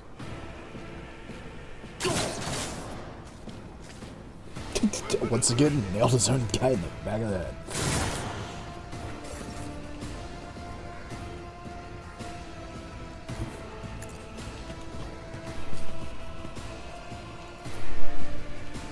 Damn, I really wish I could get closer.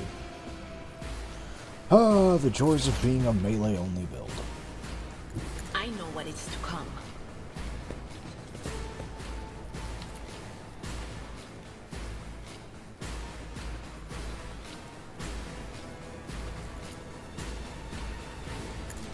Yeah, might wanna give your own self-touch. Weather the storm.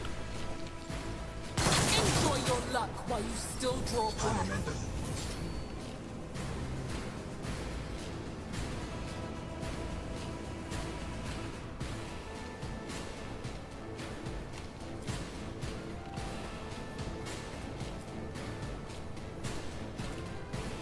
Fuck it, we're going for it. Emperor, move through me. Be the fire in my heart.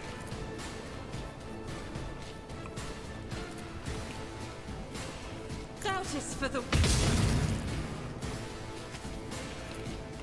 And you know what?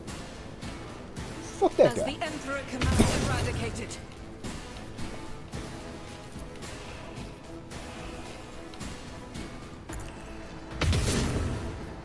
Yeah, didn't expect me to come with a fucking sister of battle now, did you? None can escape the Emperor's judgment.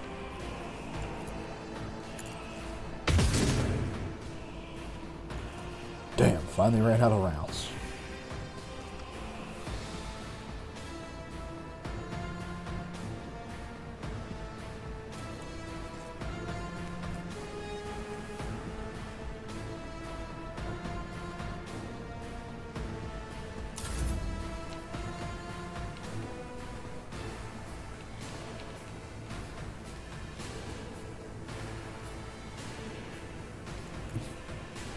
Why don't Tried you roll and over? tested tactics are the best ones.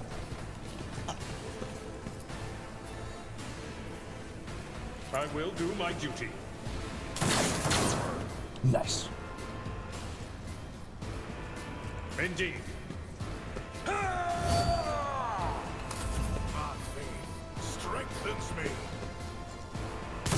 Pain and duty go hand in hand. But I love when he buffs himself, he's basically just immortal. Follow my lead. Break their morale. Just a minor setback. Follow my lead. That was insulting. Forge ahead. Don't run from me. Not a problem for me.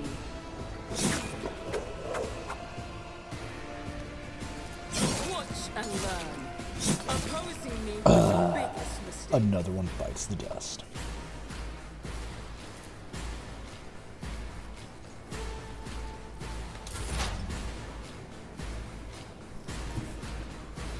What is this foreboding?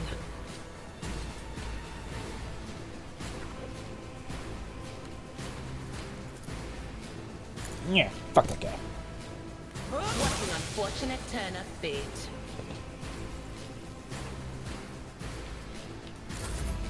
Jister, if you don't mind cleaning this up.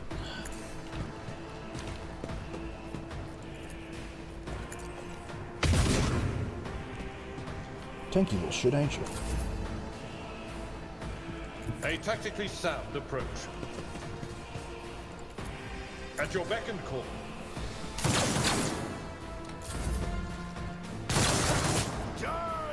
Brace yourself, Abelard. Never wavered in the face of adversity. Anyway, how you doing?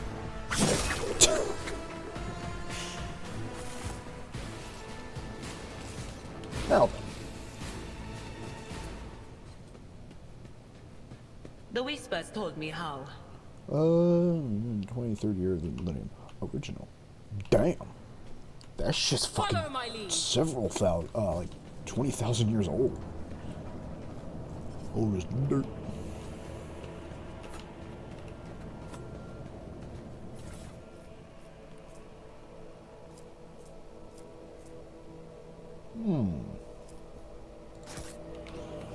Gang, they actually got good shit. I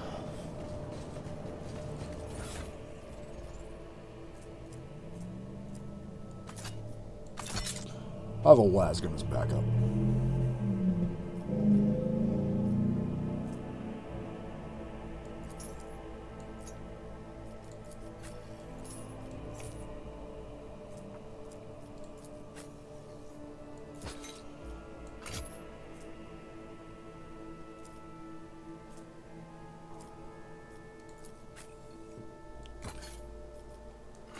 What are you wearing?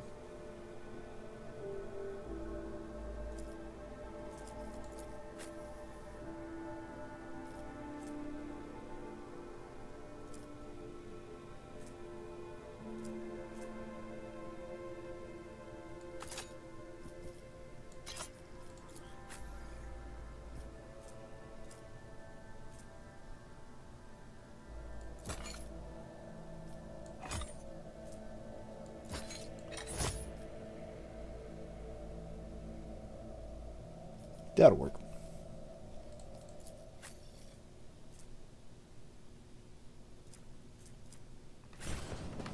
Perfect. What? I'm taking the funny cancer cell. That's mine. Tolerate weakness. Ooh.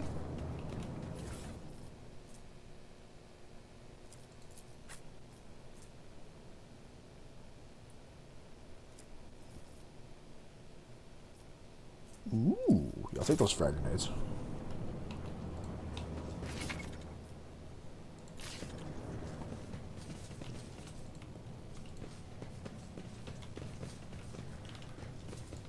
I'm gonna have to loot every single one of these corpses. No, I won't.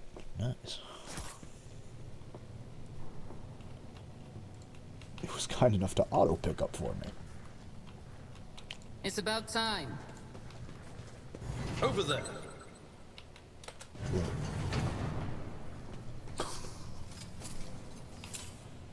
Never doubt me.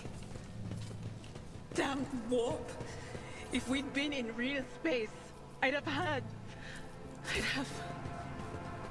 Idira, stop castigating yourself. Your soothsayings have always been vague. Even if you had her, who among us would have realized that it was Lady Theodora who was in peril? Man's got a point. Ooh. Yeah, so I'll be taking all the... Man, I really hope the owner of this place doesn't mind that I'm gonna fucking steal all their shit. But I'm gonna continue to steal all their shit. I hope she doesn't mind, but I also don't care.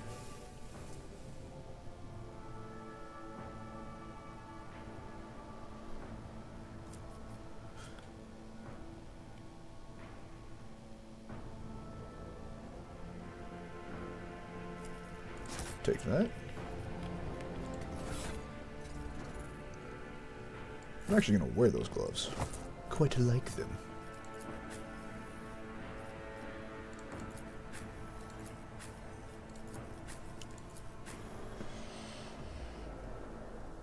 Tech use 40. Yeah, might as well.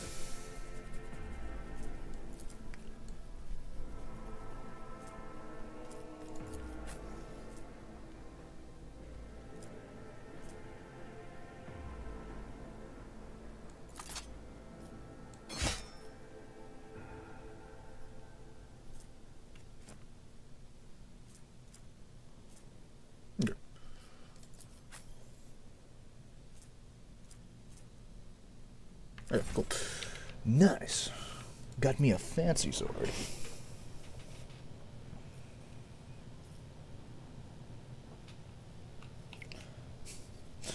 This seems incredibly fucking overkill. Let's just tech use it. The premonition runs true.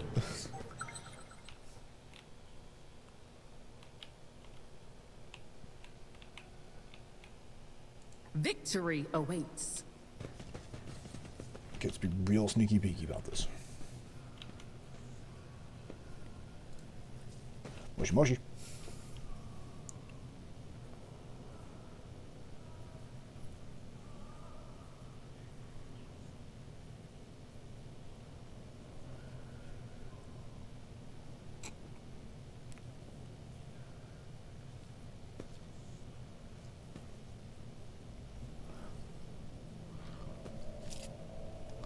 The fuck is happening?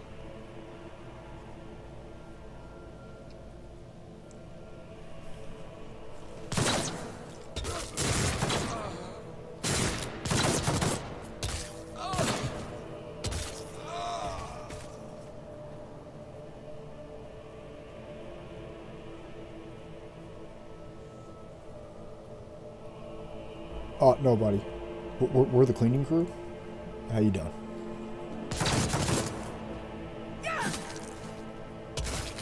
Damn, with no hesitation. Shall stand in my way. Take all these. A book? I am definitely taking that.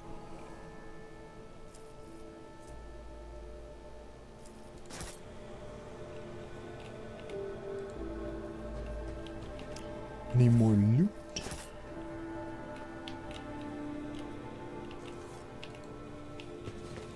Aha! More loot.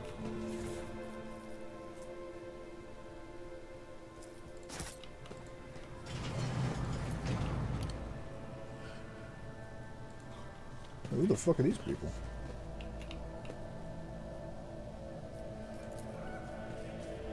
For some reason, the archenemy's twisted influence has found its way into the station.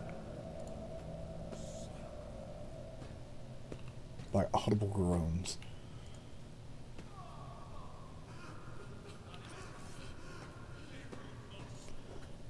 Do I even want to know? He's had his tongue cut off, like the rest of the lesser servants of House Orzlo. The Emperor sets my path. I'll lay claim to the stars. It sounds like they're having a good time. Over. They'll be fine. Huh, that wasn't so difficult. Take that. Take those. Long las.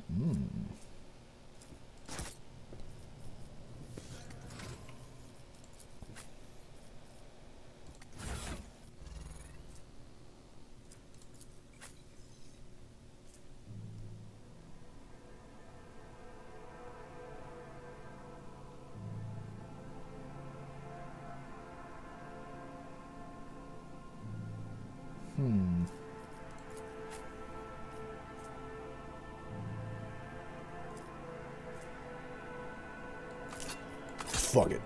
I'm gonna rock the long las.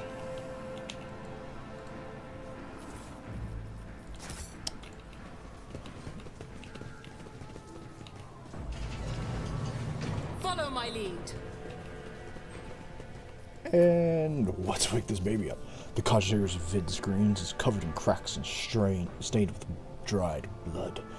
The buttons, switches, and levers were ripped out of the control panel with exceptional cruelty and scattered around the sacred mechanism that now sparks and hisses in agony, still refusing to perish. Wake up, baby. You turn a few of the remaining dials and pull the activation lever. The cracked vid screen of the sacred engine flickers. The Cogitator's insides creaks and groans, and the looms oscillate at random. It takes a while, but eventually the machine spirits do grant you access to the Cogitator system.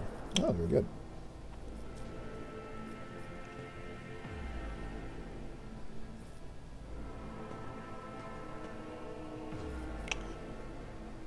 Hey, where's the navigators? Alive, and then everyone else is fucking dead. It's gonna be a real shame when I have to take one of these guys, huh? The child located the child.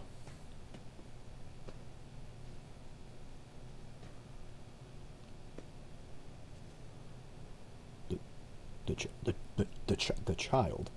The child location, upper chambers, biometric patterns, rapid heartbeat, elevated body temperature, stress level exceeds the permissible limit, status, unknown error. Attention, calming procedures advised. Attention, upper chambers inaccessible. Error, the control rod is not present. If the rod has been misplaced, immediately contact station keeper or Navis Laboratorium custodian. Archive data on the Cogitator locally data crypted is partially corrupted. We still managed to access the residual logs for examination. The Vox recording hisses for some time before you hear a voice. This is Officer A282. Do you copy? Software generators are overheated on the lower levels. Chambers A to D are unpowered. The tech crew sent to investigate the problem is not responding. Requesting back. The officer's speech is interrupted by shouting, and the recording abruptly ends. Officer H123 speaking. The 200 servants have perished due to explosive decompression of the living chamber. We've located traces of mechanical interference. The primary cause is officer sabotage. Crews 5, 6, and 9 are cut off from the main compartment. We have enough oxygen for 20 minutes. May the Emperor save our souls. Senior station officers, this is the captain speaking. We attempted to contact the Winter Scale Sky on for help, but something is jamming the signal. We never received a reply and cannot be sure if it was even sent out in the first place.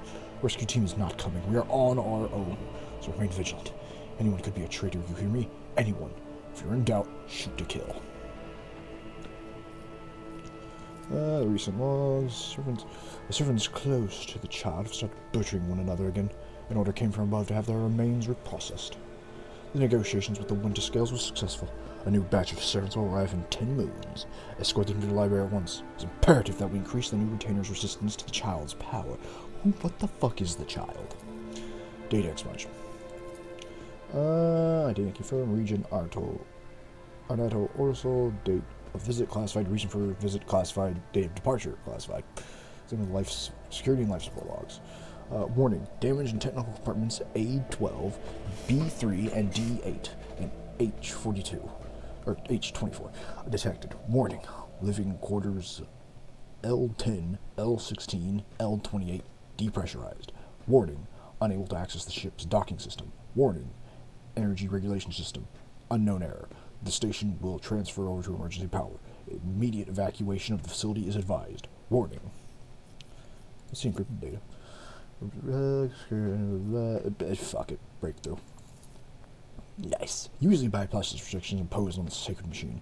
The Cogitator's overload processors were unhappily. Most of the encrypted data has been wiped. You find traces of purge protocol. Recovery is impossible, but a list of the most recent commands have been embedded in the machine's spirit consciousness. Now fits across the screen in a creeping line. Child delete pick flow, disable, access code, annual station controls, delete, activate shuttle, self-destruct, purge, command log. Exploring the archives for a while longer yields a surviving excerpt from the guard captain's report mentioning that the security team had recently been reconfigured without his knowledge. Only the keepers of the station have access to the life support system. Keeper Theobald had not left the child's side, neither had I. Could it be that...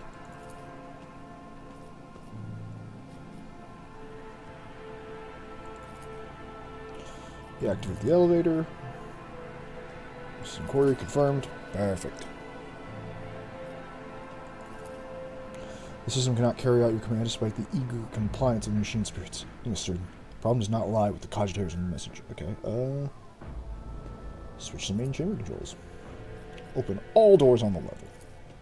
It was dark as the machine spirits has fled their mechanical casket, which assumption is incorrect. As it fills with static just a few moments later, barely making out a description amongst the flow of the rapidly changing systems. Processing. 0. Oh, fuck.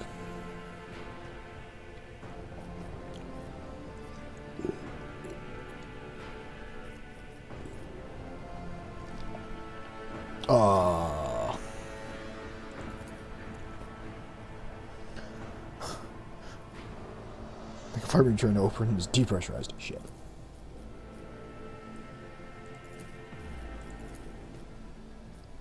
Passage is open. Perfect.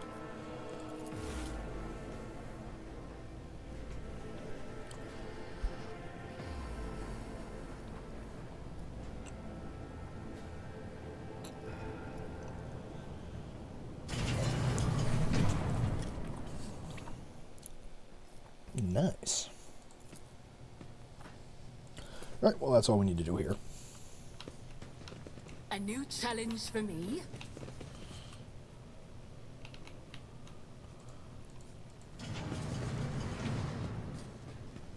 The Emperor favors me today.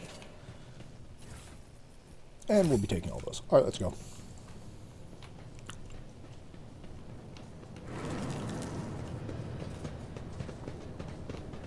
Oh, fuck.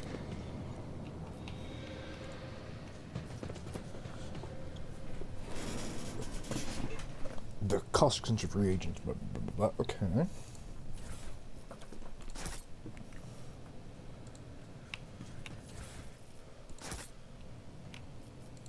Nothing's impossible for this old Barely officer. discernible traces stench that. Ooh, yuck.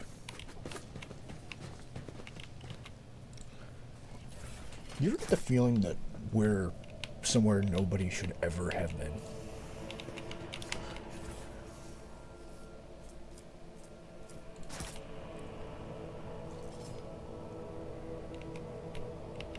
You ever get a feeling this place is bad juju?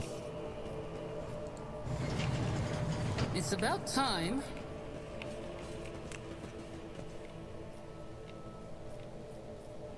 I'll poke all that in a second. First of all, who the fuck?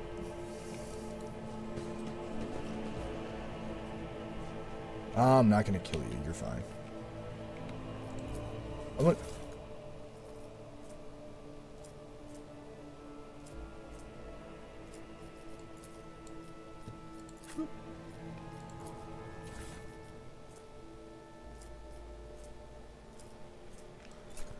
Boop.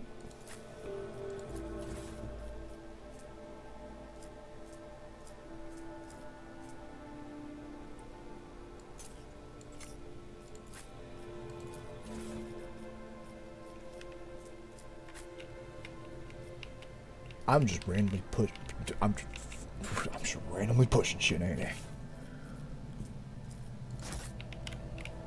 Victory awaits.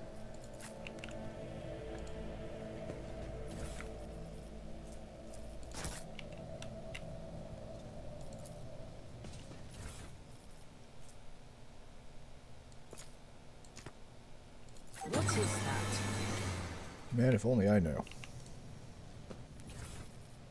Ooh.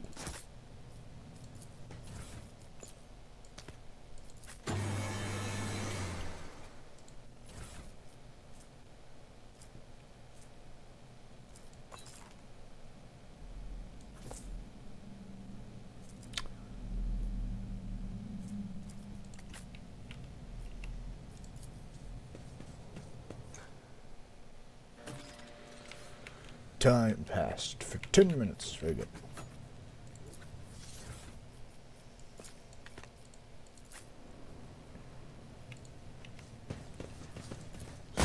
Oh, Jesus.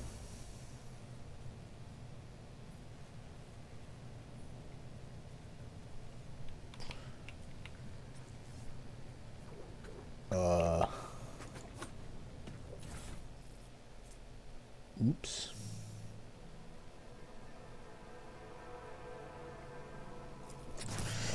I'm gonna go. None shall stand in my way. Actually, I suppose I could go back.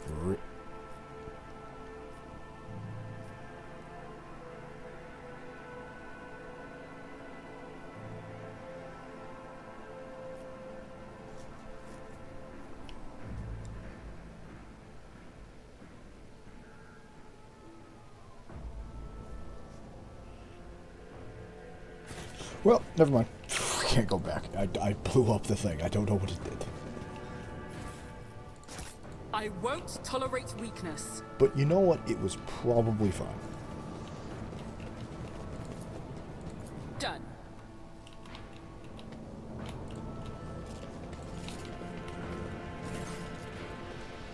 You doubted the threatened power of the elevator? Well done. I trust you brought the activation rod as well. Remember, every second we hesitate may cost the mistress her life.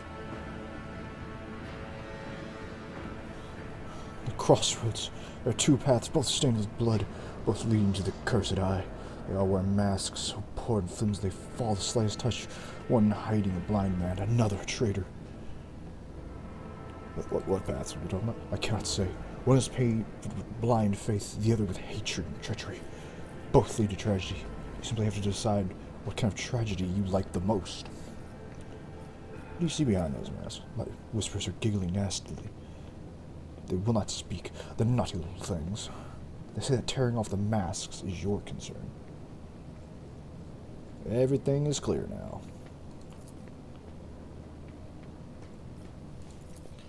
This station's enough problems with their old sorcery, Psycho.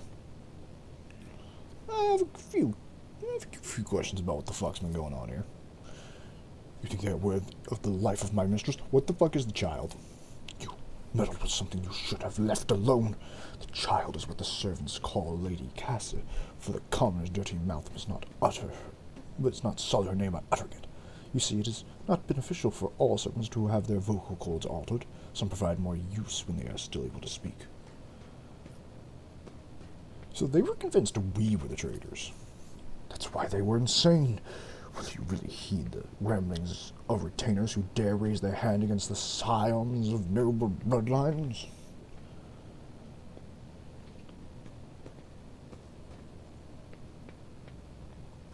The servants alone cannot be blindfold. Most corpses I discover are either unarmed or feeble. You think mere servants could plan a coup? Senior officers are just as guilty. Half my guards butchered one another because they suspected treason. As for the culprit, the coup was staged by the one closest to the minister.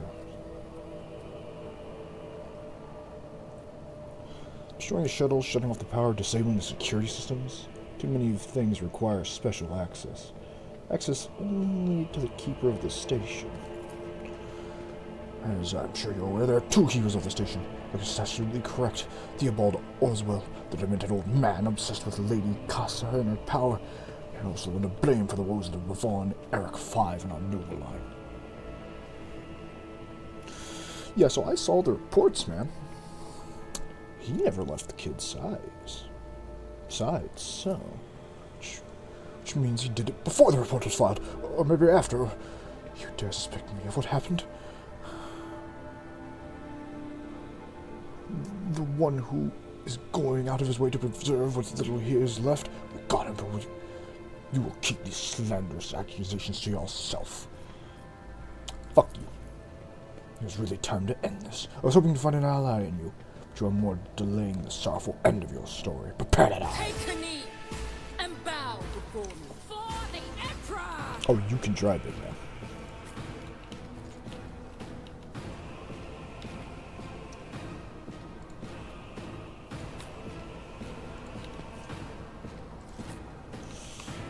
You know, there were better places to start this fight, admittedly.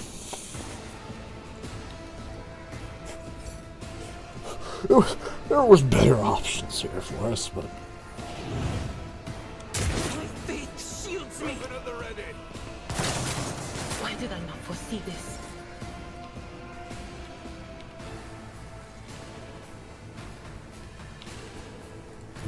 Ooh, shit, yeah, we're fighting big boys now. My place is at the fore. Victory is imminent. It will be done. Follow my lead. Can I fall back now? Follow my lead. Another one bites the dust.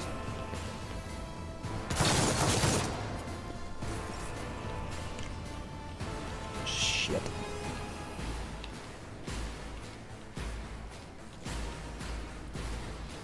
The worst part is there's really nowhere to go.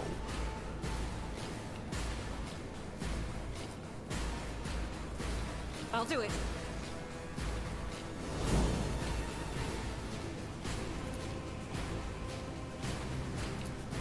As the Emperor commands.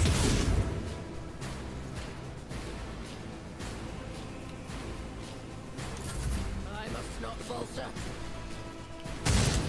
Ooh, shit.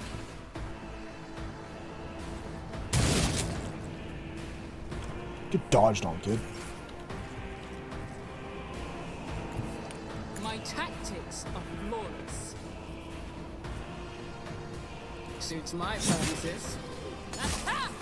I know the enemy of value Sorry. has been lost. Sorry, mate. Nothing I can't do.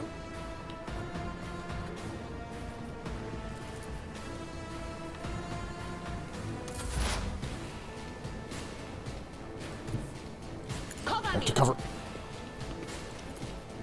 And shrink that bastard. Was that you? Or Will do.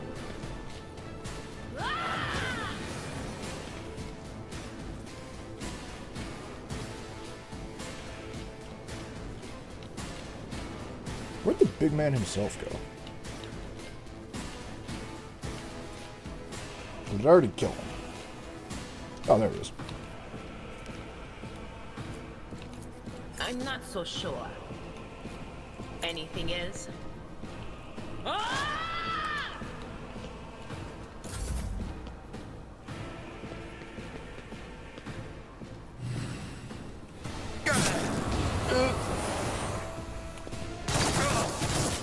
Pain and duty go hand in hand. moving out? Shall become like fire. Weather the storm!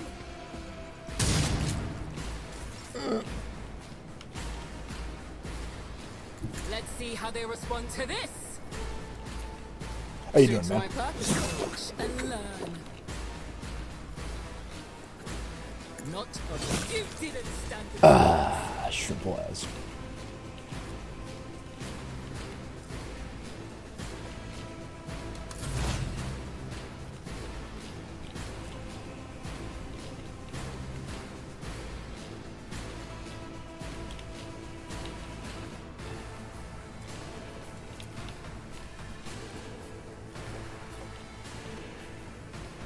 But of course. Fuck you.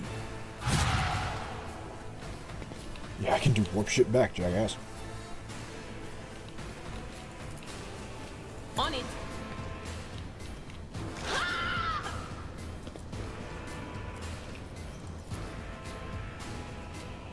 Will do.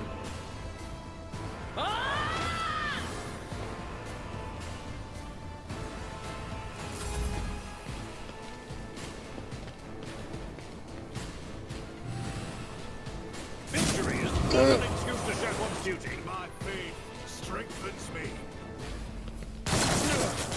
My ears are ringing. I've seen worse battles than this in my time. Indeed. Grey hair, sure hair.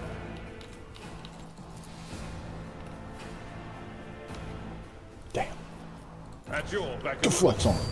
I'd rather not. It will be done.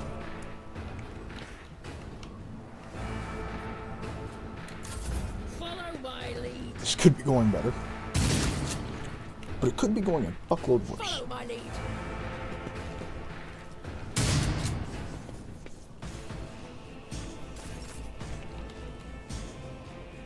Okay, you son of a I bitch. shall not fear. Nothing I can't do. All too easy.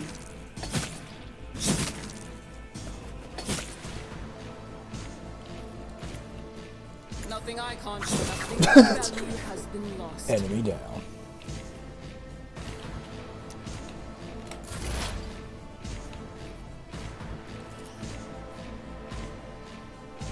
We just have to keep shouting. Was it you? Or... Not this Greyer's job. Stay vigilant. I've suffered worse. I will do my duty. One fewer time. It will be done. Fight me. Onward! I must not falter.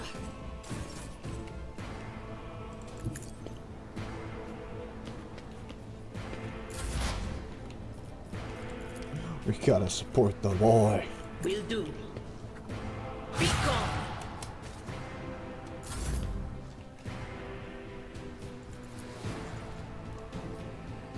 Tried and tested tactics are the best ones. Come At on, your you. beck and call. Moving out. Have reduced to dust. Easy.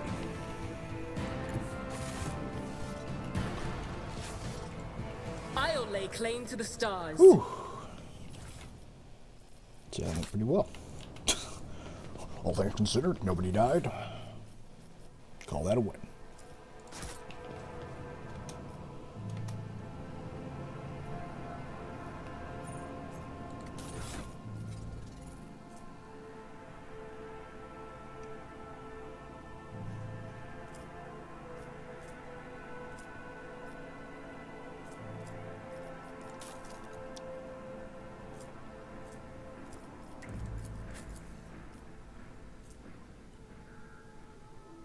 Oh man.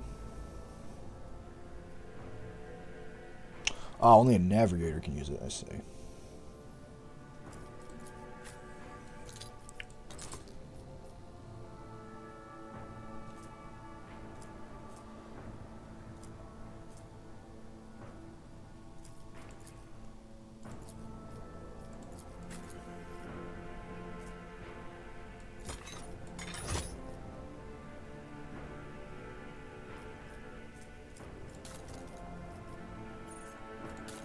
Cool.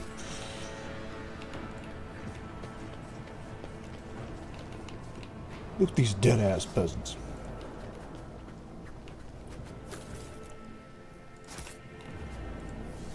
I like how some of them are just missing legs. I don't even know what killed half these guys. The whispers told me how. Ugh. Apparently that guy got fucking eviscerated by some shit.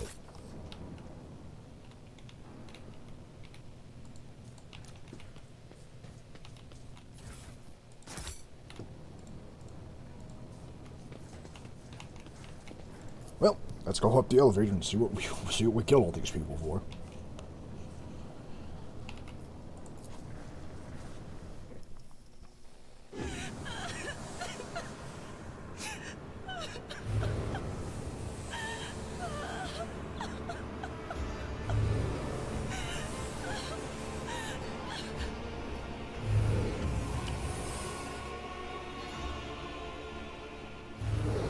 Pale figure with unnaturally long limbs covers her face with her hands, which are deformed with talon-like nails.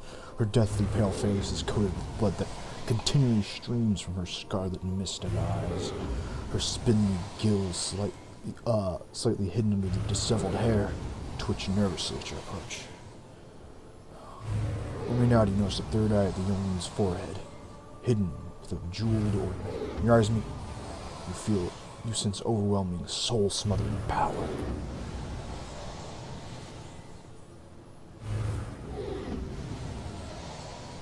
It did survive a brush with warp phenomenon, but as the otherworldly creature gaze slides over you, your entire core shudders in terror. Flashes of past warp nightmares re-emerge from the shadows of your memory and paralyze your will. You gasp for air and terror, drowning out the crashing wave of pain. You can't catch your breath, hot tears burning on your cheek. Why is this happening? Why is it happening to you? Why do you feel so lonely and in so much pain? Do these feelings even belong to you? Ow. My little pals were bad enough. Now this one's barging into my head. Someone stop her. Heresy.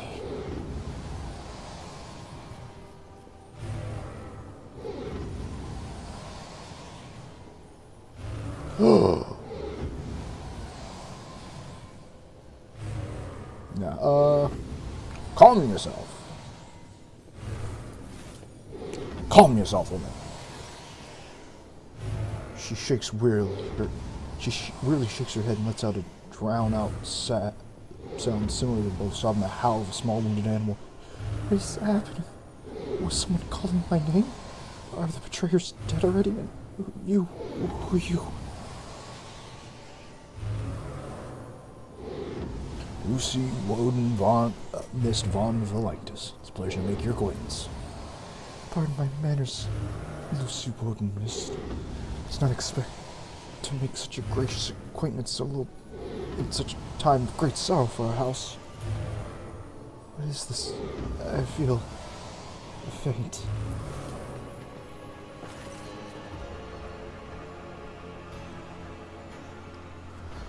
The heavy-set man has been kneeling nearby erupts into low sobs.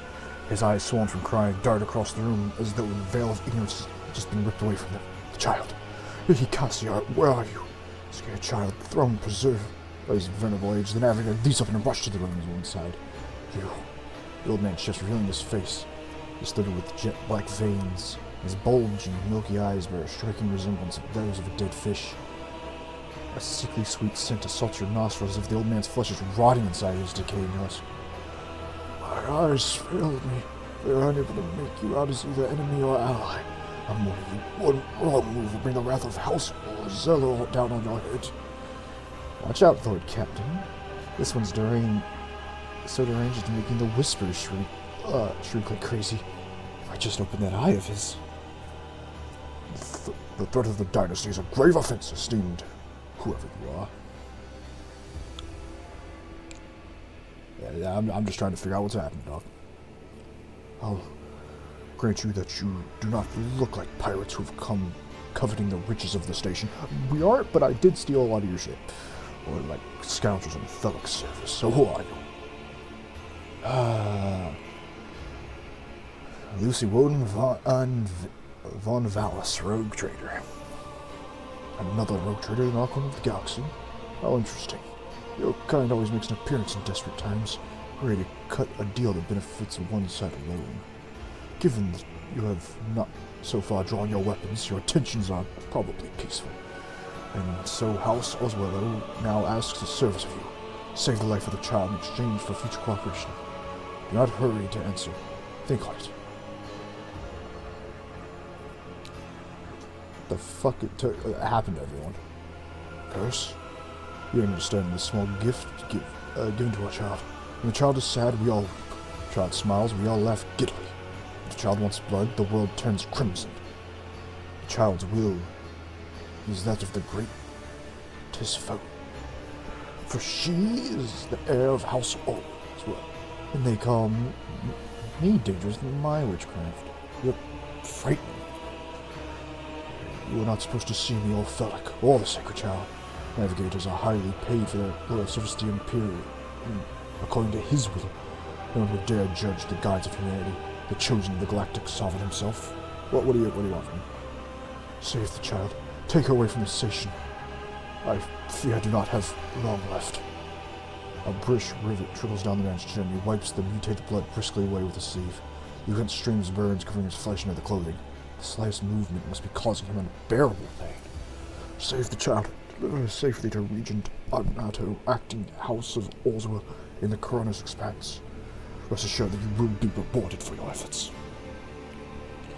I know we came for Navigator, but after everything we've seen, I've got some reservations about taking this girl. Such a frail thing, such a heavy burden upon her shoulders. Talking as though you expect to die here. My service to the house is coming to an end. The wounds Felix inflicted on my flesh will never heal.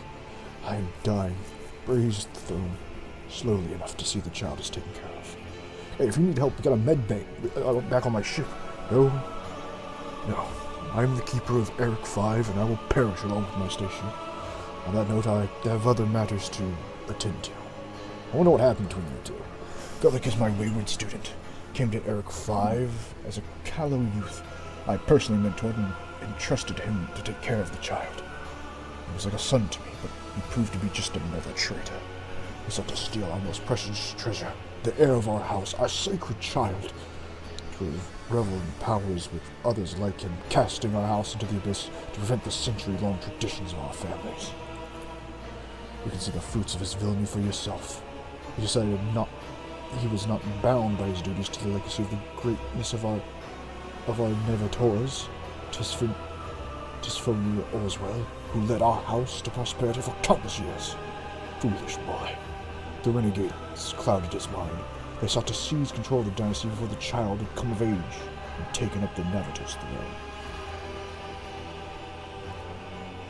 Hey, so he said you were the traitor, defending himself before strangers. I never thought I would fall so low. The child's life were not at stake. Very well, I have no choice, or proof of my innocence. I can give you the word as a member of Novus Nobilitas, if the honest word of an honorable man counts for anything with you. I guarded this station against calamity and incursions from without to the best of my ability. I forced the Worms to strictly observe security protocols. I personally selected every servant, and I faithfully protected the child during the coup. How could you have lost control of this place? Not thrust my errors in my face. I am twice your age and twice as wise.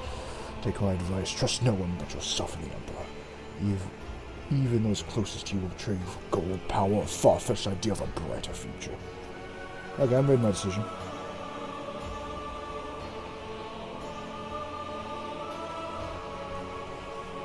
Yeah, alright, she'll come with me. Good. That is good. But do allow us to say our proper farewells.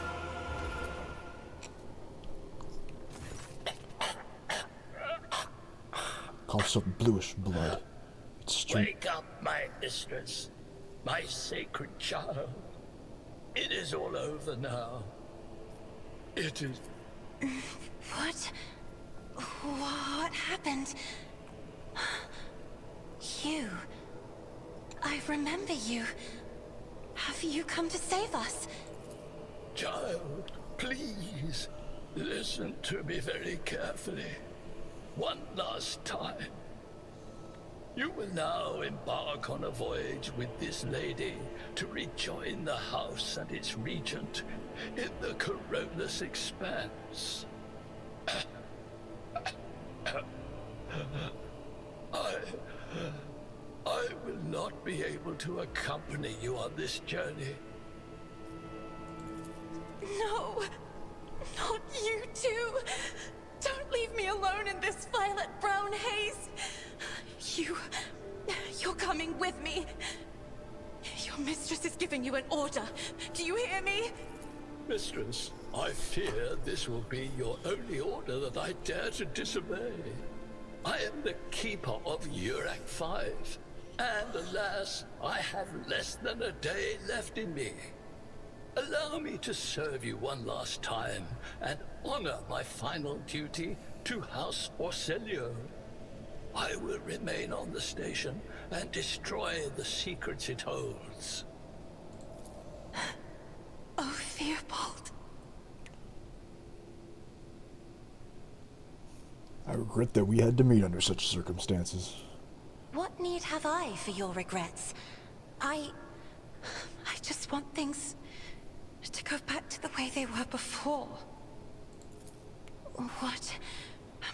What are you going to do to me?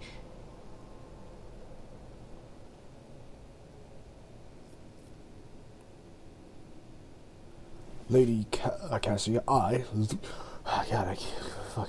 got quite the goddamn title. Lucy Woden Mist von Vallis, rogue trader of the Imperial Man, offer you my protection, grant you shelter aboard my vessel. Do not fear what is to come, child. You are ready to guide any vessel. I know this because I taught you myself. And it is difficult to imagine more worthy company than a rogue trader. But remember, your safety is of paramount importance. Get to the Great Regent and fulfill your destiny. I beg your pardon, but what about my servants? Urak 5 is still full of people loyal to House Orselio.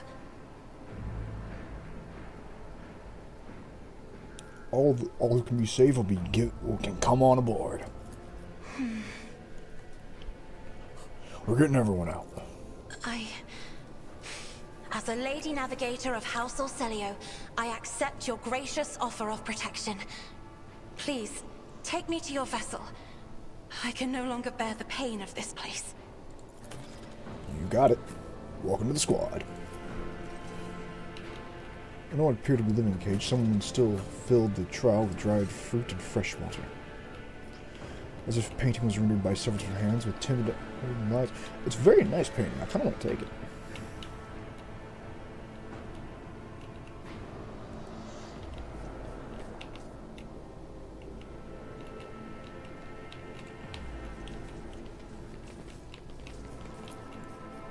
Luxurious feast which was left untouched. Cool, I'm taking your stuff. Cool. Hope it's chill, man. I'm just gonna loot you. Lady Navigator. Ooh. Color the uncolored.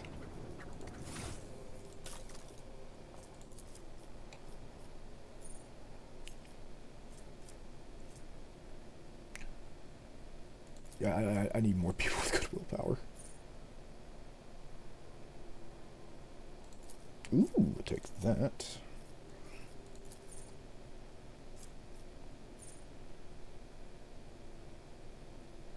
Take that as well. Pretty good.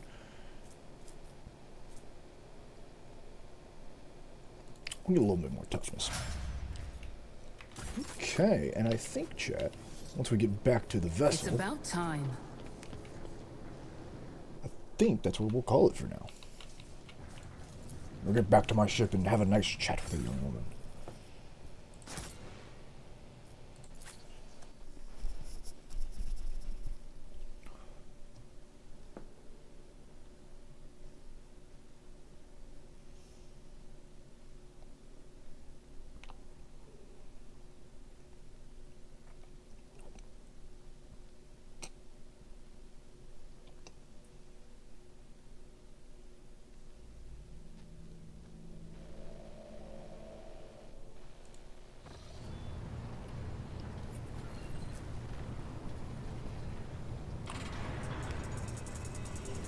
Moshi.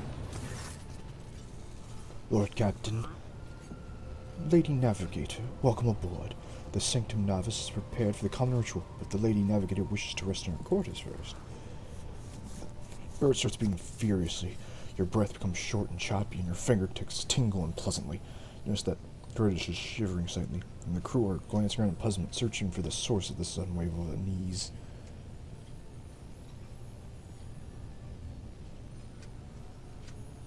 Oops. First, I wish to speak with the rogue trader. Leave us.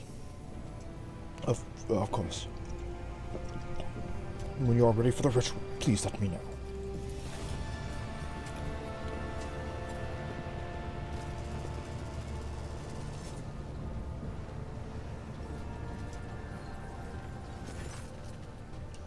Cassia sweeps her pensive gaze over Vigdis, then lowering her lashes slightly, turns to you.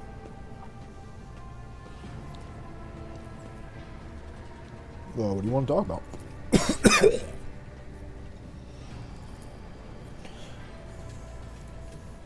I have not thanked you for saving me on the station. My thoughts were clouded by such mournful ash when Theobald's heart stopped, but you acted honorably, did not exploit me in my wretched position. For that, I am immeasurably grateful. I'm also deeply grateful that you saved my servants, especially my valet. Uwe served on the station for more than 5 years, much longer than any who preceded him. He knows how to properly attend to me during journeys through the Immaterium, and what to serve me for breakfast. His presence envelops me in a cloak of amber. But now, I'm ready to go to the Sanctum Navis and before the sacred rite. I require a brush, canvas, and the best paint you have on board, but no red. Why not red? Uwe gave me his blood before the ritual, as always.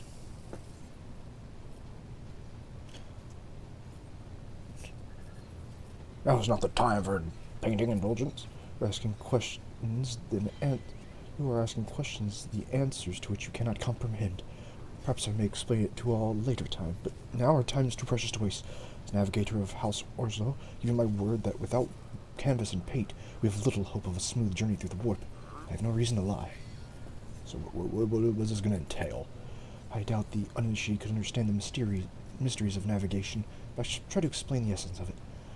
I must merge my mind and will with the machine spirits of the ship, so that I become one with the vessel. Revealing gilded import plants. After that, I use the House Orslo ritual, which I am loath to reveal to you, to free my mind of all errant thoughts, and then it is time for me to open my third eye and peer into the depths of the wharf itself. Among the nightmares, visions, mirages, and creatures of the abyss, only the light of the Emperor is the truth that would lead me from star to star, from system to system. Oh, the light, the guiding thread, so fine it can slip through one's grasp at any moment. But I have nothing to worry about.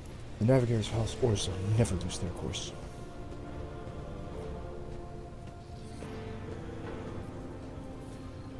Yeah, sure, I'll make sure we got everything set up. I shall take my leave of you for the duration of the rite. I ask that you do not follow me. You can survive the gaze of my warp eye when it's opened.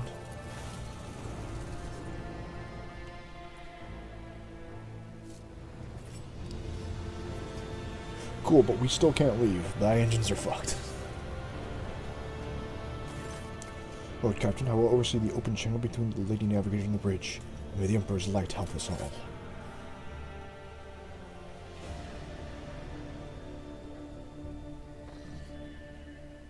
Foxcaster picks up the initiating commune ritual.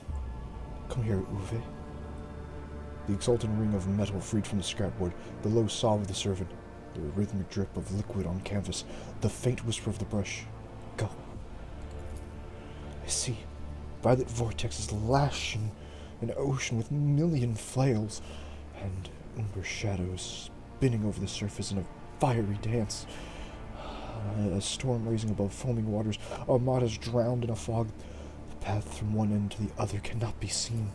And here, beyond the walls of glass, a daughter forsaken by her father yearns for her brother. And the sun's pale disk goes in tireless pursuit of her, no, of me. Its frozen rays lie. That spring is here. The light is deadened. The great ruler's gone. The Voxmaster recalls at Cass's words and accidentally snaps one of the covagitator levels.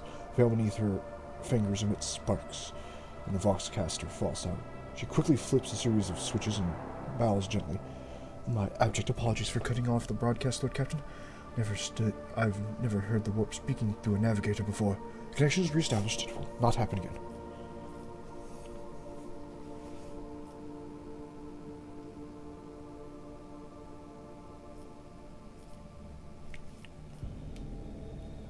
Cassia?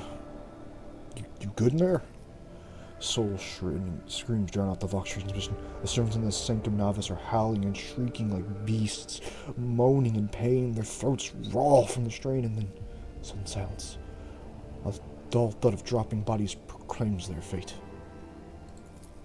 It appears the servants were part of Lady Navigator's right, as it was for her predecessor. I'll arrange for the bodies to be removed from the Sanctum Navis after the ritual, or what's left of them. Rogue Trader, I fear I have unfortunate news. Endless blackness is spread across the canvas, dividing what should be a hole in two, and my sight cannot glimpse the light of the Emperor as clearly as before. I cannot turn around. My brush only draws me onward. The way is blocked. You hear a heavy exhale, rustling fabric, and metal clicking. Like the Emperor's grace, the ritual was successful. Your vessel's temperament presents a challenge. Its cold steel grip did not allow me to breathe freely even for a second, as if the depths of the ships housed not only machine spirits, but something other. Now I will retreat to my chambers to recover my strength. Send for me if you need me. That would be the DLC. Yeah, don't worry about that. Lord Captain, congratulations on acquiring a navigator. Please spare me a few moments of your time, as there are several matters that require your attention. First of all, I wish to report the condition of the station, Eric 5. Had you opted to begin your visit to the record system with a different destination, the system could have become critically unstable. Fortunately, a decision was immediately visited that represents a Naus nobilita brought us precious time. We focus our efforts on dismantling station and procuring technology components for our own vessels, or attempt to save as many valuables as we can.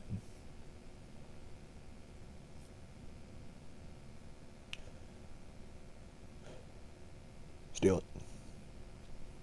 Loot that bitch. The mission, I will also remind you that we are still looking for an Engineer Prime. Both the vessel and its machine spirits are in desperate need of oversight from an experienced tech priest. We are also missing some crew, and much more importantly, we have not yet located Herix von Kolix, right hand of the Lord Inquisitor. Now we know for certain he's not on Eric 5. We should keep this in mind before making future plans. Man, like, can't you just show up sometimes and tell me how that's poppin' player? Certainly, Lord Captain.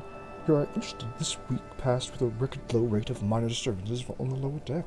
Senior Tech Mag from Shift 8 came with a new formula for the lubricant used in the kitchen servitor implement maintenance. The Quartermaster of Stored Compartment 11 recently reported we are spending ceremonial decorations at least 20% slower than expected. Which means we'll have enough tablecloth, carpet, and lamps to last us 15 years of grand receptions instead of 10. Even considering that some of the stock was burned during the cultist attack on the vessel. Very good. There you go. That'll be all. As it pleases you, Lord Captain. Bring back to the bridge. I want to talk to the girl, like we said, and then we're done for the night.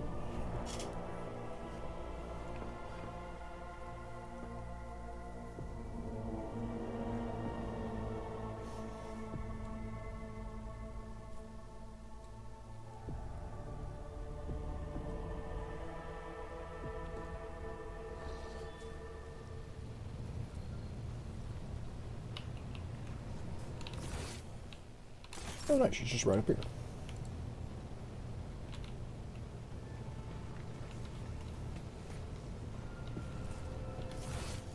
At least I thought so.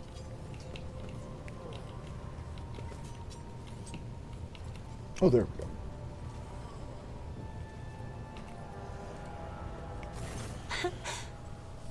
go. Words cannot describe how boring the bridge is without our stimulating conversations. I like you. Tell me about yourself. I am a part of House Orselio, an ancient dynasty of the Navis nobility. Since time immemorial, our family has served to advance knowledge, pushing at the boundaries of the dark unknown. The Starway Atlas contains 2,843 routes that chart the sectors of the Segmentum Obscurus and reach all the way from the Coronis Expanse to Holy Terra. Navigators identify so strongly with their house. It must be difficult for you to not lean on your elders, but you have my word that I will look after you. You will? That would be most appreciated, Lord Captain. So you've never lived anywhere other than the station? Hardly. According to the chronicles of the house, I was born on one of the Orselio worlds. Oh, what was it? Please forgive me, Lord Captain. My childhood memories are too vague. Sometimes I dream about the colorful birds that built their nests in the garden, or the servants dressed in purple livery, or the blue fog that rolled over the lowlands behind the palace. But everything is covered in a rosy haze. Perhaps it is my imagination, not my memory, that is painting these pictures. My stay on the station was wholly dedicated to preparing me for my future duty. Astromancy, astrography, numerology, the histories of my house and the Imperium, as well as other disciplines. For many years, dozens of instructors tirelessly prepared me for my destiny. And once a year, Great Regent Alronto would come to the station. He would entrust his beautiful vessel to my command, so that I could master the practical aspects of our art as well. Man, it sounds like you didn't have any friends. The Regent gave me a bird from a sunlit planet once. I tried to befriend it and make it sing, but for some reason, it refused, and died soon after. The instructors were too respectful of my duty to my house to waste precious time on idle chatter. Aside from them, there were only servants on the station, and you know they have their vocal cords removed, so they cannot break their vow of silence. And since the subject has been breached, Lord Captain, why do you not follow this honored tradition? Your decks are so garish. Apologies, I meant noisy. The rabble don't just chatter. Sometimes they shout and even sing. Why do you allow such a lack of restraint? Rogue traders are highborn, are they not?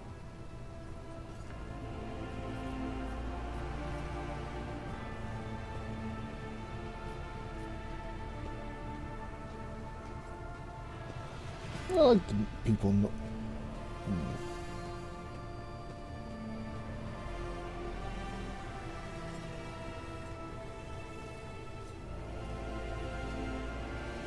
I like the noise people make. Fills the ship with life. With life? Ugh, if only you could take my place and watch this kaleidoscope. Every voice is a flash of color. Every conversation a shimmering glow. Every Oh, hold up. argument is an unstoppable swirl of gaudy splotches. Hey, don't talk about my people that way. The Navigator's open eye is baneful to whoever the warp's ruinous shine falls upon, and therefore it is the symbol of our power. We are the guiding stars of humanity, found worthy of an uncommon gift, and one of the duties that we bear is to guard our eye, even from wayward glances that may bear evil. Besides, I am aware that lesser servants of the Imperium may find our appearance repulsive. The Navigator gene twists the features the rabble are used to seeing, and the magnificence of our role cannot be grasped by their feeble minds.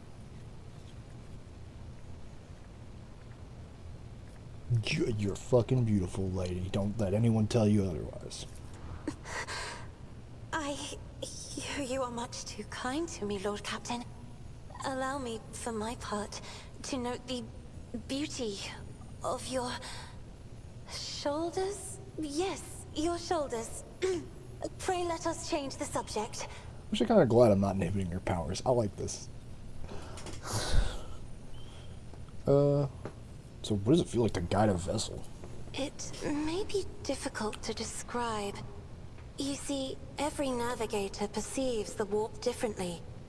My mentor, Great Regent Elronto, always described his travels through the Immaterium as a journey through a vast wood with countless paths.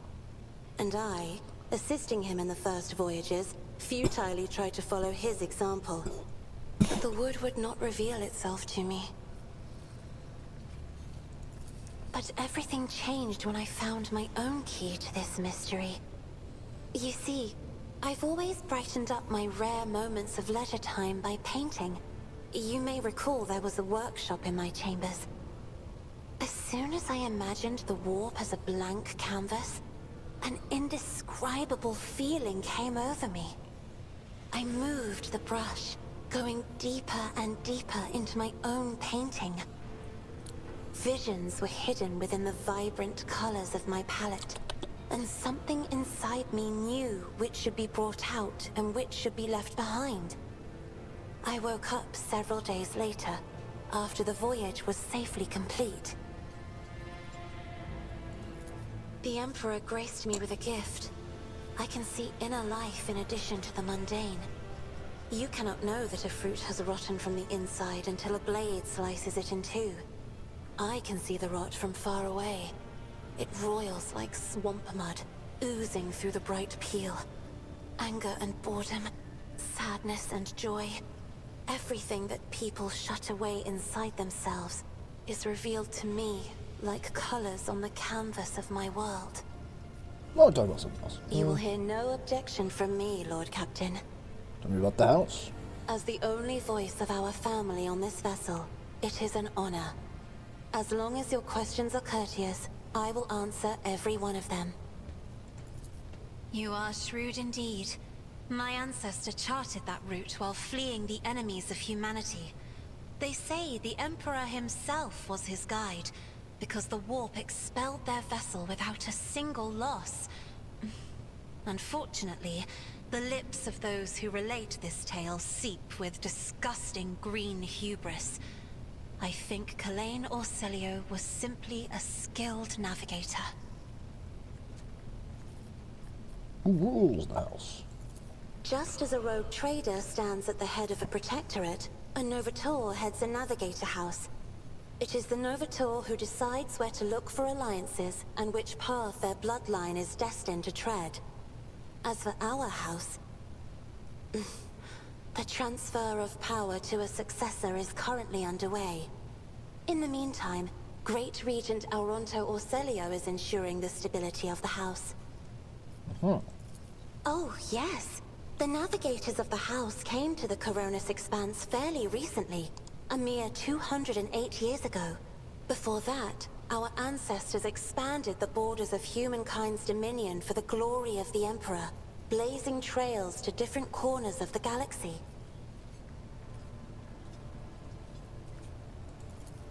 So, says Regent Elronto. Nothing is decided yet. Some people in the house become enshrouded in rolling grey clouds at the thought of me becoming the Novator. But even more are bound with dull leaden chains. They think I am not ready for such a burden. By all means. What does her special sight reveal? Sister Argenta shines like a guiding star, inspiring resolve in those around her, seemingly inexplicably. However, I see a dark and ugly fog billow behind her, contrasting sharply with her shining light. It burdens the Sister of Battle. It drags her down. Yet Argenta herself is hardly aware of it. Seneschal Viserion is among the few whose colors are a pleasure to look at. Whenever the Seneschal speaks, heavenly crystal clarity spreads around him. And whenever he is angered, dark blue clouds condense over him. And in his rare moments of joy, A pure gleam of sunset pink caresses the souls of those near him. Out of your entire retinue, Lord Captain, he is the only one I would trust with my life. It's fair enough, I'd do the same. Idira's emotions are like a maelstrom. Bright, unbridled, enveloping her form like a wondrous kaleidoscope of colors. And as dangerous as a twisting warp storm. The riot of colors hides the truth from my eyes. What exactly is driving this woman? Is it her own will, or is it the Immaterium, Lord Captain? No idea, but anyway. I have enjoyed your company. Thank you for the conversation. There is actually one last thing I want to check before we call it.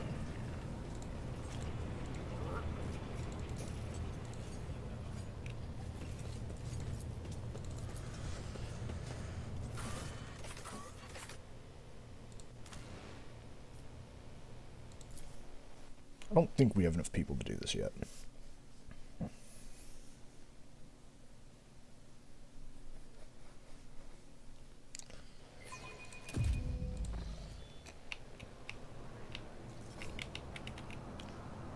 Oh no, we do. Cool. Sins hidden in the heart turn all. Look no further.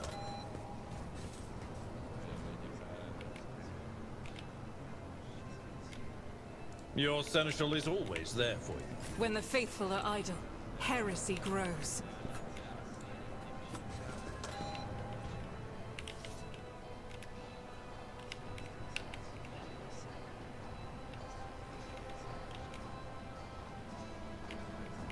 You are in the presence of House Orselio.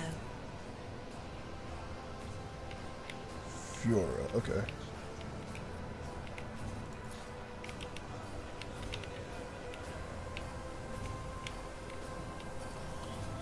Where is the U?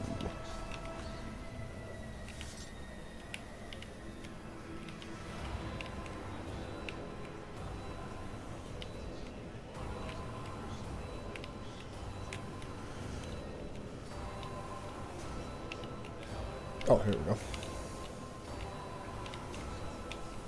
We are the spearhead of the Imperium.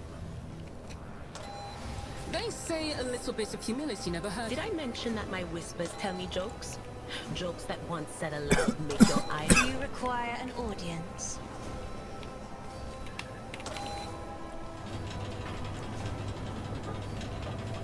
Something of interest. Ooh. Oh, yes. I'm always ready.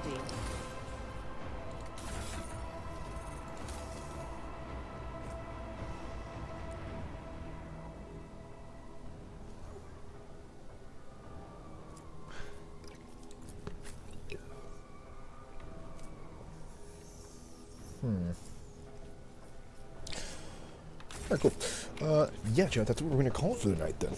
Hope everyone had a very good time. A new challenge for me. I know we did, and we'll see all of you tomorrow. Till then, later, mates.